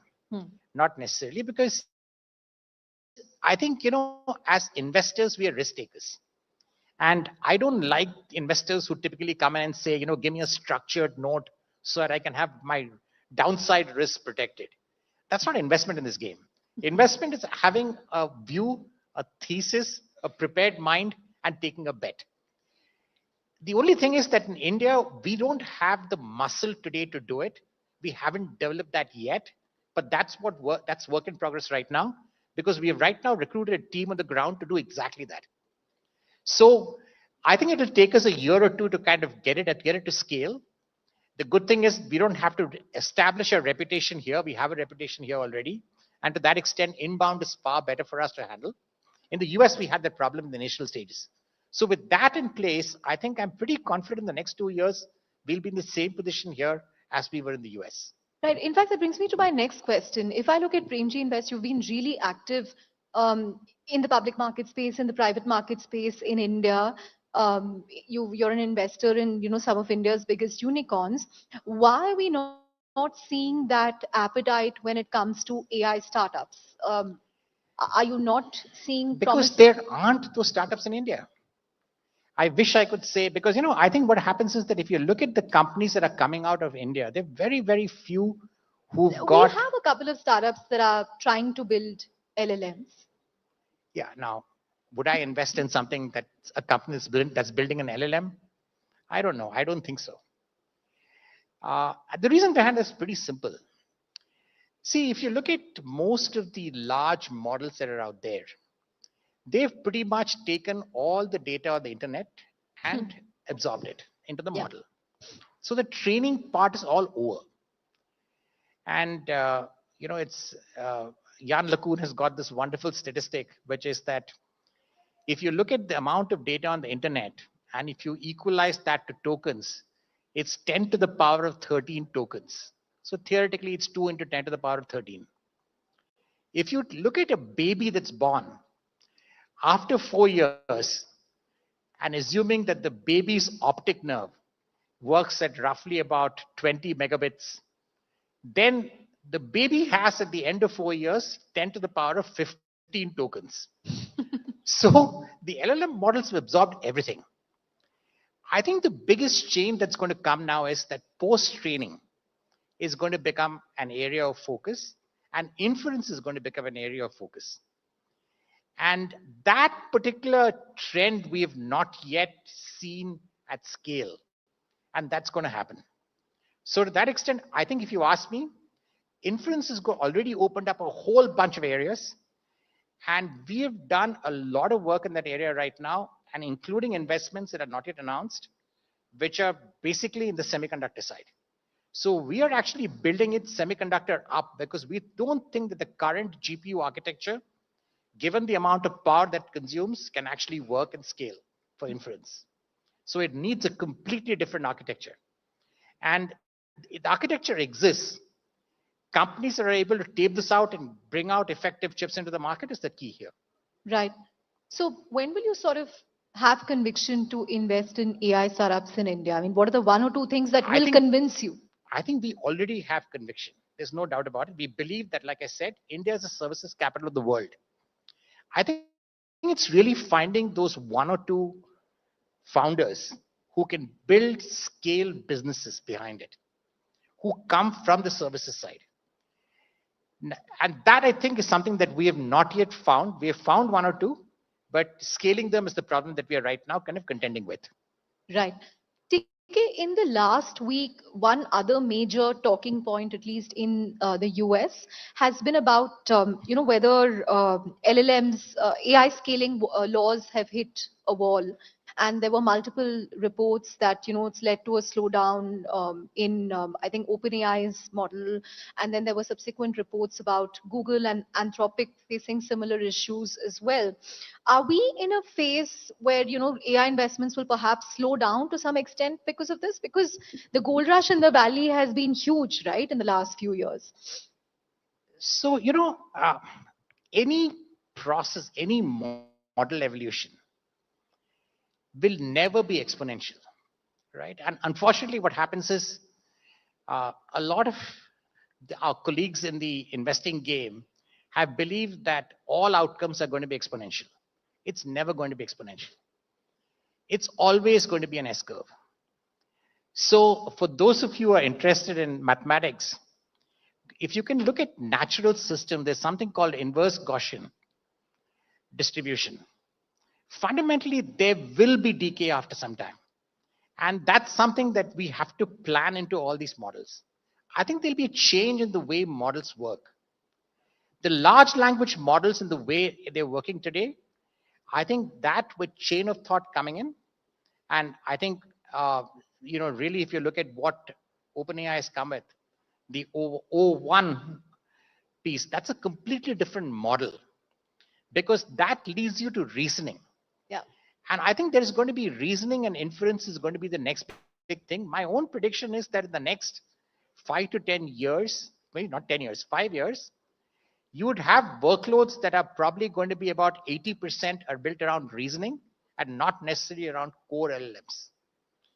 My prediction is that in the next 10 years, core LLMs will get relegated into labs. Wow. So I don't think they will remain at scale. Right. Last couple of questions, TK. I have to ask you this. As someone, who's run a large IT services company, which is a huge job provider, I mean, the IT, the software services industry in India continues to be the biggest job creator in the private sector.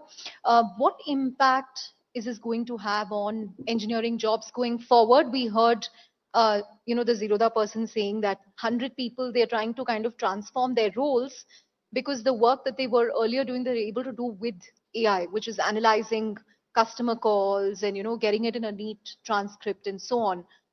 What should we prepare for? Because India has one of the largest number of engineering graduates who pass out every year.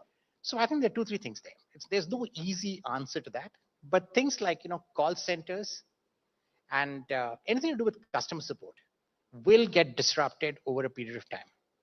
I'll give an example. We have a company in our portfolio called Navan. Navan is basically a corporate travel portal that's going against Concur. It's a $600 million company, which is growing at the rate of 40% per annum. So when we invested in that business, their gross margin was running at around close to about 56%.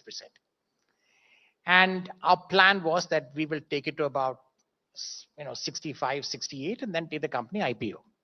They had 4,000 people in customer support. Today, they have about 140. Okay, so that's the kind of change that you've seen there. Completely different example. There was a company called Hippocratic. Yeah. That we invested in. Hippocratic was actually started, they started in our office. And Hippocratic itself was going after the nursing shortage in the US. So the US market is a very funny market when it comes to nurses. There are 900,000 1,000 out of about 4 million nurses who are retiring in the next 2 years. There are 100,000 nurses who never came back to work after COVID. So there's a 1 million nurse shortage. If you look at the protocols a lot of the nurses do today, it's calling up patients and asking about medication, asking about their condition. All that today Hippocratic does. And it's got so much of demand that they don't know how to fulfill it.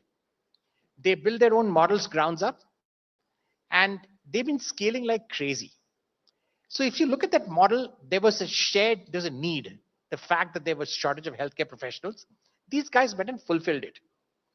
So to that extent, those kind of opportunities are what we think are going to happen in terms of scale. But around customer support, Hippocratic is a different version of customer support. I think there's a huge opportunity. Code generation, I think the problem with code generation is that bits and pieces you can do very quickly. But when you look at the ultimate process and the amount of engineering debt that most companies have, I don't think that's going to come down in a hurry. So from that, if you look at that, I think the companies have to clearly refactor themselves. Their pricing models have to change. The models of passing inefficiency on to customers and making more money out of that, which is essentially what the TNM model was, that will get completely disrupted. It has to. It's a wrong economic model. And to that extent, I think companies that make the change will succeed. Companies that don't will not. Do you talk to Wipro about this? Look, I have a Chinese wall with Wipro. So I stay out of Wipro completely. The reason behind that is very simple, because we play in the public markets, we play in the private markets. Information leakage is the worst thing that can happen. So we stay out of it. Final question. I think we're out of time, but TK, what are you enjoying more, Wipro CEO or Premji Invest CEO? So I think, if you ask me, by far Premji Invest, because the reason is very simple. Like I said earlier, I don't have to meet the press every quarter. I don't have to stand up and make excuses for good performance or bad performance. And even better, I don't have to wake up every morning. Every morning in Wipro, my scary piece was when I open up my email, there'll be 2 alerts out there, at least 2 customer escalations, 1 compliance issue. And you're like, man, it's a great day to begin the day. So that used to be my day in Wipro. All that is gone now. Now when I wake up in the morning, I read white papers, I read articles, keeps my brain alive. I think to that extent, this is much better. Great. On that note, thank you very much, TK. Huge round of applause. And as he rightly said, he hasn't done any media appearance like this in a very long time. So thank you very much for making an exception for us. Thanks, Chandra. Thank you, Mr. TK Kurian. Candid and insightful conversation. Thank you, Chandra. Ladies and gentlemen, once again, a huge round of applause for Mr. TK Kurian. Moving on. Technology touches everyone, but not everyone benefits from it. AI has the potential to impact lives and empower people from all walks of life. From delivering citizen services to addressing social challenges in education, healthcare, and skilling. To discuss how we can build an inclusive AI, we have with us Nand Kumaram, President and CEO, National E-Governance Division, Ministry of Electronics and Information Technology. We also have Manish Gupta, Research Director, Google DeepMind. We have Kalika Bali, Senior Principal Researcher, Microsoft Research India, and Manu Chopra, Founder Karya, who will be moderating this session. Ladies and gentlemen, with a huge round of applause, can we have all the panelists on this session, please?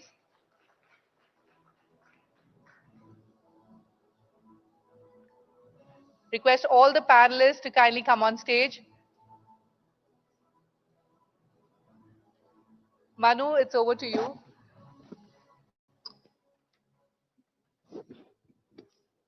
Amazing. Let's get started. Super excited to be here and really looking forward to what will be a fun discussion, I hope, I'm sure. Manish, let's start with you. DeepMind is truly committed to building AI that serves all of us equally. Could you start by telling us a little bit more about Project Vani, which is your collaboration with IISc, and the impact that you hope it will have on AI development in India, And how do you in general see Vani and all the work you're doing at DeepMind contributing to AI models that have the linguistic diversity that we need for these things? Yeah, so it really started with, again, our quest to democratize access to information, because I consider you and I, all of us in this room, to be the privileged ones who have information at our fingertips because we speak, we understand English.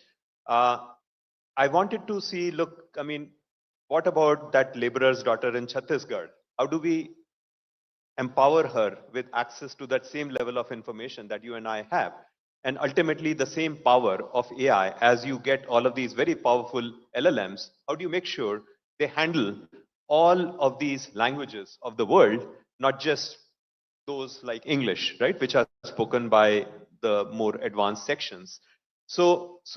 And also to researchers, it's a delightful thing, because I mean, it's such a fascinating challenge, the diversity of languages that we have, and also the diversity of ways in which the same language is spoken. So we have this saying called "Kos kos pe badle pani, char kos par vani," which inspired this project Vani, that let's really try to capture the diversity of spoken language in India. And we started with this goal. The project is going in 3 phases. By the end of phase 3, our goal is to collect speech data from each and every one of the 773 districts of India and capture, hopefully through that, the full diversity of languages, dialects, accents that we speak. And so far what we have done is we have completed phase 1 in collaboration with ISC and made data from 80 districts, over 14,000 hours of speech data that has been collected, covering 59 languages. And of these 59 languages, 15 are what used to be zero corpus languages. That means there was zero known digital data for those languages. So by the way, I mean, we are on our quest to build multilingual models that cover every language in India, at least, which is spoken by over 1 lakh people. And guess what? There are over 125 such languages. And I was told 72 out of those 125 languages were zero corpus languages. Languages spoken by lakhs of people, millions of people, and no known digital data on those languages. So very kind of a sad state of affairs. And this is just a humble attempt to start making a dent. And one of the companies that's been an amazing partner in that journey is a company called Karya. Manu, you may have heard of. It has an amazing CEO called Manu, who's been, again, doing this fantastic work. So very, very excited to work with partners like that in that journey. Thank you so much, Maris. That was not the hope with that question, but I appreciate it. I think it's been genuinely the most incredible joy for us. We actually work with all 3. We work with METI, we work with Microsoft Research, we work with DeepMind, and one of the things we actually remember from our work we're doing with you in Karnataka is someone saying, "I have the same respect for Kannada as I have for my parents," right? And there is this just deep love for languages in this country, and I think that's really exciting. Kalika, we'll come to you. Your work at MSR has been transformative to the AI ecosystem in India. And you've often spoken about how modern speech technology supports only a fraction of world's languages. How are you approaching this at Microsoft through Project Vellum? And how are you thinking about empowering the intermediaries as you launch Vellum? So before I do that, can I say I am so jealous of the Vani project as a researcher, only as a researcher. Come join. I mean, this is an open project. All of the data is openly made available to the entire world. Come join. I think I'm a great fan of the Vani project, truly. So coming back to your question, so Vellum is a project that we've been working on for a little over a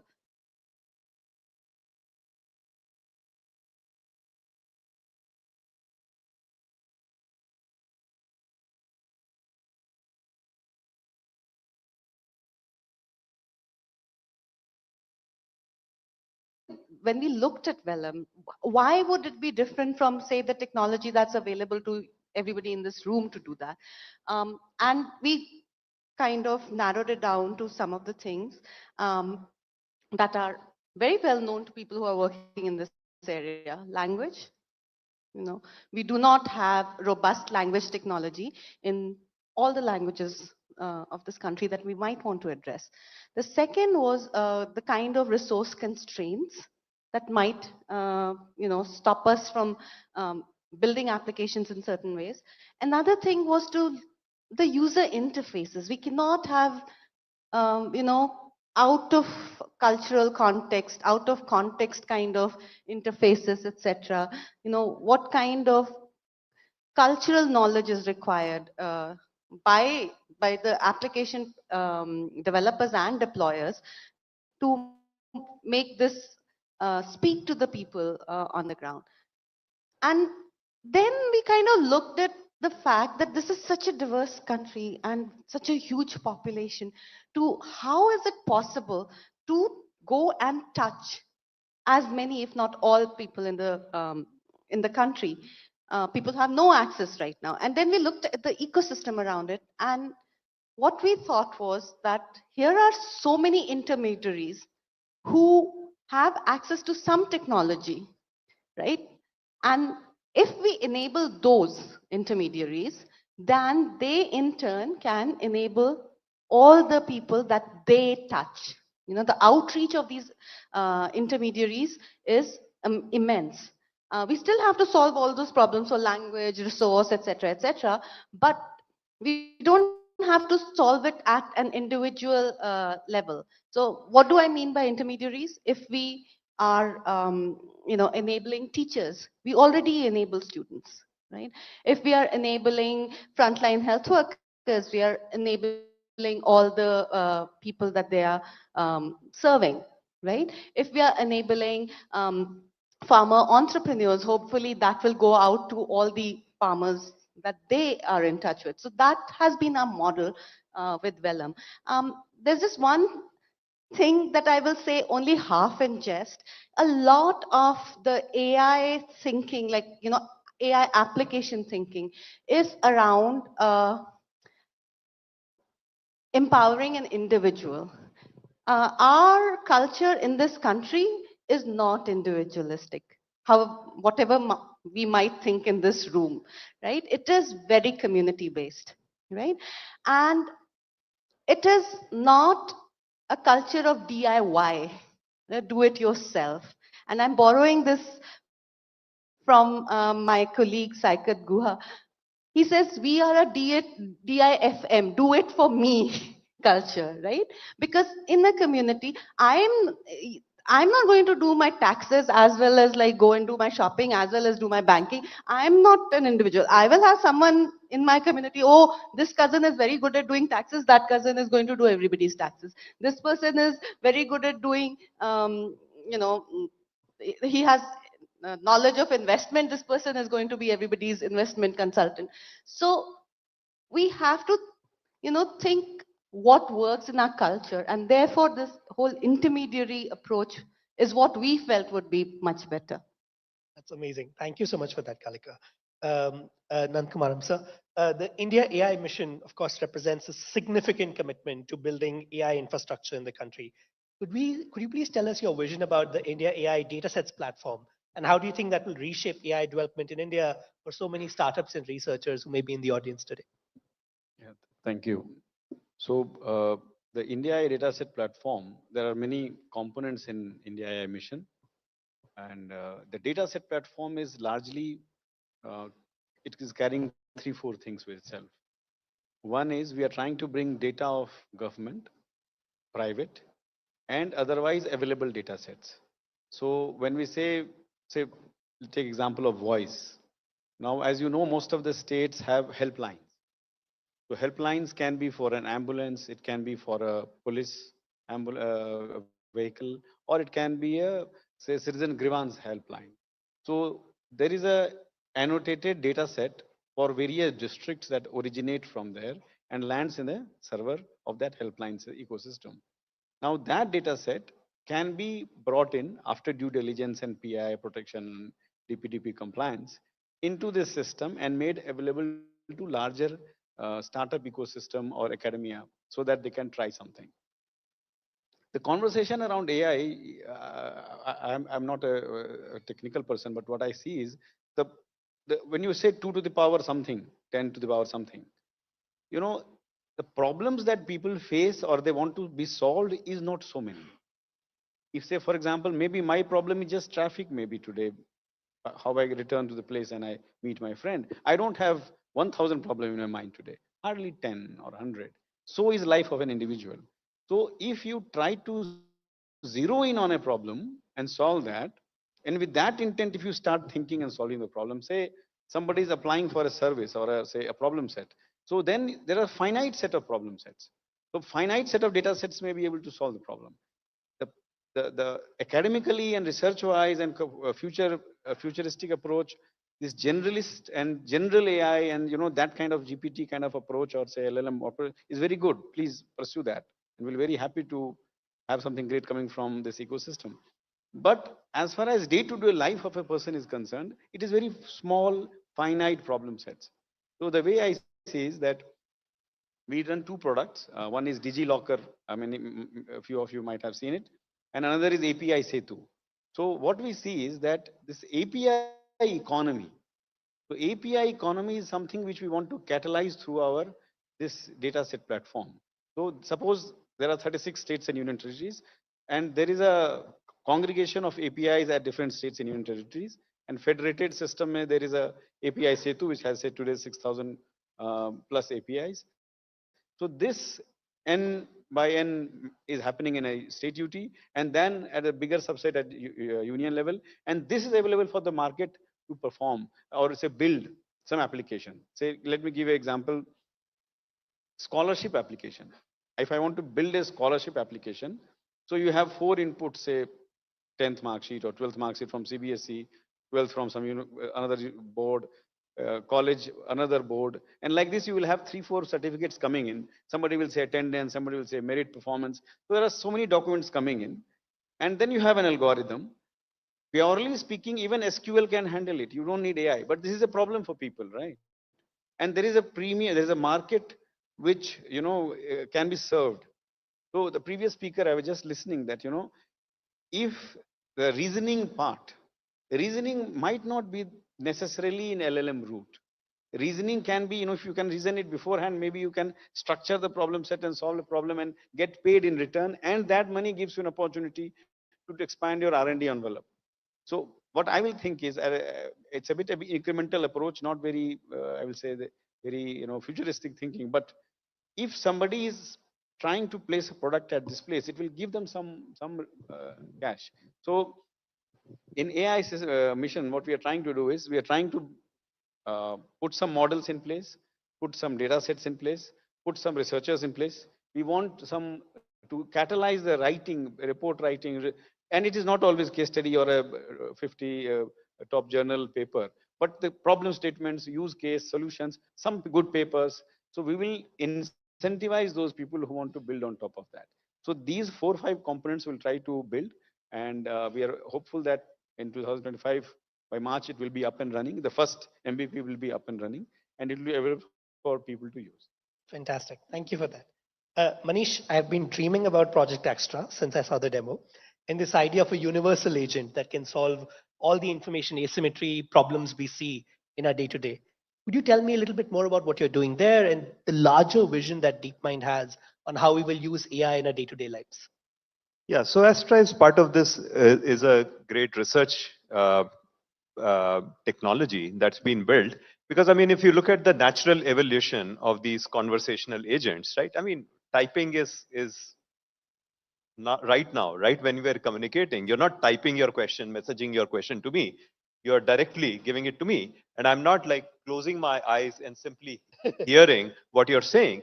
I'm actually looking at you and so on. So these are the natural interactions, right, that we are used to.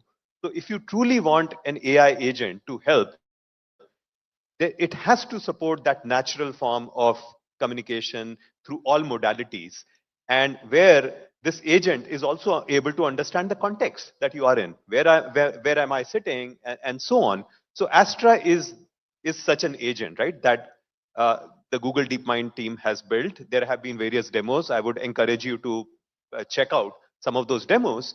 And to us, again, even that is just the beginning, right, of really amazing capabilities that ultimately will be in some sense, right, behind each and every individual. So earlier, I used to dream about, let's say, that girl in Chhattisgarh to have her get access to the same level of information as you and I. Now I dream about her being able to do, empowered with such agents, right, work that is equivalent to, let's say, what might be Nobel Prize winning equivalent work in today's terms, maybe into the future. Because when you have that power, right, of a universal agent that's armed with the entire world's knowledge, you can you can use that power to support learning. You can use that power to support, let's say, a particular scientific exploration. You can use that power to keep you healthier, and so many different ways. So again, I think sky's the limit in terms of the potential for humans to achieve things when supported by really, really powerful universal agents. Fascinating. Thank you for that. Kalika, like all good people in the AI ecosystem, I read everything that you put out and MSR puts out. I want to talk about specifically the DOSA paper that you put out. It's truly fascinating, and this call for community-centered research participation in the NLP space being crucial in a country as diverse as ours. When we think about building truly representative AI, what sort of research practices do you think we should all be following? And what are general wisdoms you may have there? Oh, that's how much time have you got? So that's like a question that I can go on and on and on. But there are a couple of things that I have learned over my, last however many decades of research career in this space. And one is, I cannot stress this enough, be very humble.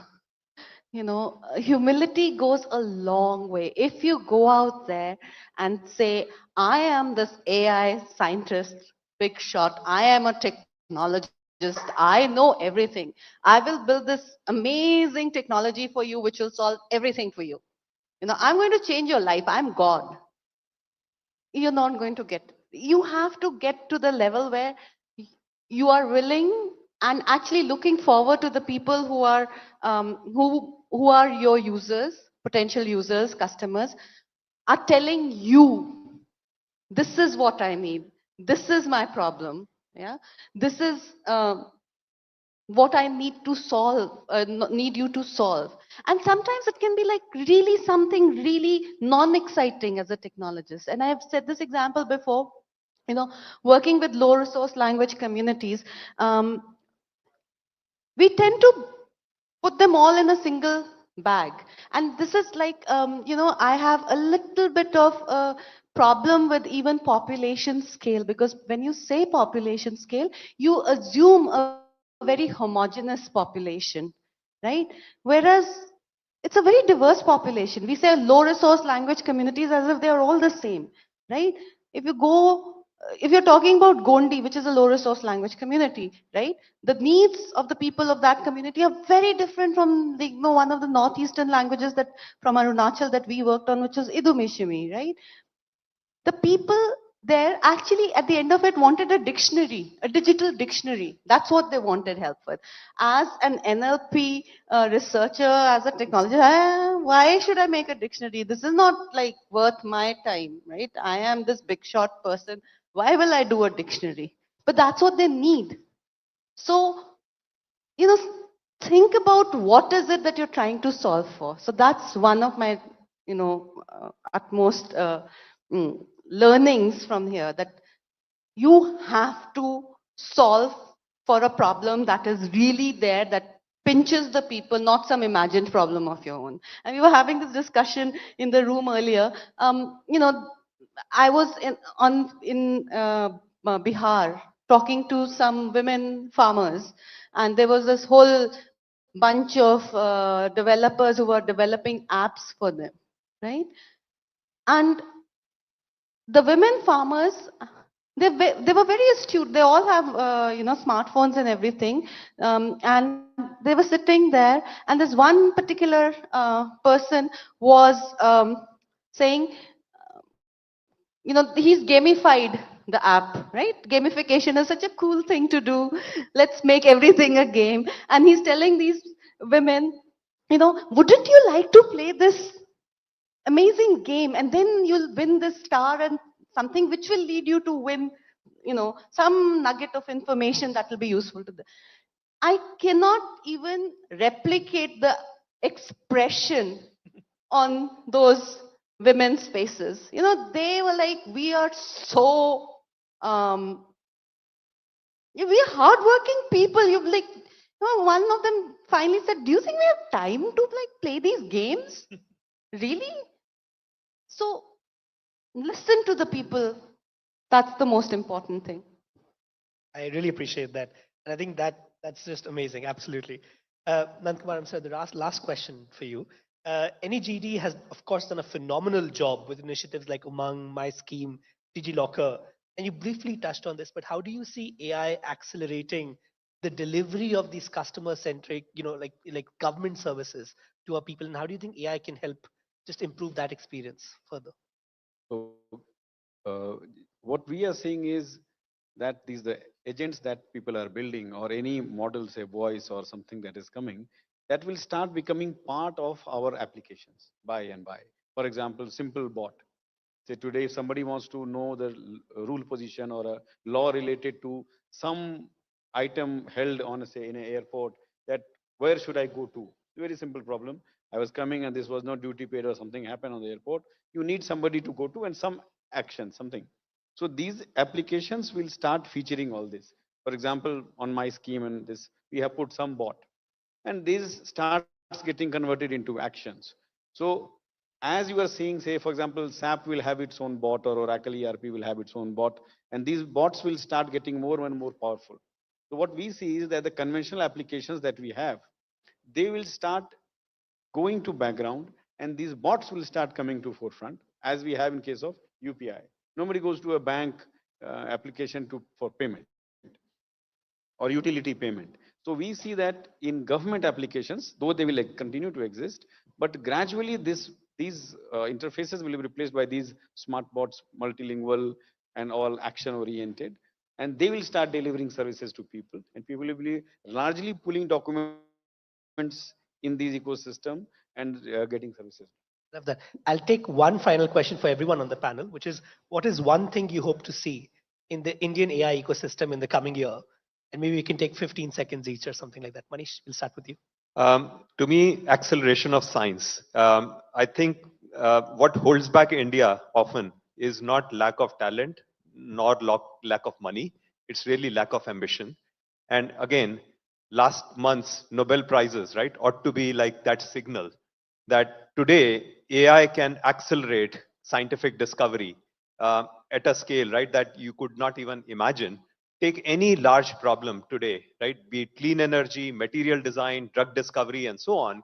AI is being used, right, to really dramatically accelerate scientific discovery. I hope people in India, our researchers in India, wake up to that potential and start pursuing that. We are in Bangalore. Bangalore has solved problem for India, for abroad. I believe problem solution will come from you. I have only one advice for all of you. Talk to each other with humility. There is a lot to learn from each other. Please keep your eyes open and speak to each other. Yeah, I think for me it would be some kind of a consolidation. Right now, I feel that we have such talent, but there's such a frittering of talent. Like everybody, there are 30 people trying the same thing, or like 30,000 people trying the same thing, which is great when you're just starting off, but then at some point there has to be some consolidation. So I hope like that kind of a thing happens. With that, all four of us are hiring, I'm sure. But thank you so much for this evening. I really appreciate it. Thank you, Kalika. Thank you, sir. Thank you. Thank you, Manish. Thank you so much, Manish, Kalika, Mr. Nand, and Manu for this insightful session. Moving on, I'm sure we all braved Bengaluru's traffic today, but hold on, the city has AI cops on the anvil. Let's call on stage Moneycontrol's Chandra Shrikant once again, who will discuss the fine prints of how Bengaluru's planning to ease the traffic conditions using AI. And joining her is Bengaluru's techie turned traffic chief, who is betting big on AI to ease congestion. Please welcome on stage with a huge round of applause, Bengaluru's Traffic's Joint Commissioner of Police, M.N. Anuchet. Thank you. Welcome, sir. Thank you, Shruti. I've never interviewed a police commissioner before, so I'm a little scared now. But Come on. but you have a very interesting background. Yeah. You are a chip engineer, if I'm not mistaken. Tell us about how you went from being a techie to, the traffic chief of the city. I'm an electronics engineer by qualification. Got into VLSI design You can keep the mic. after engineering. I was studying in Delhi, working in Delhi as well. So my father was an IPS officer. I always wanted to do this. So the shift was natural. Wrote the exam and qualified. So, but it has helped. I mean, the qualification does help you to infuse technology. I think like every other field in the world, even policing is not immune to the progress of technology, and the background has helped us infuse the latest cutting edge technologies into policing. Right. A few days ago, we were seeing some videos on your timeline and the Bangalore police's timeline, and we thought it was actually you, but it was your AI avatar which was, giving updates on traffic and movement and so on. Yeah. Tell us a little about how you're using AI for all this. Yeah, so basically we wanted to use AI to create these videos, these avatars, which, speak just the way I do and look the way I do. And we thought we can save some time as well as leverage social media and create content in a format which is palatable or more attractive to the viewers by way of, instead of giving a draft press note, if you can convert that text into a AI based video and with some content which is about 30 seconds, I think that will send a better message across than just the plain presser. But what are the risks to that? How are you ensuring that, it's not misused? An avatar of yours says something else which is not Yeah. true. So there are a lot of checks and balances. There are a lot of approvals that need to be given. The final cut which is done is obviously it takes our approval, and only once we give our approval it is used. Like any new thing, there'll be misuse of that. So we have to be guarded against that, and we are trying a lot of checks and balances in place to ensure that doesn't get misused. Right. So in what other areas are you using AI? Because I remember my colleague, I think Kristen, had done a story some months ago Yeah. on, some Japanese technology that you're using for all the traffic signals in the city. How much has that helped? Because whoever came today from other cities still complained about slow moving traffic. I'm sure it's the number one complaint you get on a daily basis. But how many of these signals are AI powered, and how has it helped so far? So in terms of signaling, we have two kinds of AI systems at play. One is quasi-cost signaling, which is at right now at 72 junctions. By end of February, it will be at about 165. We have the Japanese Moderato system in about 28 junctions. So in a couple of months, we'll have roughly about 200 junctions in AI-based signals. So basically, the AI-based signal does what it does is like what any commonsensical thing would be. If there's more vehicles at a particular arm of a junction, give it more preference, right? And if there's no vehicle there, then don't turn on the signal to green at all, right? So that's the basic funda behind this. Now, it has helped where these AI signals have been installed. Anywhere between 17 to 22% is the reduction in travel times, and this we have monitored through third party. So we got a GPS installed on a car or multiple cars and had them travel along these lanes. So along these corridors, yes, it has helped. So, but um, in 2013, the vehicle population of Bangalore is 56 lakhs. In 2023 is 1.12 crore. We exactly More than doubled in 10 doubled, years, yeah. right? This year we have added 12 lakhs in 10 months. I don't know what it's going to be at the end of December. So we have reached 1.24 crores. We have the largest number of private vehicles in India. We overtook Delhi. So if I'm not if the congestion doesn't get worse, I'll be very happy. Right? We'll also be very happy. But with Bangalore's infrastructure, I mean, it has a long way to go. what role do you see AI playing in resolving traffic issues? Because it's a huge productivity killer. It's the number one thing that founders talk about, that employees talk about. Well, if you're talking about police per se, I think AI management, traffic management will completely shift towards AI based in a couple of years. I think we are Completely. yeah, it is going to go. I think we are on that path now. I think it's irreversible. Not only the traffic management, it's going to be congestion management, congestion monitoring, which we have already built into this thing. It's just having those access to those latest technologies and having those homegrown solutions to homegrown problems. I think we are there. I think in terms of traffic management. But if you're talking about AI in general, I think level 4, level 5 cars might come in shortly, and I think driverless cars will help you use that much time of yours doing something more productive. So Right. Um, Around 96%, I mean, this is a statistic I read, that 96% of traffic violations in Bangalore are being detected using AI-powered cameras. So what type of violations are monitored? How is this improved? So let's all be careful, because there's always some camera watching you. yeah, so we started off with a project called ITMS, where at 50 junctions we had AI-based cameras which were detecting 7 types of violations, like no helmet, no seat belt, using a mobile phone, not stopping at a red light. What's the most common type of violation? Not wearing a helmet, it's about 70%. Wow. Yeah. Okay. So because of this, the enforcement due to AI or contactless enforcement became 96%, and the physical enforcement reduced automatically because at one junction, one AI camera is able to detect about, say, 3 to 4,000 challans, violations, as opposed to having 10 constables work in 4 shifts.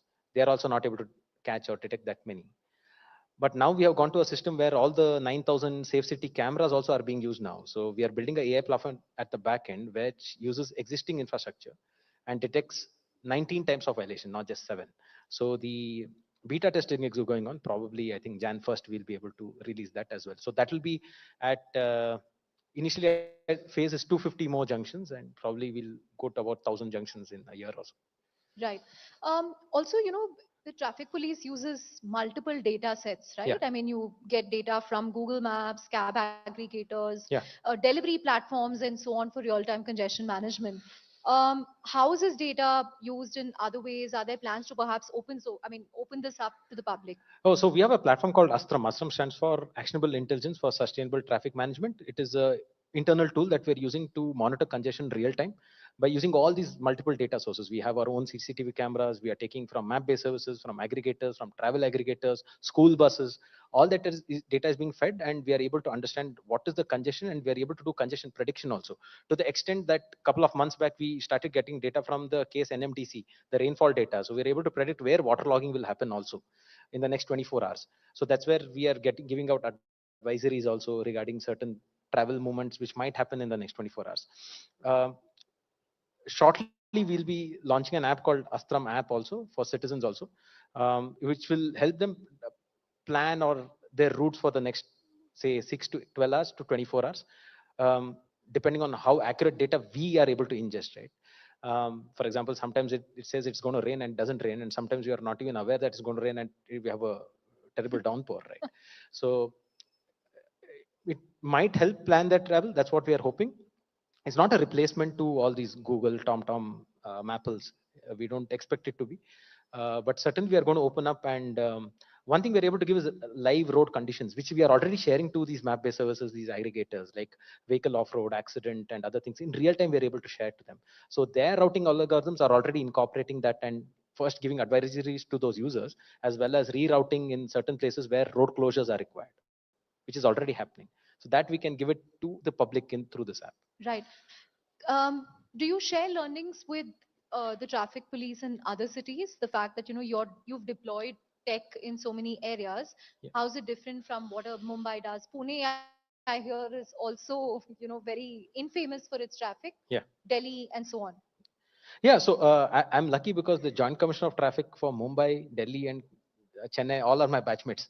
Right? How did So- this happen? It's That's an fortuitous, I guess. amazing Yeah. coincidence. So a lot of So learning you'll and have a sharing common happens. WhatsApp group that This is the road congested here. This is the road I think nobody talks on WhatsApp groups, all these things. I think it's more on professional basis. No, we just lucky. So we are able to share and we are able to get the best practices in there as well. Right.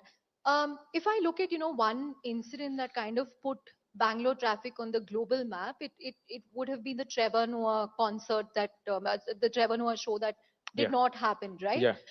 What were your own learnings from that? Because I'm sure you kind of faced maximum pressure in the aftermath of that. Yeah, that was like a perfect storm that day. I think we had a long weekend coming up. We had rainfall. We had 6 vehicles breaking down on the ORR, and people stuck for hours together. And the learning was that one in Bangalore, monsoon management is a very important thing for traffic.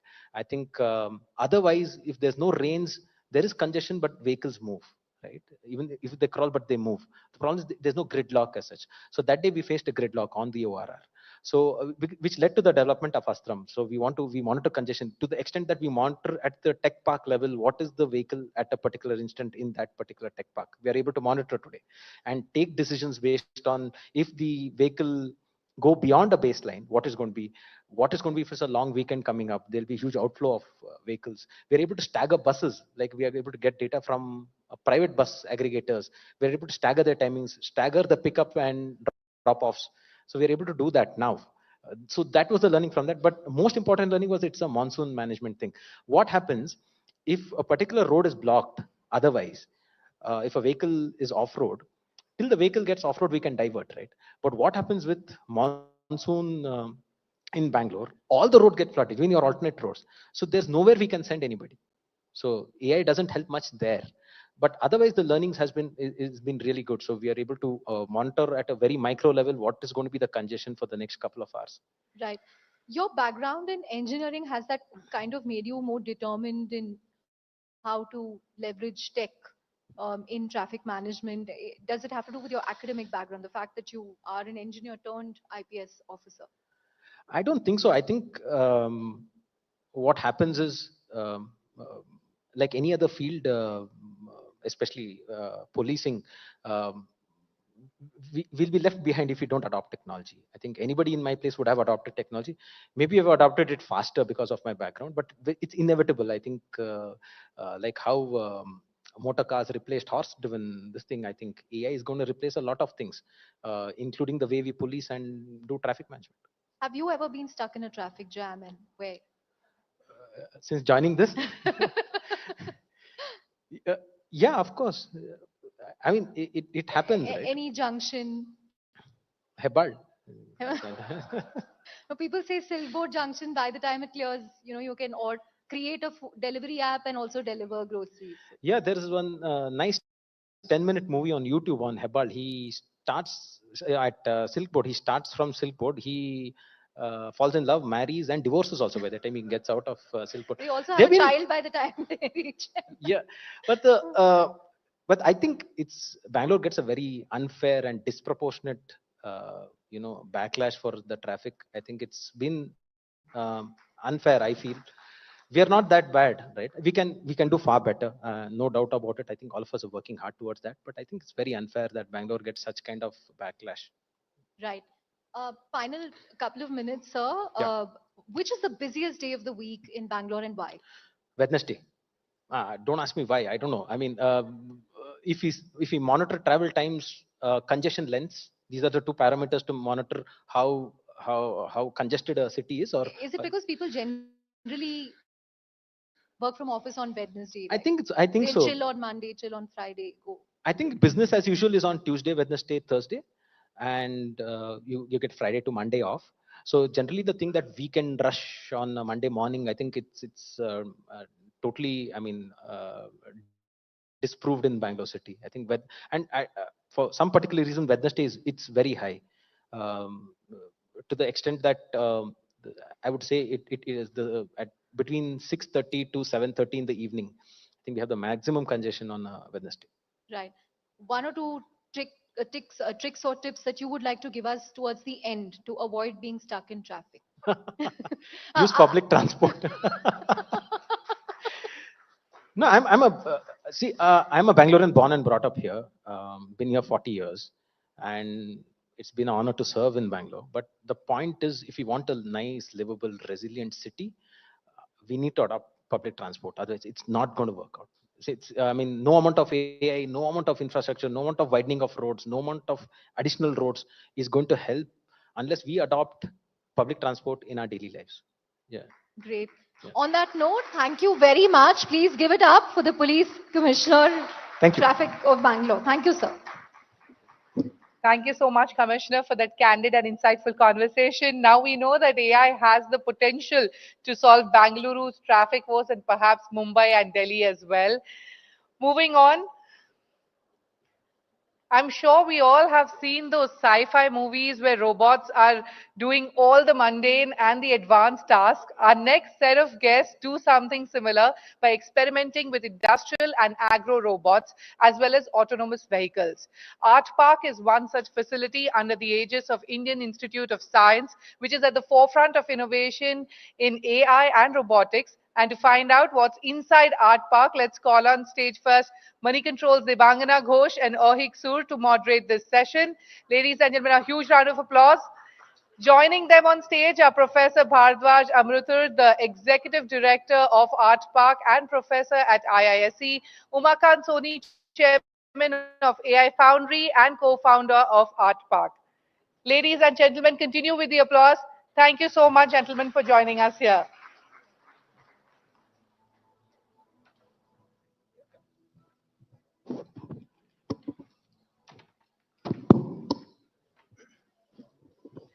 I think this is going to be a fascinating discussion because we finally have Bangaluru's very own IISc.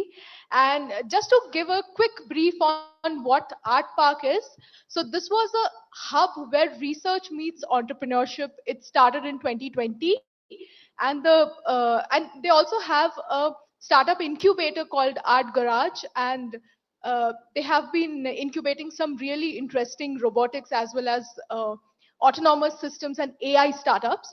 So just to begin with, Professor Bhardwaj, I would like to start with you. Art Park started in 2020, and the whole Gen AI and AI explosion sort of happened by the end of 2022. So just wanted to get a sense, has the kind of startups that has been approaching you sort of changed in the past couple of years? How are the cost structures as well as the funding scenarios shaping up at this point? See, in Art Park, when we started it, we were very conscious of having that connect with the physical world. You know, that's where the robotics really comes in, right? If you take pure AI, it is just living in the data world. But we felt that it's kind of important for Art Park, and also I think it's important for India to be in touch with the physical world, whether it's you know, chemical processes, biological systems, you know, other kinds of systems, also eventually leading to manufacturing of hardware, right? So so that was and that has continued to be our kind of flavor also, that we really want to encourage and support innovation teams which have that connect with hardware, right? I mean, connect with physical world through hardware, right? Having said that, you know, over the last 2 years, of course, Gen AI has really shaken up every industry and even academia. And certainly, I think there is a lot of scope for using, you know, large models, even in these kinds of hardware type startups. We have not yet seen, I mean, we have had quite a few innovators approach us, but because we have been kind of consciously asking for startups focusing on hardware, we have not really called out pure AI startups. But I do believe that going forward, these kinds of large models will also have a big role to play, even for hardware startups. I think I'll start with you, Mr. Soni. You know, deep tech startup ecosystem in generally has been having the problem of, you know, attracting funds, and you are at the front seat over here. You're mentoring a lot of deep tech robotic startups, right? And uh, you're also fostering them and giving them a space to grow. Like, what is your view in terms of like the funding challenges? If you could talk about that and in general. Sure. I mean, spent almost like 15 years in the CI space. First as an entrepreneur, so we started a chatbot company in 2009-10, and nobody funded us at that time. I mean, people did not even know what chatbots were, because in India, most of the VCs at that time, they were primarily financial investors. So they would look at what is your revenue. I mean, so revenue is a lagging indicator. Leading indicator is the product, or what's the technology that you're building on. So that was a sad, state of system. In fact, that's the only reason why I thought that, when I came back, I wanted to set up a venture fund, and we set up Pi, funded in, it was, of course, 32 million early stage venture fund, and it supported around 13, 14 AI companies. We realized that there is a big challenge from two perspectives. One is that investors don't understand the risk, right? So they have to be able to quantify the risk. If they're coming from financial background, they can understand if it's there on the Excel sheet, but they can't understand the product risk, they can't understand the technology risk, they can't quantify whether this risk is going to be solved by putting in this amount of money or this amount of time. So if they can't do that, they can't invest. Unfortunately, if you look at Valley has had VC investors who actually built products or done these things themselves, so they understand the risk. And so in India, one challenge is to how do we get more such people into the VC ecosystem, and I'm trying to now mentor a few funds as well. How do we get more and more people who have done companies, who have built startups, to get onto the fund side and support entrepreneurs.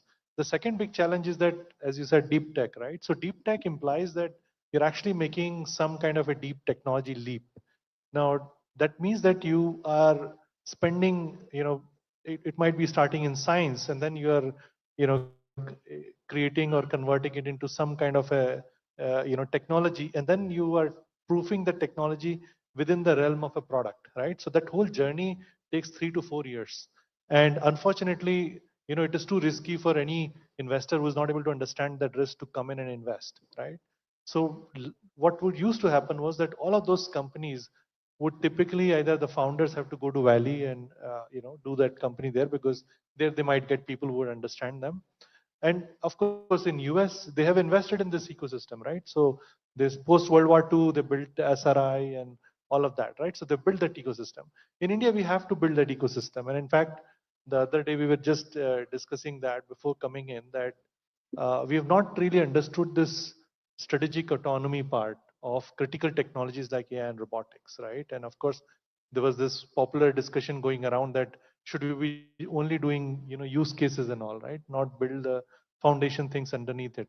And I find that very challenging, because if you don't build that foundational layer in India, tomorrow imagine you have level 3, level 4 cars moving 1.4 billion people around, and we don't understand why some cars are going rogue, or some of them are getting corrupted, or somebody could actually use that to do mischief over there, or other things could happen, right? So if you don't build our own ecosystem, and by building that ecosystem means supporting startups at all the edges, right? Like supporting them in research when it's in the research phase in ISC. We should be able to give them grant. When they take that research, convert that into an early prototype, we are able to fund them or support them with grants, uh, which may be non-dilutive in nature, right? Because most of the time, even the deep tech startups which have come out, and we have supported some of them, what we realized was that by the time they get to Series B, the founders are very diluted out. Right. Because the investors took more risk, and then they had to dilute. So as a result, building a deep tech, unicorn or decacorn is almost impossible out of India. So imagine if you have these critical technologies, and all of those companies may not belong to India, right? And that's a crazy future to think about. Right. I So, yeah. Quick follow-up question. Yeah, we're talking mostly from the investor side of things, right? We had Mr. Krishnan, Secretary IT Ministry over here. He also talked about how, IPR is mostly happening in the Valley and how he would like it to be happening more from India. So what is the role of the government over here? You're talking about grants, right? I mean, if you could talk about your experience, Art Park's experience, and, what's the way forward in terms of like government support. Sure. I think Art Park got started because DST seed funded it to the tune of 170 crores over 5 years. And of course, government of Karnataka, they really helped us, and they also funded 60 crores, of course, over 5 years. And then later on, the Ministry of Heavy Industries also, gave us 78 crores. And these are critical grants, because without these kind of seed grants, you can't get, something like Art Park get started. Having said that, the real challenge is that while these grants are great to start, and maybe we can support a few of the companies, the capital requirement for companies in AI and robotics is huge. There's a junior of ours who started a company out of CMU. He just, raised $300 million, right? And there's a company called Skilled. And that kind of capital pool depth, we don't have it in India today. And that's a big challenge, right? We don't have a fund of fund or a guidance fund focused on that area. And of course, I think a lot of things might change with India AI mission. Secretary Meety has been, at the forefront of that. And I think creating, some kind of a guidance fund to the tune of 10,000 crores or more is going to create that kind of trickle down effect for all of these startups. Because one, you support them with, like at Art Park, some of these startups, robotic startups, they've taken 3 to 4 crores in grants to get to a stage where they can actually have product market fit. So these startups are of that kind of a nature where early capex requirement is fairly high. Just to add on to what he asked, and this is an open question to both of you. Art Park has some private sector partnerships like Google, Nvidia, AWS, WhatsApp. So wanted to understand what kind of work is happening there, and how can the private sector also come in and support the startups? What would you suggest there? And also you mentioned that India needs to build foundational level LLMs. How can that be built in a cost effective way? Yeah, maybe I'll start with the second question. And we had this discussion earlier in one of the earlier panels, and also outside we were talking about whether India should be building LLMs or not, right? And I think firstly, there is a huge unexplored opportunity for building applications on existing LLMs. Okay, so I think that is still untapped, and one can do amazing things. With the kind of data, for example, the traffic police commissioner was saying, I can imagine all kinds of really interesting applications which can be built. So that is there. So, and we should have people exploring that. Having said that, I think if you look at an LLM is actually a repository of knowledge. It is taking all the data and putting it in a form which is actionable. Now, if you don't have control over that, and then if you start using that for your applications to take decisions, you're relying on someone else having curated that knowledge, which might be okay for bulk of things, but there could be a lot of specific strategic use cases where you don't want to lose that control. And that is, and there are also, of course, issues of bias and all that which comes in, and then you're relying on someone else to make sure, kind of provide you with that kind of honesty, which you probably, for strategic reasons, you might want to go away from and build your own foundational model. So that there is definitely a strong case for building your own foundational models. Now, one of the interesting things which is happening is that and I mentioned about the physical world, right? Which is related to physical intelligence, the way we handle physical things, we manipulate things. We are able to kind of, you look at a gymnast or how we do stitching or whatever it is. We are amazingly skilled, and the robots are not there yet, but they will get there. And the way they will get there is just the way robots have been able. I mean, AI has cracked the chess problem and the Go problem, which is to use lots of data, lots of self-playing, and so on. And so, creating foundational models, what are called LQMs, that is kind of the new buzzword coming in, large quantitative models, based on physics or chemistry or physical data, right? So that is something which is a huge opportunity, which we should kind of not get left behind. And it's also tied to kind of what Manish was talking about, which is AI for science, because you can have a lot of this data will also come from simulations and computations. So what is called scientific AI. So you'll have high performance computers running, say, CFD calculations, giving data, which then gets used to train these kinds of models along with some physical measurements and so on. So I think there is a huge opportunity coming up with this large quantitative models. And some people are also talking of large action models, which is really crazy and scary. Action models are models which will allow you to take actions. And, We are running. I'm sorry to cut you short. We are running a little short of time. So I'll just hand it over. I have a last question for both of you, and I would request you to keep it a little short. We have the India AI mission. There's also the talk of the AI Innovation Fund as such. And I'm guessing not just Art Park, but others also we would be interested in tapping into that, right? So my question would be, what would be your vision for the future in terms of getting more funds, and would you be tapping into the India AI mission? And there's also the non-personal data sets platform that's going to come up. How's that going to help your the startups that are in IT Art Park? And yeah. I think one is that the opportunity is massive, right? And often I see that a lot of people talk about that, hey, whether the AI robotics is going to take away jobs. And of course, it is going to displace a few jobs, but it's going to create many, many more jobs. And I think it's very important that we somehow latch on to that jobs. I mean, we are going to have 900 million people in the demographic potential, right?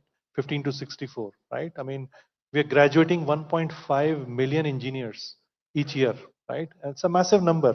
I mean, imagine if we are able to leverage that along with data and compute and capital put together. We could not just create massive changes in the way we do things in India, but also globally. So I think the market is very wide open, and I see startups coming up. In fact, today morning I was talking to one of the startups that I had invested long time back, Sictuple. They were just telling me that they have now gone live in 200 plus locations. So they applying AI to pathology, and they are able to quickly turn around samples if you have dengue and other things. And out of those 200 locations, 15 are outside India. So we are already seeing that these startups are growing in India and they're going global. So the opportunity on that perspective is massive. I mean, 1.5 million engineers being added each year is almost like building a new city. And imagine all of these engineers are capable in AI and robotics. I mean, we would be building a massive AI innovation city, and maybe that's what we need to do. We need to build these kind of new cities, new future. I mean, that's the only way we will get to Viksit Bharat or any of those dreams we may have. Okay, Sure, we are definitely. sorry, we are out of time. Anyone who wants to connect with Professor Bharadwaj and Mr. Soni, please feel free to have a conversation. That's it from our side. Thank you, Professor Bharadwaj, Mr. Soni. Yeah. Please give Thank a you. And big I'm round of sure applause. the LQM method is going to definitely drive more demand for GPUs. Going ahead. Ladies and gentlemen, once again, a huge round of applause. Thank you so much for that insightful and engaging conversation. Moving on, when digital transformation swept the world in the 1990s and early 2000s, software was the new gold. Cut to 2024, some in the tech circle believe it's just a matter of time. Services around software may soon be out of business. To know if that is really the case, let's jump to our next session, which will be moderated by Moneycontrol's Bhavya Dilip Kumar. Please put your hands together for our next set of guests, India AI Missions Advisor Akrit Vesh, Amagi co-founder and Chief Customer Success Officer Srividya Srinivasan, What Fixes Chief Executive Khadib Bhatti, and Arvind Parthaban, who's the CEO and co-founder of SuperOps AI. Bhavya, stage is all yours. Thank you so much, Shruti.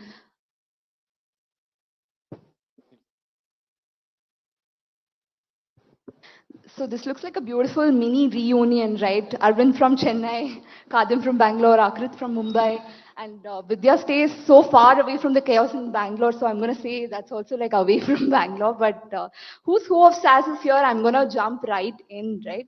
So to begin with, I want all four of you, I'm going to come to Akrit in the end, all three of you to be brutally honest, right? Point to one function, one process, even your revenue stream that's getting killed because of Gen AI, not transformed, not like, it's getting modified. No, it's getting killed. Yes, Arvind, you want to start? So I am in the customer service business, like, and I think Kurian also spoke recently. Like every time I go speak to an investor, they're like, "Oh, customer support. Do you really have people to take the calls?" And it goes without saying. Service management, we have to evolve. I think that is the first thing which gets killed. Vidya? We are a media company. We work with media customers. Many of our customers used to use our solution for creating highlights. Now with AI, you can do automatic highlights. Within 5 minutes of the match getting over, the highlight will be published in, say, YouTube or probably in Hotstar or somewhere, and it's done by AI. That is the one thing that I have seen, where AI completely replaced human. Right, Kadim? We are in an adoption business, as you know that, right? So there are like thousands of software for every large enterprise, and we actually helping them to ensure that they're getting utilized. So as long as they are there, I think we are there. Nothing is getting killed so far. And I think we are going to, as we move forward, I think we're going to evolve where we're going to surface the capabilities of agents or AI. Right.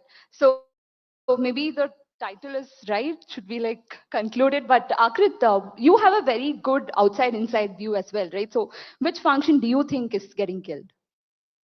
I think every function is now being rebranded as agents. So I don't see anything. Okay, on a very serious note, even customer service for that matter, we are not seeing anything that's getting killed at the moment. I think it's all being adapted, rebranded, AI first, agent first. And I think, of course, in India, which is the title of this panel, there's this massive opportunity for services-led AI, which we are seeing a fair bit of. Got it. I want to come to you, Vidya. So media tech, right? I'm sure you would have seen multiple waves of innovation coming in and you've managed to stay relevant. But Gen AI is not like that, right? Like we see business getting consolidated, getting acquired, even shutting down. So how do you stay relevant in this time and age? For a media company, we look at for a media-based solutions. We provide media-based solution, and we are a glass-to-glass company. Right from the time where something is captured in a camera till the time where it reaches consumers, they're using Amagi's flows. So the way in which we look at it for media companies is basically for our customers is that either it should result in cost optimization or it should result in bringing additional revenue. How best you can monetize the content that they have using AI, right? For example, when an ad is going to get played, can we predict whether the ad will be watched by these many humans or not? Those are all the things that where AI can come around with. The second case is basically automating some of their workflows, which media companies use is the main thing that we will do. For example, can you automate scheduling in a linear channel, which they produce? So that's one of our products actually that we built. So these are some of the opportunities where we can either automate their workflows or we can bring better monetization. Got it. Yeah. And that's what also keeps you motivated to kind of get up work even in this Gen AI age, right? Kadim, I want to come to you. I think we've spoken about this before, how WhatFix is building its own vision model in the digital adoption space. But instead of giving us details on that, but tell us how hard or easy is it for a fairly large company like WhatFix to adapt to a technology that's fairly new, right? So how hard is it? Like what kind of investments, what kind of cost goes into it? What kind of time goes into it? So I think even before this whole AI movement became mainstream, which was when OpenAI launched ChatGPT, I think a couple of years back. I think even before that, actually, we were investing in creating vision-based over some of our technologies using the very old YOLO models. I don't know if you remember that. So the investment started from that because there was a clear need for us to invest. Now, if you look at how, as a company, today we are adapting with this fast-moving AI trend, I'll bucket into two, right? All of our current software stack or whatever R&D or engineering we are doing, how we can actually involve AI in all those of our pods or engineering. So I think one of the panels, I think they did speak about like smart engineers will be able to pick up very quickly, right? So we did create 18, 24 months back a training stack, a training modules for all our key engineers to actually understand AI and how it can be incorporated in every pod in their features and other stuff, right? So that was done, and because of that, all our software releases or new product or new modules, what we are coming up with, they are AI enabled. The second piece is like, how do we actually take advantage of this AI tailwind? Right. So that's where I think everybody has to work on moonshots. So again, a couple of years back, we as a company were transitioning from a single product to multi-product because that's one of the journey most of the startups when they scale, they need to. So we figured out that innovation is only possible if we create a separate environment, separate labs, software labs, what we created internally. And that helped us to create with the new product innovations and all. So the same lab, actually, we created a AI team, which actually started working on some moonshots, actually, which we can try and which can help us take advantage of the tailwind. So one, just to summarize, one was existing engineers, actually make them comfortable with AI so they can actually make all the products AI enabled. And second, have a dedicated team which can actually work on a long-term moonshot. So that helps us to adapt actually and get into this. So talent is key. Like that's what is helping you be up to date with AI. Got it. Arvind, I want to come to you. I think we've spoken about this as well off stage. One of the biggest edge that SuperOps has is also its pricing, right? In the US markets, compared to all the big giants, I think people want to choose SuperOps because it has a very competitive pricing. But with AI, there's also cost for you. So how do you manage with that? Like, will your pricing change now? Will even your go-to-market, will it change? Will you not be able to service small businesses? How does it work? Actually, it's a really good question. So we cater to SMB, right? Like, I just want to share an analogy. One of our competitors did this mistake. The moment ChatGPT came in, one of the things is they had to write scripts, and they said we launched an AI feature and started marketing it. Everybody bought it, and then there was a big backlash on the price increase. So what we are doing is we are not talking AI. Definitely, there is a cost for us to provide that service. We are rather focusing on pushing it in value. This is how we are going to provide value. We will help you make more money, or we will help you get efficient. Like that. That is how, instead of pushing it as an AI cost, we are saying that, hey, you can do more. We will show you the value. And then when we charge them, they're happy to pay. And also the industry, tech industry, they're understanding that, okay, this is going to cost more, and they will be okay for the premium price. You should have different slab of pricing with those value, without those value. If they want more, that's the cost they have to pay. And I think the market is understanding. Okay, so you're able to win the monetization game with AI. I think I want all of you to chip in here. So is it easier to monetize your AI, or are we still not there yet? So I will say it's two part. One is to make sure they get the taste of it. They should get the taste of what they are buying, because you're also educating. So you should be okay to leave some money at the early stage, but eventually you should be able to make money for those value you bring. Okay, Vidya? In media, it's a little complicated. For example, let's say I provide an AI solution for one set of problems, maybe for sports content, for news content, on others. So it's extremely important in media. It is extremely important to have SLA guarantees of whatever you're providing. So it's a little bit of challenge, but we educate our customers saying this is where you can go with this solution right now, and the rest of it we'll chip in and we'll fill it. And once the solution matures, then we'll hand it over to you. So that's how we go ahead with it. Okay, okay. Kadam, are you able to kind of monetize your AI? Because it's like weaved into your product, right? How do you? See, everybody is buying software for solving some of the problems or bringing in efficiency in their processes in the systems, right? So currently also everybody is selling for the same. Now there are AI features. Now, are you going to charge more for that? So I think specifically if I talk about Whatfix case, we have different bundles actually, like premium and all. So many of the AI features are put in the premium ones, where actually we are able to monetize to some extent, I would say, not specifically that we are selling AI separately. But if I have to talk for a broader, broader way, I think the real benefit in terms of AI pricing would come when I think as an industry, will move from seat-based pricing to outcome-based. Like today, even if you look, I think the pioneers, like whether it's a ChatGPT or Perplexity or Copilots, everybody's charging based on, still they're charging based on seat.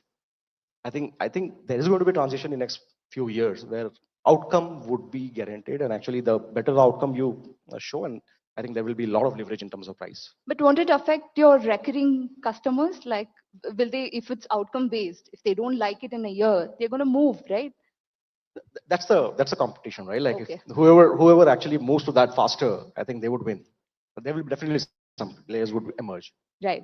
Coming to you, Akrit, I want you to wear the investor hat here. You also run Peer Check, right? So the SaaS startups that are coming to you to pitch, would you invest in them? Like, are you pushing them to become an AI SaaS company now? On average, we do about, let's say, 10 to 12 deals a year. This year, we'll probably end up doing one SaaS investment. The reason for that is, I think companies starting out today, all SaaS is now AI. So it's incredibly hard, I believe, for in this day and age, and this could be slightly controversial, I believe it's becoming increasingly harder for Indian originated companies to build global AI companies starting from today. I think people who are already there and have some bit of scale is different. And I have a long-winded thesis on this. But the primary reason I believe is that for the past 20 to 30, maybe 50 years, if you looked at the people building SaaS in the valley, it was not the cool kids, right? Yeah. The cooler kids were doing the consumer companies. So they left SaaS for the rest of us, which is great. I mean, it was amazing, and we thank them deeply. In the last 2 years, since ChatGPT moment, that's changed. Every new AI company predominantly is a B2B business model, whether it's prosumer or they're ultimately moving enterprise. So now you have the hackers, the coolest kids from these places, which have very deep network effects within the valley, similar to consumer internet, to get to the first few customers. So as a result, we find the newer companies starting today that are born here will be harder. So we encourage founders who are trying to build AI companies to move a lot sooner today. Again, I want to repeat that the companies that are at scale is different, but starting out is difficult. And where I want to complete this entire kind of rant with is, parallelly, what I think is becoming very exciting is actually the India market software opportunity. We actually think that Haptic, which I still sit on the board of and still involved with, is multi-million-dollar ARR company, which is public, crossed about 35 million. And there are multiple companies now that have built very interesting emerging market software businesses, which is India, east of us, west of us, a little bit, right? So back to your question, as an investor, we believe deeply in that thesis now. And how you can build 50, $75 million businesses here, and the markets locally are going to be very kind to that. Got it. I think Akrit said we encourage, but is it more like a push, like a force? I think Arvind and Kadam can chip in here because you both raised funds recently, even though at different stages. But Arvind, do you see that also happening? Like, let's compare last year to this year's conversation with your investors. Like, what is it like? Is it more of an AI that's taking away your conversation, or? No, I think definitely 30 to 40% of our conversations is, okay, how is this industry going to be disrupted with AI? It's not all. See, end of the day, for this panel question, is SaaS is going to be dead? No, it's going to be evolving with AI. It's going to go hand in hand. A lot of things going to be outcome-based, value-based. It will be recurring.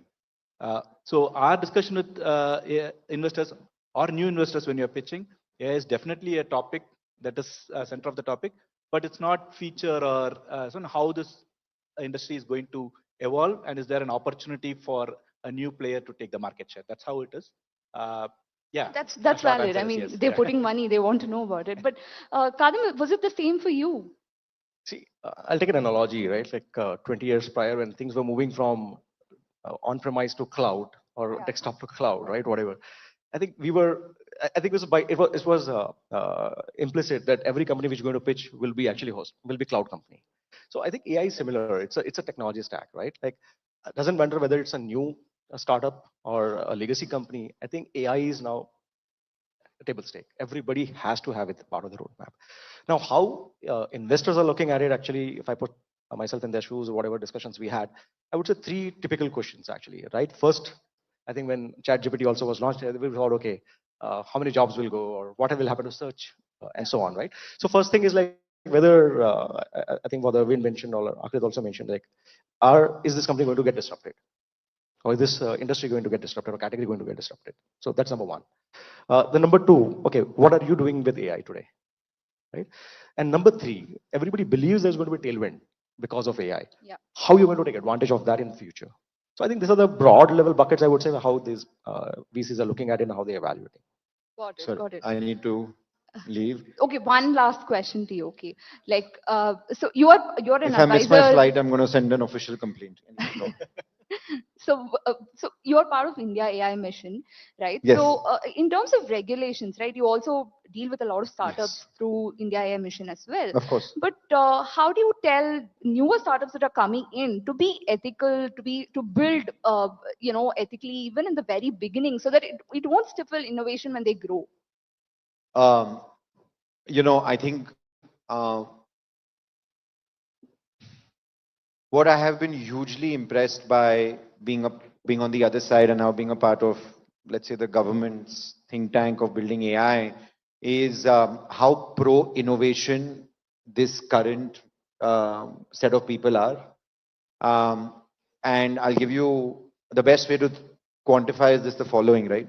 And I'm using this just as an analogy for everything else where we are as a country on AI. Meta as a company individually has a pending order book of 600,000 GPUs, one company. India's total number of GPUs today is about 7,000. So what I mean by that is that that's the base of the stack, just think about how far behind we are in truly building AI in India, right? And for India even more. It could be software, could be anything. So if you just put that lens on, right, we are not so concerned at this point about regulating. We're not so concerned at this point about, oh my God, like let's make sure everything is being, we can't let this through because you have to have 5 checks and balances. Right now, at India AI or in general, the mental mind frame is just encourage more innovation, get more startups out, get more people to do POCs, get more people to go live, see how we can support them, how we can fund them. And through that process, we'll obviously have checks and balances, but right now it's all just thinking about how do we seed the ecosystem. Okay, so just it's time's up, but one last rapid fire. It's literally rapid fire, Great. not just with respect to AI, but everything else as well. But Kadam, one question for you: when are you turning a unicorn? When is that bridge round happening? So Give us some headlines. I can tell when I'll be centaur. Let market define when I'll be unicorn. Well answered. Right, Akrit, to you. Which city is winning the AI race? Mumbai, Bangalore? Which is it? Chennai? Arvind will be upset if I don't. Okay. So that's why you asked me to stay back. So look, I can't help it if Mumbai in the name itself has AI. Oh. Chennai has too. Yeah. So, but here's a fun fact, which is, it's a fact, right? And in all seriousness, AI native companies, above $10 million in revenue, the highest number in Mumbai. Right, we'll have off-stage debate about it. I will not have time for that, for sure. But Arvind, to you, right? So, which school of thought do you believe in? Even with AI innovation, let's not lay off, or we will lay off if AI can do that job. Which side do you? I always believe in people. Technology comes and goes. People comes first. So no layoffs. Right. Vidya, to you, so you've already crossed 100 million. So what's next? When is the IPO happening? Give us a date. I can't comment on it, but as he described, very, very soon. Amazing. All right. Thank you so much, everyone. Thank you so much for coming in. Thank you. Thank you. Thank you so much, panelists, and thank you, Bhavya, for that engaging discussion.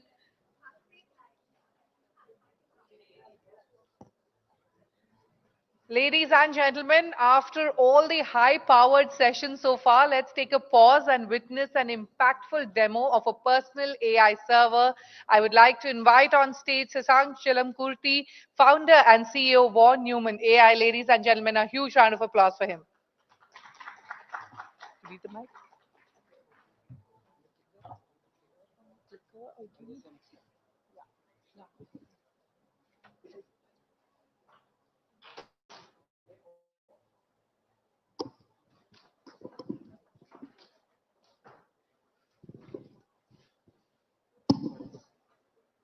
Can you hear me? Okay, awesome. Yeah, I'm not gonna take long. Gonna keep it real quick. Not more than 5 minutes, hopefully. So really lightning, right? Let me turn this on. Yeah. Okay, awesome. So can I get next slide, please? I'll quickly intro myself. Next slide. Yes, awesome. Thanks. So hi, my name is Shashank. So I'm founder of Von Neumann AI. I was co-author of PyTorch. I'm sure people have heard of PyTorch here. And I was also like CTO of Cure.ai, one of the world's most adopted healthcare AI right? So we deployed everywhere, right? So healthcare deployments are really hard and like for numerous reasons, like honestly, like they are complex, they require complex burden of proof and whatnot, right? So, but we ended up deploying everywhere. You know, these are the photos you can see. That's on top of Mount Everest. That's in Nigeria. That's in Assam, and that's in UK. So we process 25,000 patients every day, right? And we like it's in 50 plus countries. You know, 2,500 plus centers. So a lot of impact, right? And how did we end up doing it? You know, because healthcare is really hard. So we ended up actually shipping compute. You see, our customers care a lot about privacy. They don't want, in the end, like who would want your chest X-ray or your CT scan to be, you know, given to some third party, right? It's something that you and your doctor's property, sort of like it's your trust that you trusted with doctor.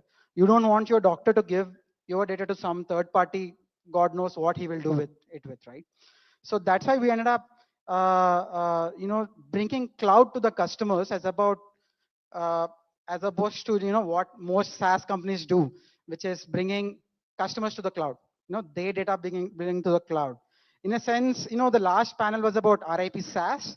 You know, this might actually end up happening now because of in the AI world, privacy becomes like very important. And many of these layoff sort of discussions happens in a sense go back to privacy, right? So we ended up basically shipping this compute, and this was much cheaper and profitable way of doing AI, right? So now I'm going to expand this sort of reach to multiple companies, right? Across startups, finance, rural, and government, right? So to basically have faster, cheaper, and private AI. So that's why I'm so unveiling Jonek. It's your own personal AI server. So this is, see, it's plug and play, like it's literally running on a stage. I mean, I usually do it to make a point that it actually runs anywhere. Like on a stage, you don't need like crazy data center, whatever. Like you don't need any of that. Like throw it in a corner, it'll work, right? You can keep it anywhere, and it's small footprint. It's not particularly big thing, and the best part is the software of it make it work like cloud in a box. It makes it work like a cloud. So you can access this from wherever you want, run SaaS apps in it, in fact, right? So it comes with its own operating system. It comes with like many open source, you know, SaaS applications. For example, ERP Next. So Kailash Nath from Zerodha spoke about this, right? Where a lot of things like our self-hosted open source applications. ERP Next is one of those applications that he uses, like I spoke to him, uses as a CRM, right? And they say, like, I'm sure many of you guys have used Jira. There's an equivalent version of thing called as Plain right out of the box, right? And then of course we are an AI conference, so it also has LLM built right into it, Llama 3, right? Llama, which is an open source model from Meta, right? So how does it compare to actual cloud, right? How does it compare? So if you see, uh, it's super competitive.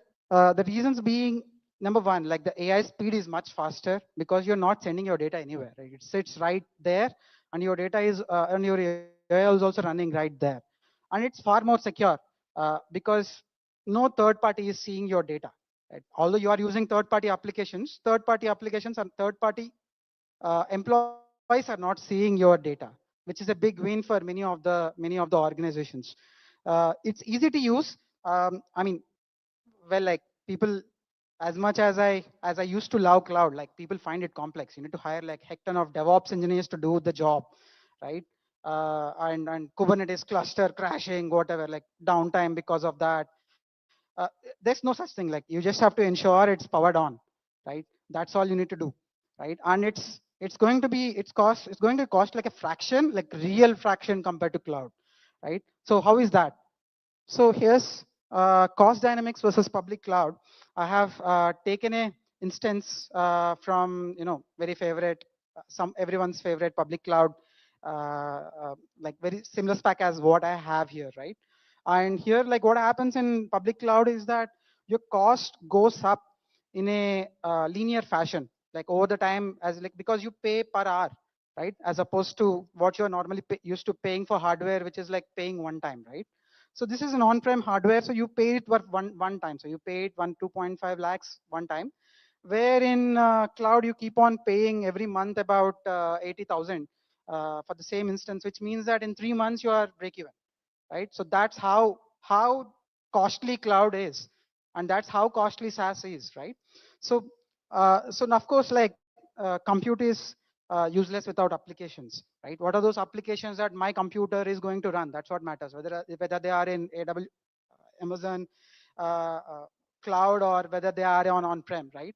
What are those applications those are going to run? So I have taken some of the most common applications that I used to personally use in my previous company, right? When I run the company, I had this different SaaS. So I have noted down, the price per user per month in different places, and you can see that over the time. So so for example, I have taken, it's usually the pricing is per user per month. That's generally the pricing that these SaaS applications go with, which these folks have, the folks in the previous panel has talked about. And I have just compared. So suppose you are 15 user organization, right? And you used all these different applications, Slack, Notion, Jira, right? You will have spent 26 lakhs in just year one. And by year three, you would have spent 77 lakhs. And if you are a 50-member organization, you will have spent 2.6 crores. 2.6 crores in 3 years. And so, but you buy my server, right? So you will have open source alternatives for all these SaaS applications that makes your organization productive, right? For example, coming from MetaMost, which is open source version of Slack that Zerodha uses as their internal communication tool, to NoCodeDB, which allows you to build like no-code applications, right? And many other CRM, every other tool you have right out of the box, and you just pay 2.5 lakhs. So versus, and it can support 50 users just fine. So you are in the end saving almost 100 times, right? By basically using this sort of on-premise server, right? 2.6 crores versus 2.5 lakhs. That's how crazy this is. And this is why I do consider RIP SaaS as a good title. So this is ours in news. So been covered for different people, and connect with me on WhatsApp. That's it. Thanks.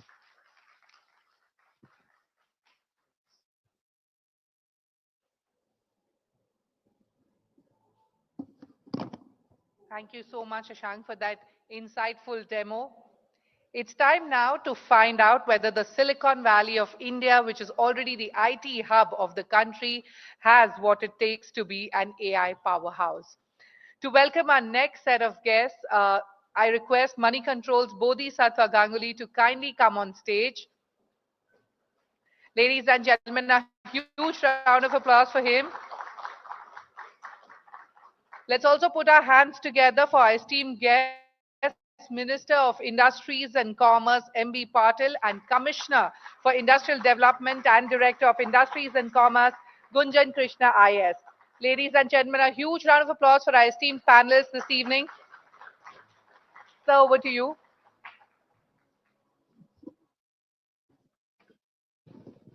Thank you for that, Shruti. We've saved the best for last. We have the Industries Minister who's joined us in the middle of a very hectic schedule. So where were you earlier in the day? I was just telling Gunjan ma'am that it's very refreshing to see women take the charge in Karnataka. Last time around, we had the IT Secretary and the IT Minister, and this time we have the Industry Secretary and the Industries Commissioner. So welcome to the CNBC TV18 and Moneycontrol Global AI Conclave. Mr. Patil, one can say that Bangalore is the IT capital, the startup capital, though some people from Delhi, Mumbai might have a different point of view. And, also the GCC capital with the very ambitious GCC policy. Do you think it can also become the AI capital of India, and how? Definitely, Bangalore has all the potentials, and if you take up all the startups, you take up all the unicorns in artificial intelligence also, Bangalore plays a very important role, and definitely with the ecosystem here, with the IT backing over here, naturally Bangalore will be a preferred place, for all this one. And Right, we lead the country. Um, I would actually say that we are already the AI capital of India. And in fact, if you look at the number of people who are involved in the AI sector and the working in AI, machine learning, robotics, and quantum computing, all put together, we have around 1.2 million people who are working in this sector. 1.2 million out of Karnataka. Yeah, in Karnataka. And we are the second largest when it comes to number of people who are working in AI in the world. I'm talking in the world. Right. So which is why any company which is looking at doing something interesting, they come for their product development here in Karnataka and Bangalore. Is there any policy that you have in mind to attract the AI intensive investments to Bangalore? Is there AI sectoral policy at the state level that you? So So AI becomes, AI per se, it actually informs every sector. So if we are looking at aerospace and defense, then it becomes an integral part of that. If we are looking at machine tool industry, it becomes an integral part of that as well. So per se, we do not have, but when it comes to having a global capability center policy, most of the R&D that has been happening from the time, when Texas Instrument first came in 1985, they were like, at that time we were looking at back office. From that we became front office, and now we are actually doing the cutting edge. So most of the company, be it in the semiconductor, telecom, health, drug discovery, are using AI to basically better their research and using the talent pool available in Karnataka. Right. Sir, the competitive intensity has gone up among the southern states to attract investments. A few days ago, we saw Andhra Pradesh make a whole host of announcements on the tens of thousands of crores they are attracting. They want to make Amaravati the next Cyberabad. You also have competition from Tamil Nadu, Hyderabad, and so on. So how is Karnataka going to stand out? And of course, you have a lot of investments flowing into Gujarat. So how are you navigating this competitive landscape? One thing, Bangalore, Karnataka, we are a global city. We compete globally. So, and with all due respect to various states, the ecosystem here, the talent here is totally into a different level.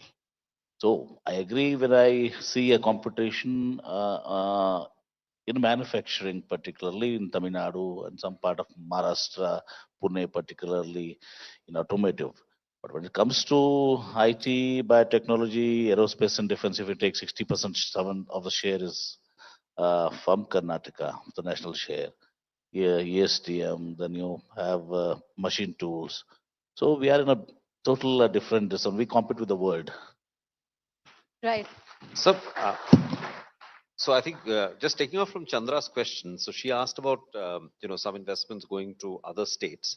Now, in the semiconductor sector, there have been some big investments have been announced. None of them have come to Karnataka so far. I mean, many of them have gone to. Any sense of See, semiconductor thing is one thing. It is driven by the government of India. This one, and I don't want to politicize here. Many companies they have come and met us. They came here, they met us. They went to Delhi. They didn't come back to us. You know what's the reason? Because you take Micron, 50% of the incentive comes from the government of India. Then 30% from Gujarat. The Micron, this one is only 20%. It's like more like a PSU. Similar way, Murgappa, other people had all approached us. And there are many more. I don't want to name it now. So is because this is happening and it's not right. I have spoken to our industries minister also, heavy industries minister, Mr. Kumaraswamy also last time. Thank you, nothing.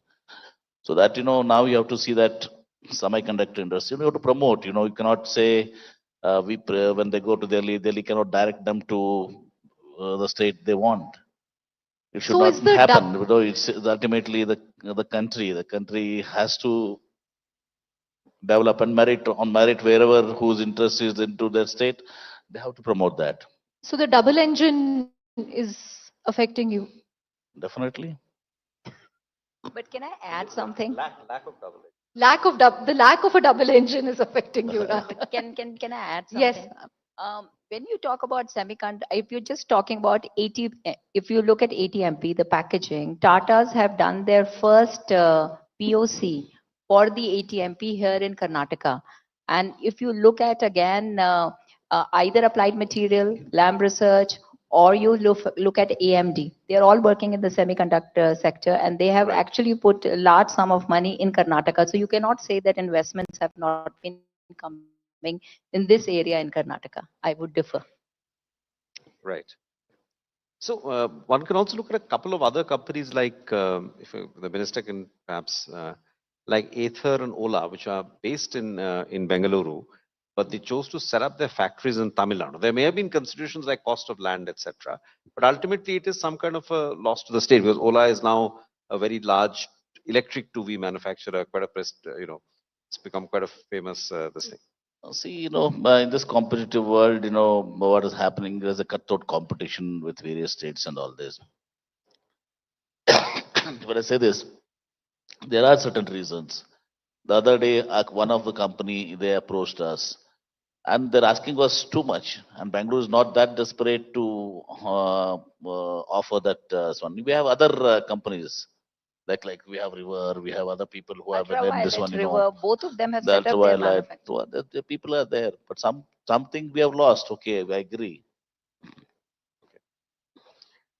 So one complaint for people like many people come from outside Bengaluru is about, I know that's not your portfolio, but it's about the traffic. I mean, one has to ask this because I come here to this city very frequently.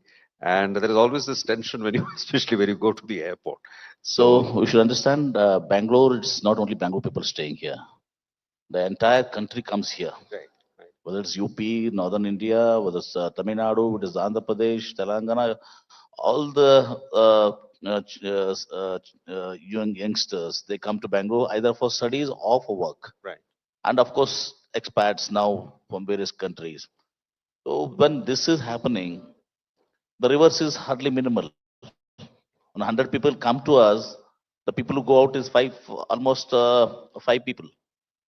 This has been loaded. And we are doing it, particularly the Deputy Chief Minister now is doing a tunnel, this one for this one. We're coming for the large flyovers and all this. We are doing it. But when I say any global city, because we're one of the top 25 dynamic cities in the world, Bangalore. It's a global city. So Right. entire India comes here, they reside here. Bangalore is half of the people from outsiders. So naturally, there has to be a pressure on the infrastructure, the traffic, the number of cars. Even if you take in Bangalore, a medium class person, family has 2 cars, not one. So things are improving. And when I say this, when I last time when we had been to San Francisco, or I asked our IT minister, coming to the Consul General's residence for dinner, it took 1 hour 45 minutes. You don't complain there. So I just have a follow-up question. You mentioned that, Bangalore is a global city, half of the population, are outsiders who come from other states, other cities perhaps to work. Given that context, why is there so much of rhetoric around Kannada signboards, job reservations for locals? And I know for a fact that you were not in favor of this. It came from perhaps another minister, but in the same cabinet. So how are you going to sort of reassure people? Because even if you look at all the unicorn founders in who've chosen Bangalore as their home, they're not necessarily, Kannada speaking, but they are setting up businesses and creating jobs. How are you going to assure them? See, as far as Kannada job reservation, I have clarified. I have told when it came, all of them are up. See, naturally, there is a feeling. What about America? Yeah. What about America? The Native Americans are feeling they want natives job there. Right. So here also the feeling which will be there. So Karnataka people, they'll be having, see, okay, we need job for our children. That's but natural. And but one thing I'm telling you, they are complying with. Last time I told my chief minister, when some organizations, some people are pressing for reservation into all these industries, in particularly 1 or 2 categories, C and D. Naturally, the companies are offering us a job more than what we are asking for. In both A, B, C, D, all the 4 categories. There's no need for asking for a color reservation. Already we are getting that. Of course, there is in the industrial policy, those who take incentives from us, they are bound to, because we are giving them incentives. Right. Right. For the Right. particularly in the category D and C, they're asking for 80 and 50%. This one there. Right. Ma'am, I have a specific question on the upcoming industrial policy. In terms of, what can you share about the roadmap? Will there be a specific focus on AI? So the industrial policy that we would be announcing in the Global Investors Meet next year, which is scheduled to be held Which before is in January. February 12th to 14th, and 11th evening we'll be having the inauguration. The idea in the industrial policy is to create the whole landscape for the future growth of Karnataka, and we are going to put it on the 3 basic pillars. The first pillar is essentially looking at all those industry where the gross value addition is maximum, because that is how the economy will grow. So we are looking at electronic components, because end assembly is only contributing around 4% or 4 to 10% of the value addition that is happening. So that is our pillar 1. The pillar 2 that we are looking at it is that employment generation. So that is the focus number 2. So which are those industries that look after the employment generation? So that would be your EMS players, like we have Foxconn. You missed to say even women in employment in that. In the industrial policy, apart from the employment, we are having more this one for women employment also. The commissioner is a woman. She is very much particular to. Yes, sir. So second is that pillar where we are looking at how we can get more employment. So textile, your leather industries, the footwear industries, and EMS. And the third is definitely the emerging technologies. And all these cut across, because they can future become employment generator, or they can be the higher gross value addition. So this would include your AI, I feel, cuts across. Yeah, it's We are more of a looking horizontal. semiconductors are there. Then you are looking at EV, you're looking at hydrogen, all of these newer technologies. So that is the 3 pillars. We are looking at the 12% growth in manufacturing. We are currently growing around at a 9%. We are looking at around getting investments of 700,000 crore worth of investment to come in and have 25 lakh worth of employment generated. So that's a broader theme that we are looking at. And as sir has mentioned, we would be providing something very interesting. So we would be ensuring that women participation in the workforce, if we see in India, is very low. Very low. And I think it's manufacturing even is below Pakistan and Bangladesh, right? much lower in manufacturing. So we would be giving top up to every industry that employ more women. We would be giving top up for all That's a manufacturing great move. Yeah. which have more employment, because at the periphery, if you are not using machines, then you get more employment. So we are looking at that. And those who are setting up an R&D, that was sir's idea, that those who are setting up their R&Ds, if they set up their manufacturing, will give them more incentives. Great. Just wanted to ask the minister. So Mumbai is now having a second airport is being under construction. Delhi also second airport will be operational in 2 years. What is the status? There have been news reports, but what is the actual status about a second airport for So Bangalore? probably we'll be sending our proposal to Airport of Authority of India in this week. So actually, the This week, second. this week, but I can't just say tell about the location now. No, but I'll give you three. I'll tell you but Huh. it is going to be on merit. It will be in the interest of Bangalore. It is the interest of the people of Bangalore. It will be in the interest of industries in Bangalore. It will be in the interest of growth of Bangalore.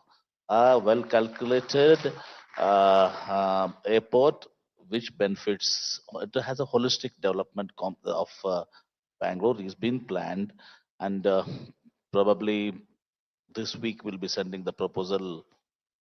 Not probably, we'll be sending the proposal this week. So I'll give you three options. So Harohali, Dobuspet, Bidadi.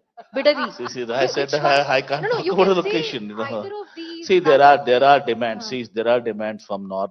See, we have a already airport now present, Bail Airport. That's a Kempegowda International Airport on the north. There has been demand towards Dabaspet. There has been towards Tumkuru. There has been in Harohali, Biddi. There has been a demand. South MLAs have a demand. North MLAs have a demand. But we'll not decide it on anybody's pressure or political. It will be a pure decision on merit. But it's Pure not. decision on merit. It will be in the interest of Bangalore, well calculated and well thought, considering the holistic development of Bangalore and the people of Bangalore and industries, everyone. We are having this airport. So what if Tamil Nadu sets up an airport in Hosur? See, I can't say that's their right. It is their right. I can't comment upon what Hosur does, what the Tamil Nadu does in Hosur and all this. We are coming with the airport in Bangalore, which is going to be one of the best. We have already an airport which is one of the best now. Yeah, in fact, T2 And this is also will be an airport which will be improvisation on that, and we have certain yardsticks for that, why we have to have the location, everything is being well thought. And I'm personally supervising the entire thing. Does BIL have a right of first refusal to the new airport? Pardon? Does BIL, do they? Yeah, BIL, when it was set up, there was a preferential clause. There's a preferential clause that no airport in, because to promote the BIL, to make it viable, this 150 kilometers, this one was there, and that will end up in 2033. So you'll exercise that clause. So you. This 25 years, the clause will expire on in 2033. Got it. Ma'am mentioned about the upcoming global investor meet. Now, you've had a very ambitious target for Karnataka. I think I read somewhere that Karnataka wants to become a $1 trillion economy by 2032 and create 25 lakh jobs. So in terms of investment targets for GIM 2025, what do you have in mind? There are so many things. This global investors meet is going to be a totally different global investors. It's not a routine global investors meet. And when I made it a point to my commissioner, my principal secretary, and my department. If you're going to have a global investors meet routine, like now all the states. Earlier it was only Karnataka, Maharashtra, Gujarat. Yeah. 3-4 states to do global. Now every state does a global investors meet. This global investors meet will taking it to a different level, and lot of global investors meet what are happening have announcements of this one, which is very far from the reality. And now we are going, this time I'm telling you, the whatever agreements we sign and all this, almost 80% will be realized. Last time it happened with us also. It was, so I think 4.5 lakh crores of green hydrogen, I think, 1.5 lakh. 1.5 lakh, sorry, 1.5 lakh of green hydrogen thing. Well, nothing happened in that front. So whenever I face some media, this one, they ask this question, so what happened this season? Because green hydrogen, there were certain restrictions for us, so that we cannot have that this one. So when we say, this was the amount commitmented, project commitment, and this was the commitment, and this didn't happen and all this like. So we have assured investments and this one, so it is going to be a realistic investment. And as you said, 2032, we will be a 1 trillion economy, no doubt. And job employment is also concerned. Our industrial policy, which will be unveiled now during the Global Investors Meet, we have even restructured the entire Invest Karnataka Forum. We'll be having a dedicated CEO, and for each vertical, for if you take aerospace and defense, there'll be a person from industry as a CEO. Right. So everyone will be having various people from industry, and we're paying them with the industry standards, who will make the market analysis, who will follow up the things and all this. So we're going to make it more professional, number one. And second thing was the single window clearance. So the single window clearance, we are not happy even today. So we have, with the help of Microsoft, now we have this one to come up with a new single window clearance, which will make all the industries more comfortable.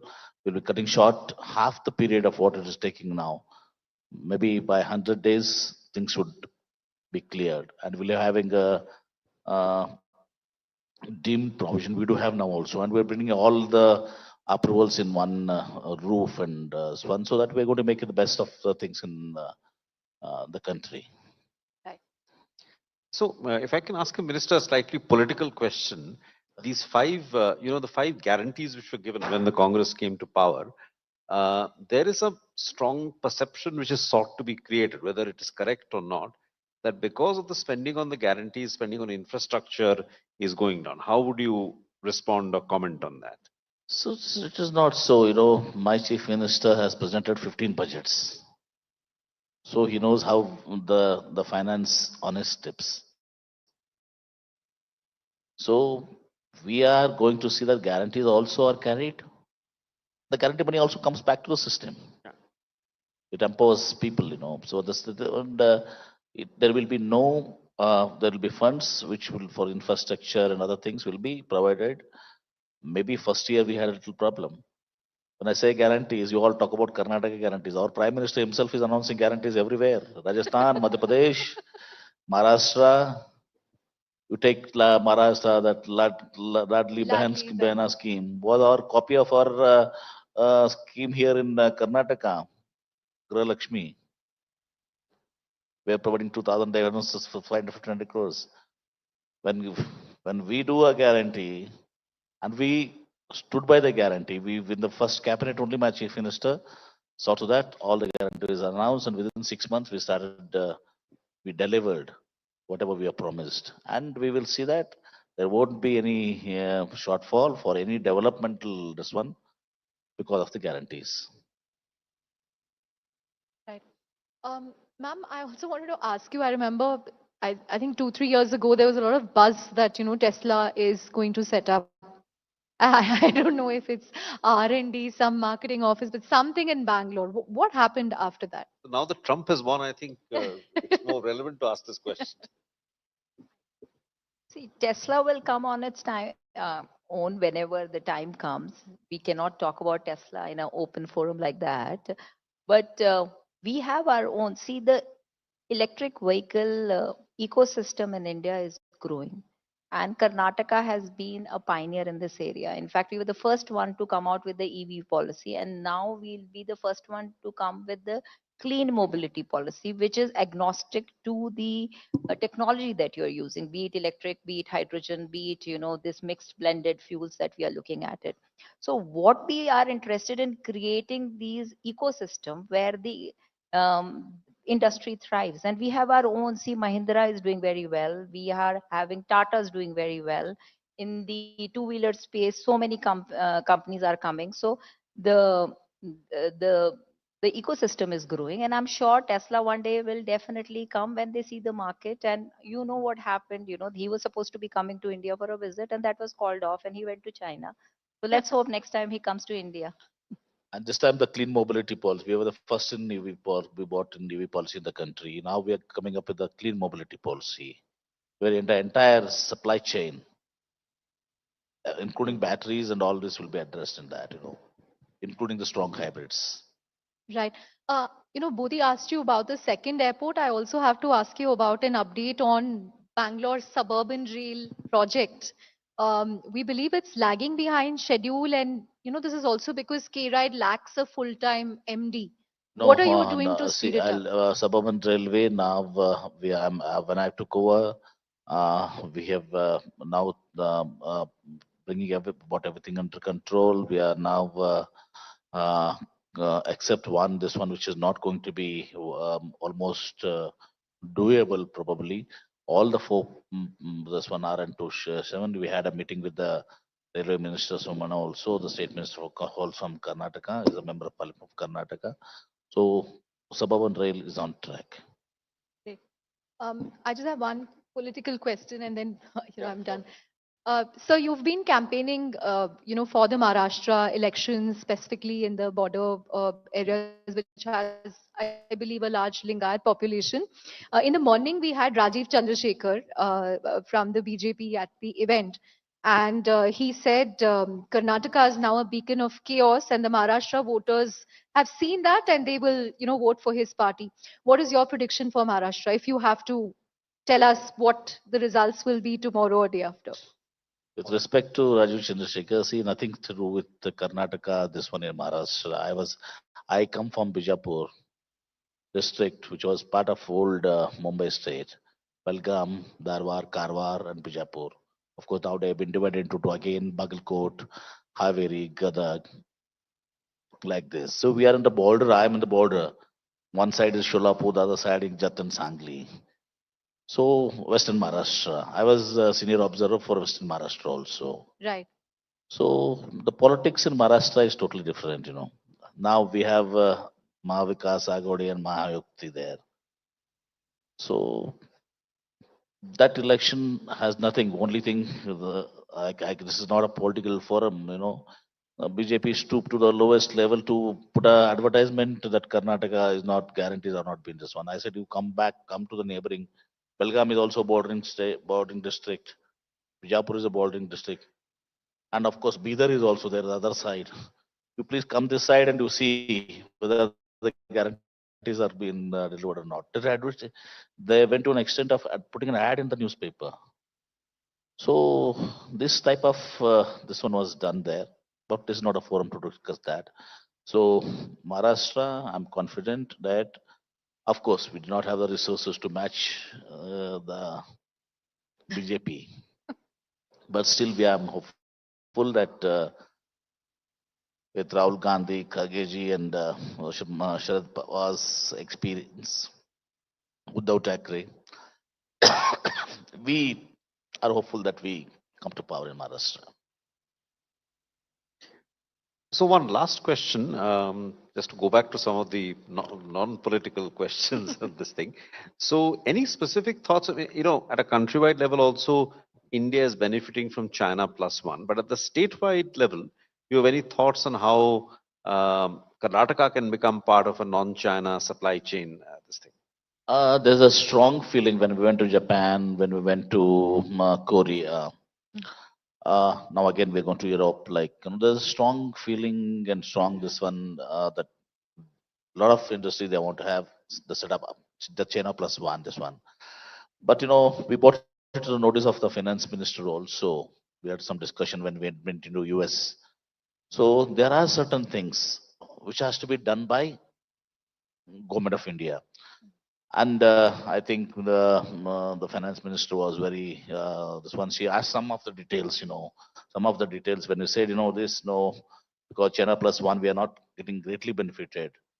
Because if it happened in manufacturing is happening at $100 in Vietnam, it comes to $150 in India. So naturally, a lot of other countries like Vietnam, Indonesia, they are getting benefited. And there are very reasons when we went to, I think, Texas and so many other people in US, they said, Dell and all of them in the US, they said, and we made it a list and we have now provided to the finance minister also. If we have that advantage, competitive advantage in the PLI and all other India will be definitely benefited, and still it's not too late. Of course, it's a little late, but it's not too late so that we can still target this one. But it depends upon government of India. Actually, we are seeing very good response. In fact, as sir was mentioning, when we went to Korea, we went to Japan, and immediately we have seen investments. So IOMA came. We have High Vision, which is actually a man. It is a supplier to both Apple and Tesla and many other companies. That's a Korean company that came. DNS Solutions. So many investments, and the investments are coming. Earlier, if you go to Korea, they were not that they were interested in India, but now everybody, and they're getting some kind of directions even from their governments. Like, so we are getting very strong, and there is in Japanese, in fact, they are looking at Japanese park is now full of our Japanese park in Tumkuru. We have a Taiwanese specific park here in Karnataka in Bangalore. So that is already, getting fully booked. So you can imagine the number of companies that are coming in. We are seeing very good response again from Germany, from France. Aerospace and defense, if you see, that is a growing area. Electronics is a growing area. EV, battery manufacturing, lot of, so definitely China plus one is a reality. India is definitely going to benefit because nowhere else they will find the kind of, consumer base that we have. We have 330 million middle class population. So when the companies come, they look at, what is the consumption that they can cater to and what they can export outside. In both, we are doing very well. What we need to now do is, of course, have more ease of doing business and, have more plug and play facilities and more kind of a red carpet that we can, put for these industries. But we see a very positive response everywhere we go. The very strong sentiments. We could guess they used to come and they do talk openly about it. There's no hide and seek. So all these companies want to come to India, and there are companies coming to India in spite of this one. But if government of India makes certain modifications and comparison with all other this one, I think we will benefit huge. Right. On that note, thank you. Yeah, no. On that note, thank you both very much for joining us. Thank you, sir, and all the very best for the election outcome tomorrow. Thank you, ma'am, and here's wishing you the best for the upcoming Global Investors Meet. Thank you. Okay, and be assured when I move the proposal for the second international airport, you will be the first to be informed about it. Okay, thank you. So Ladies you've and- promised an exclusive in front of so many witnesses, so we'll hold you to that. Ladies and gentlemen, once again, give it up for our esteemed panelists. Thank you, sir, and thank you, ma'am, for joining us this evening. Thank you, Bodhisattva. Thank you, Chandra, for such an informative and engaging session.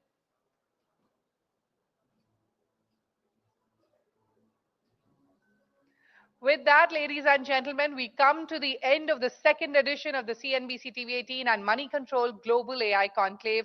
We take the opportunity to thank our partners, co-powered by Intel.ai, associate partners, Adobe, Reliance Industries Limited, and event technology partner, Town Hall. We hope you enjoyed what we put together. Please keep the feedback coming, and we hope to see you again in 2025. The floor is now open for dinner and networking. Thank you.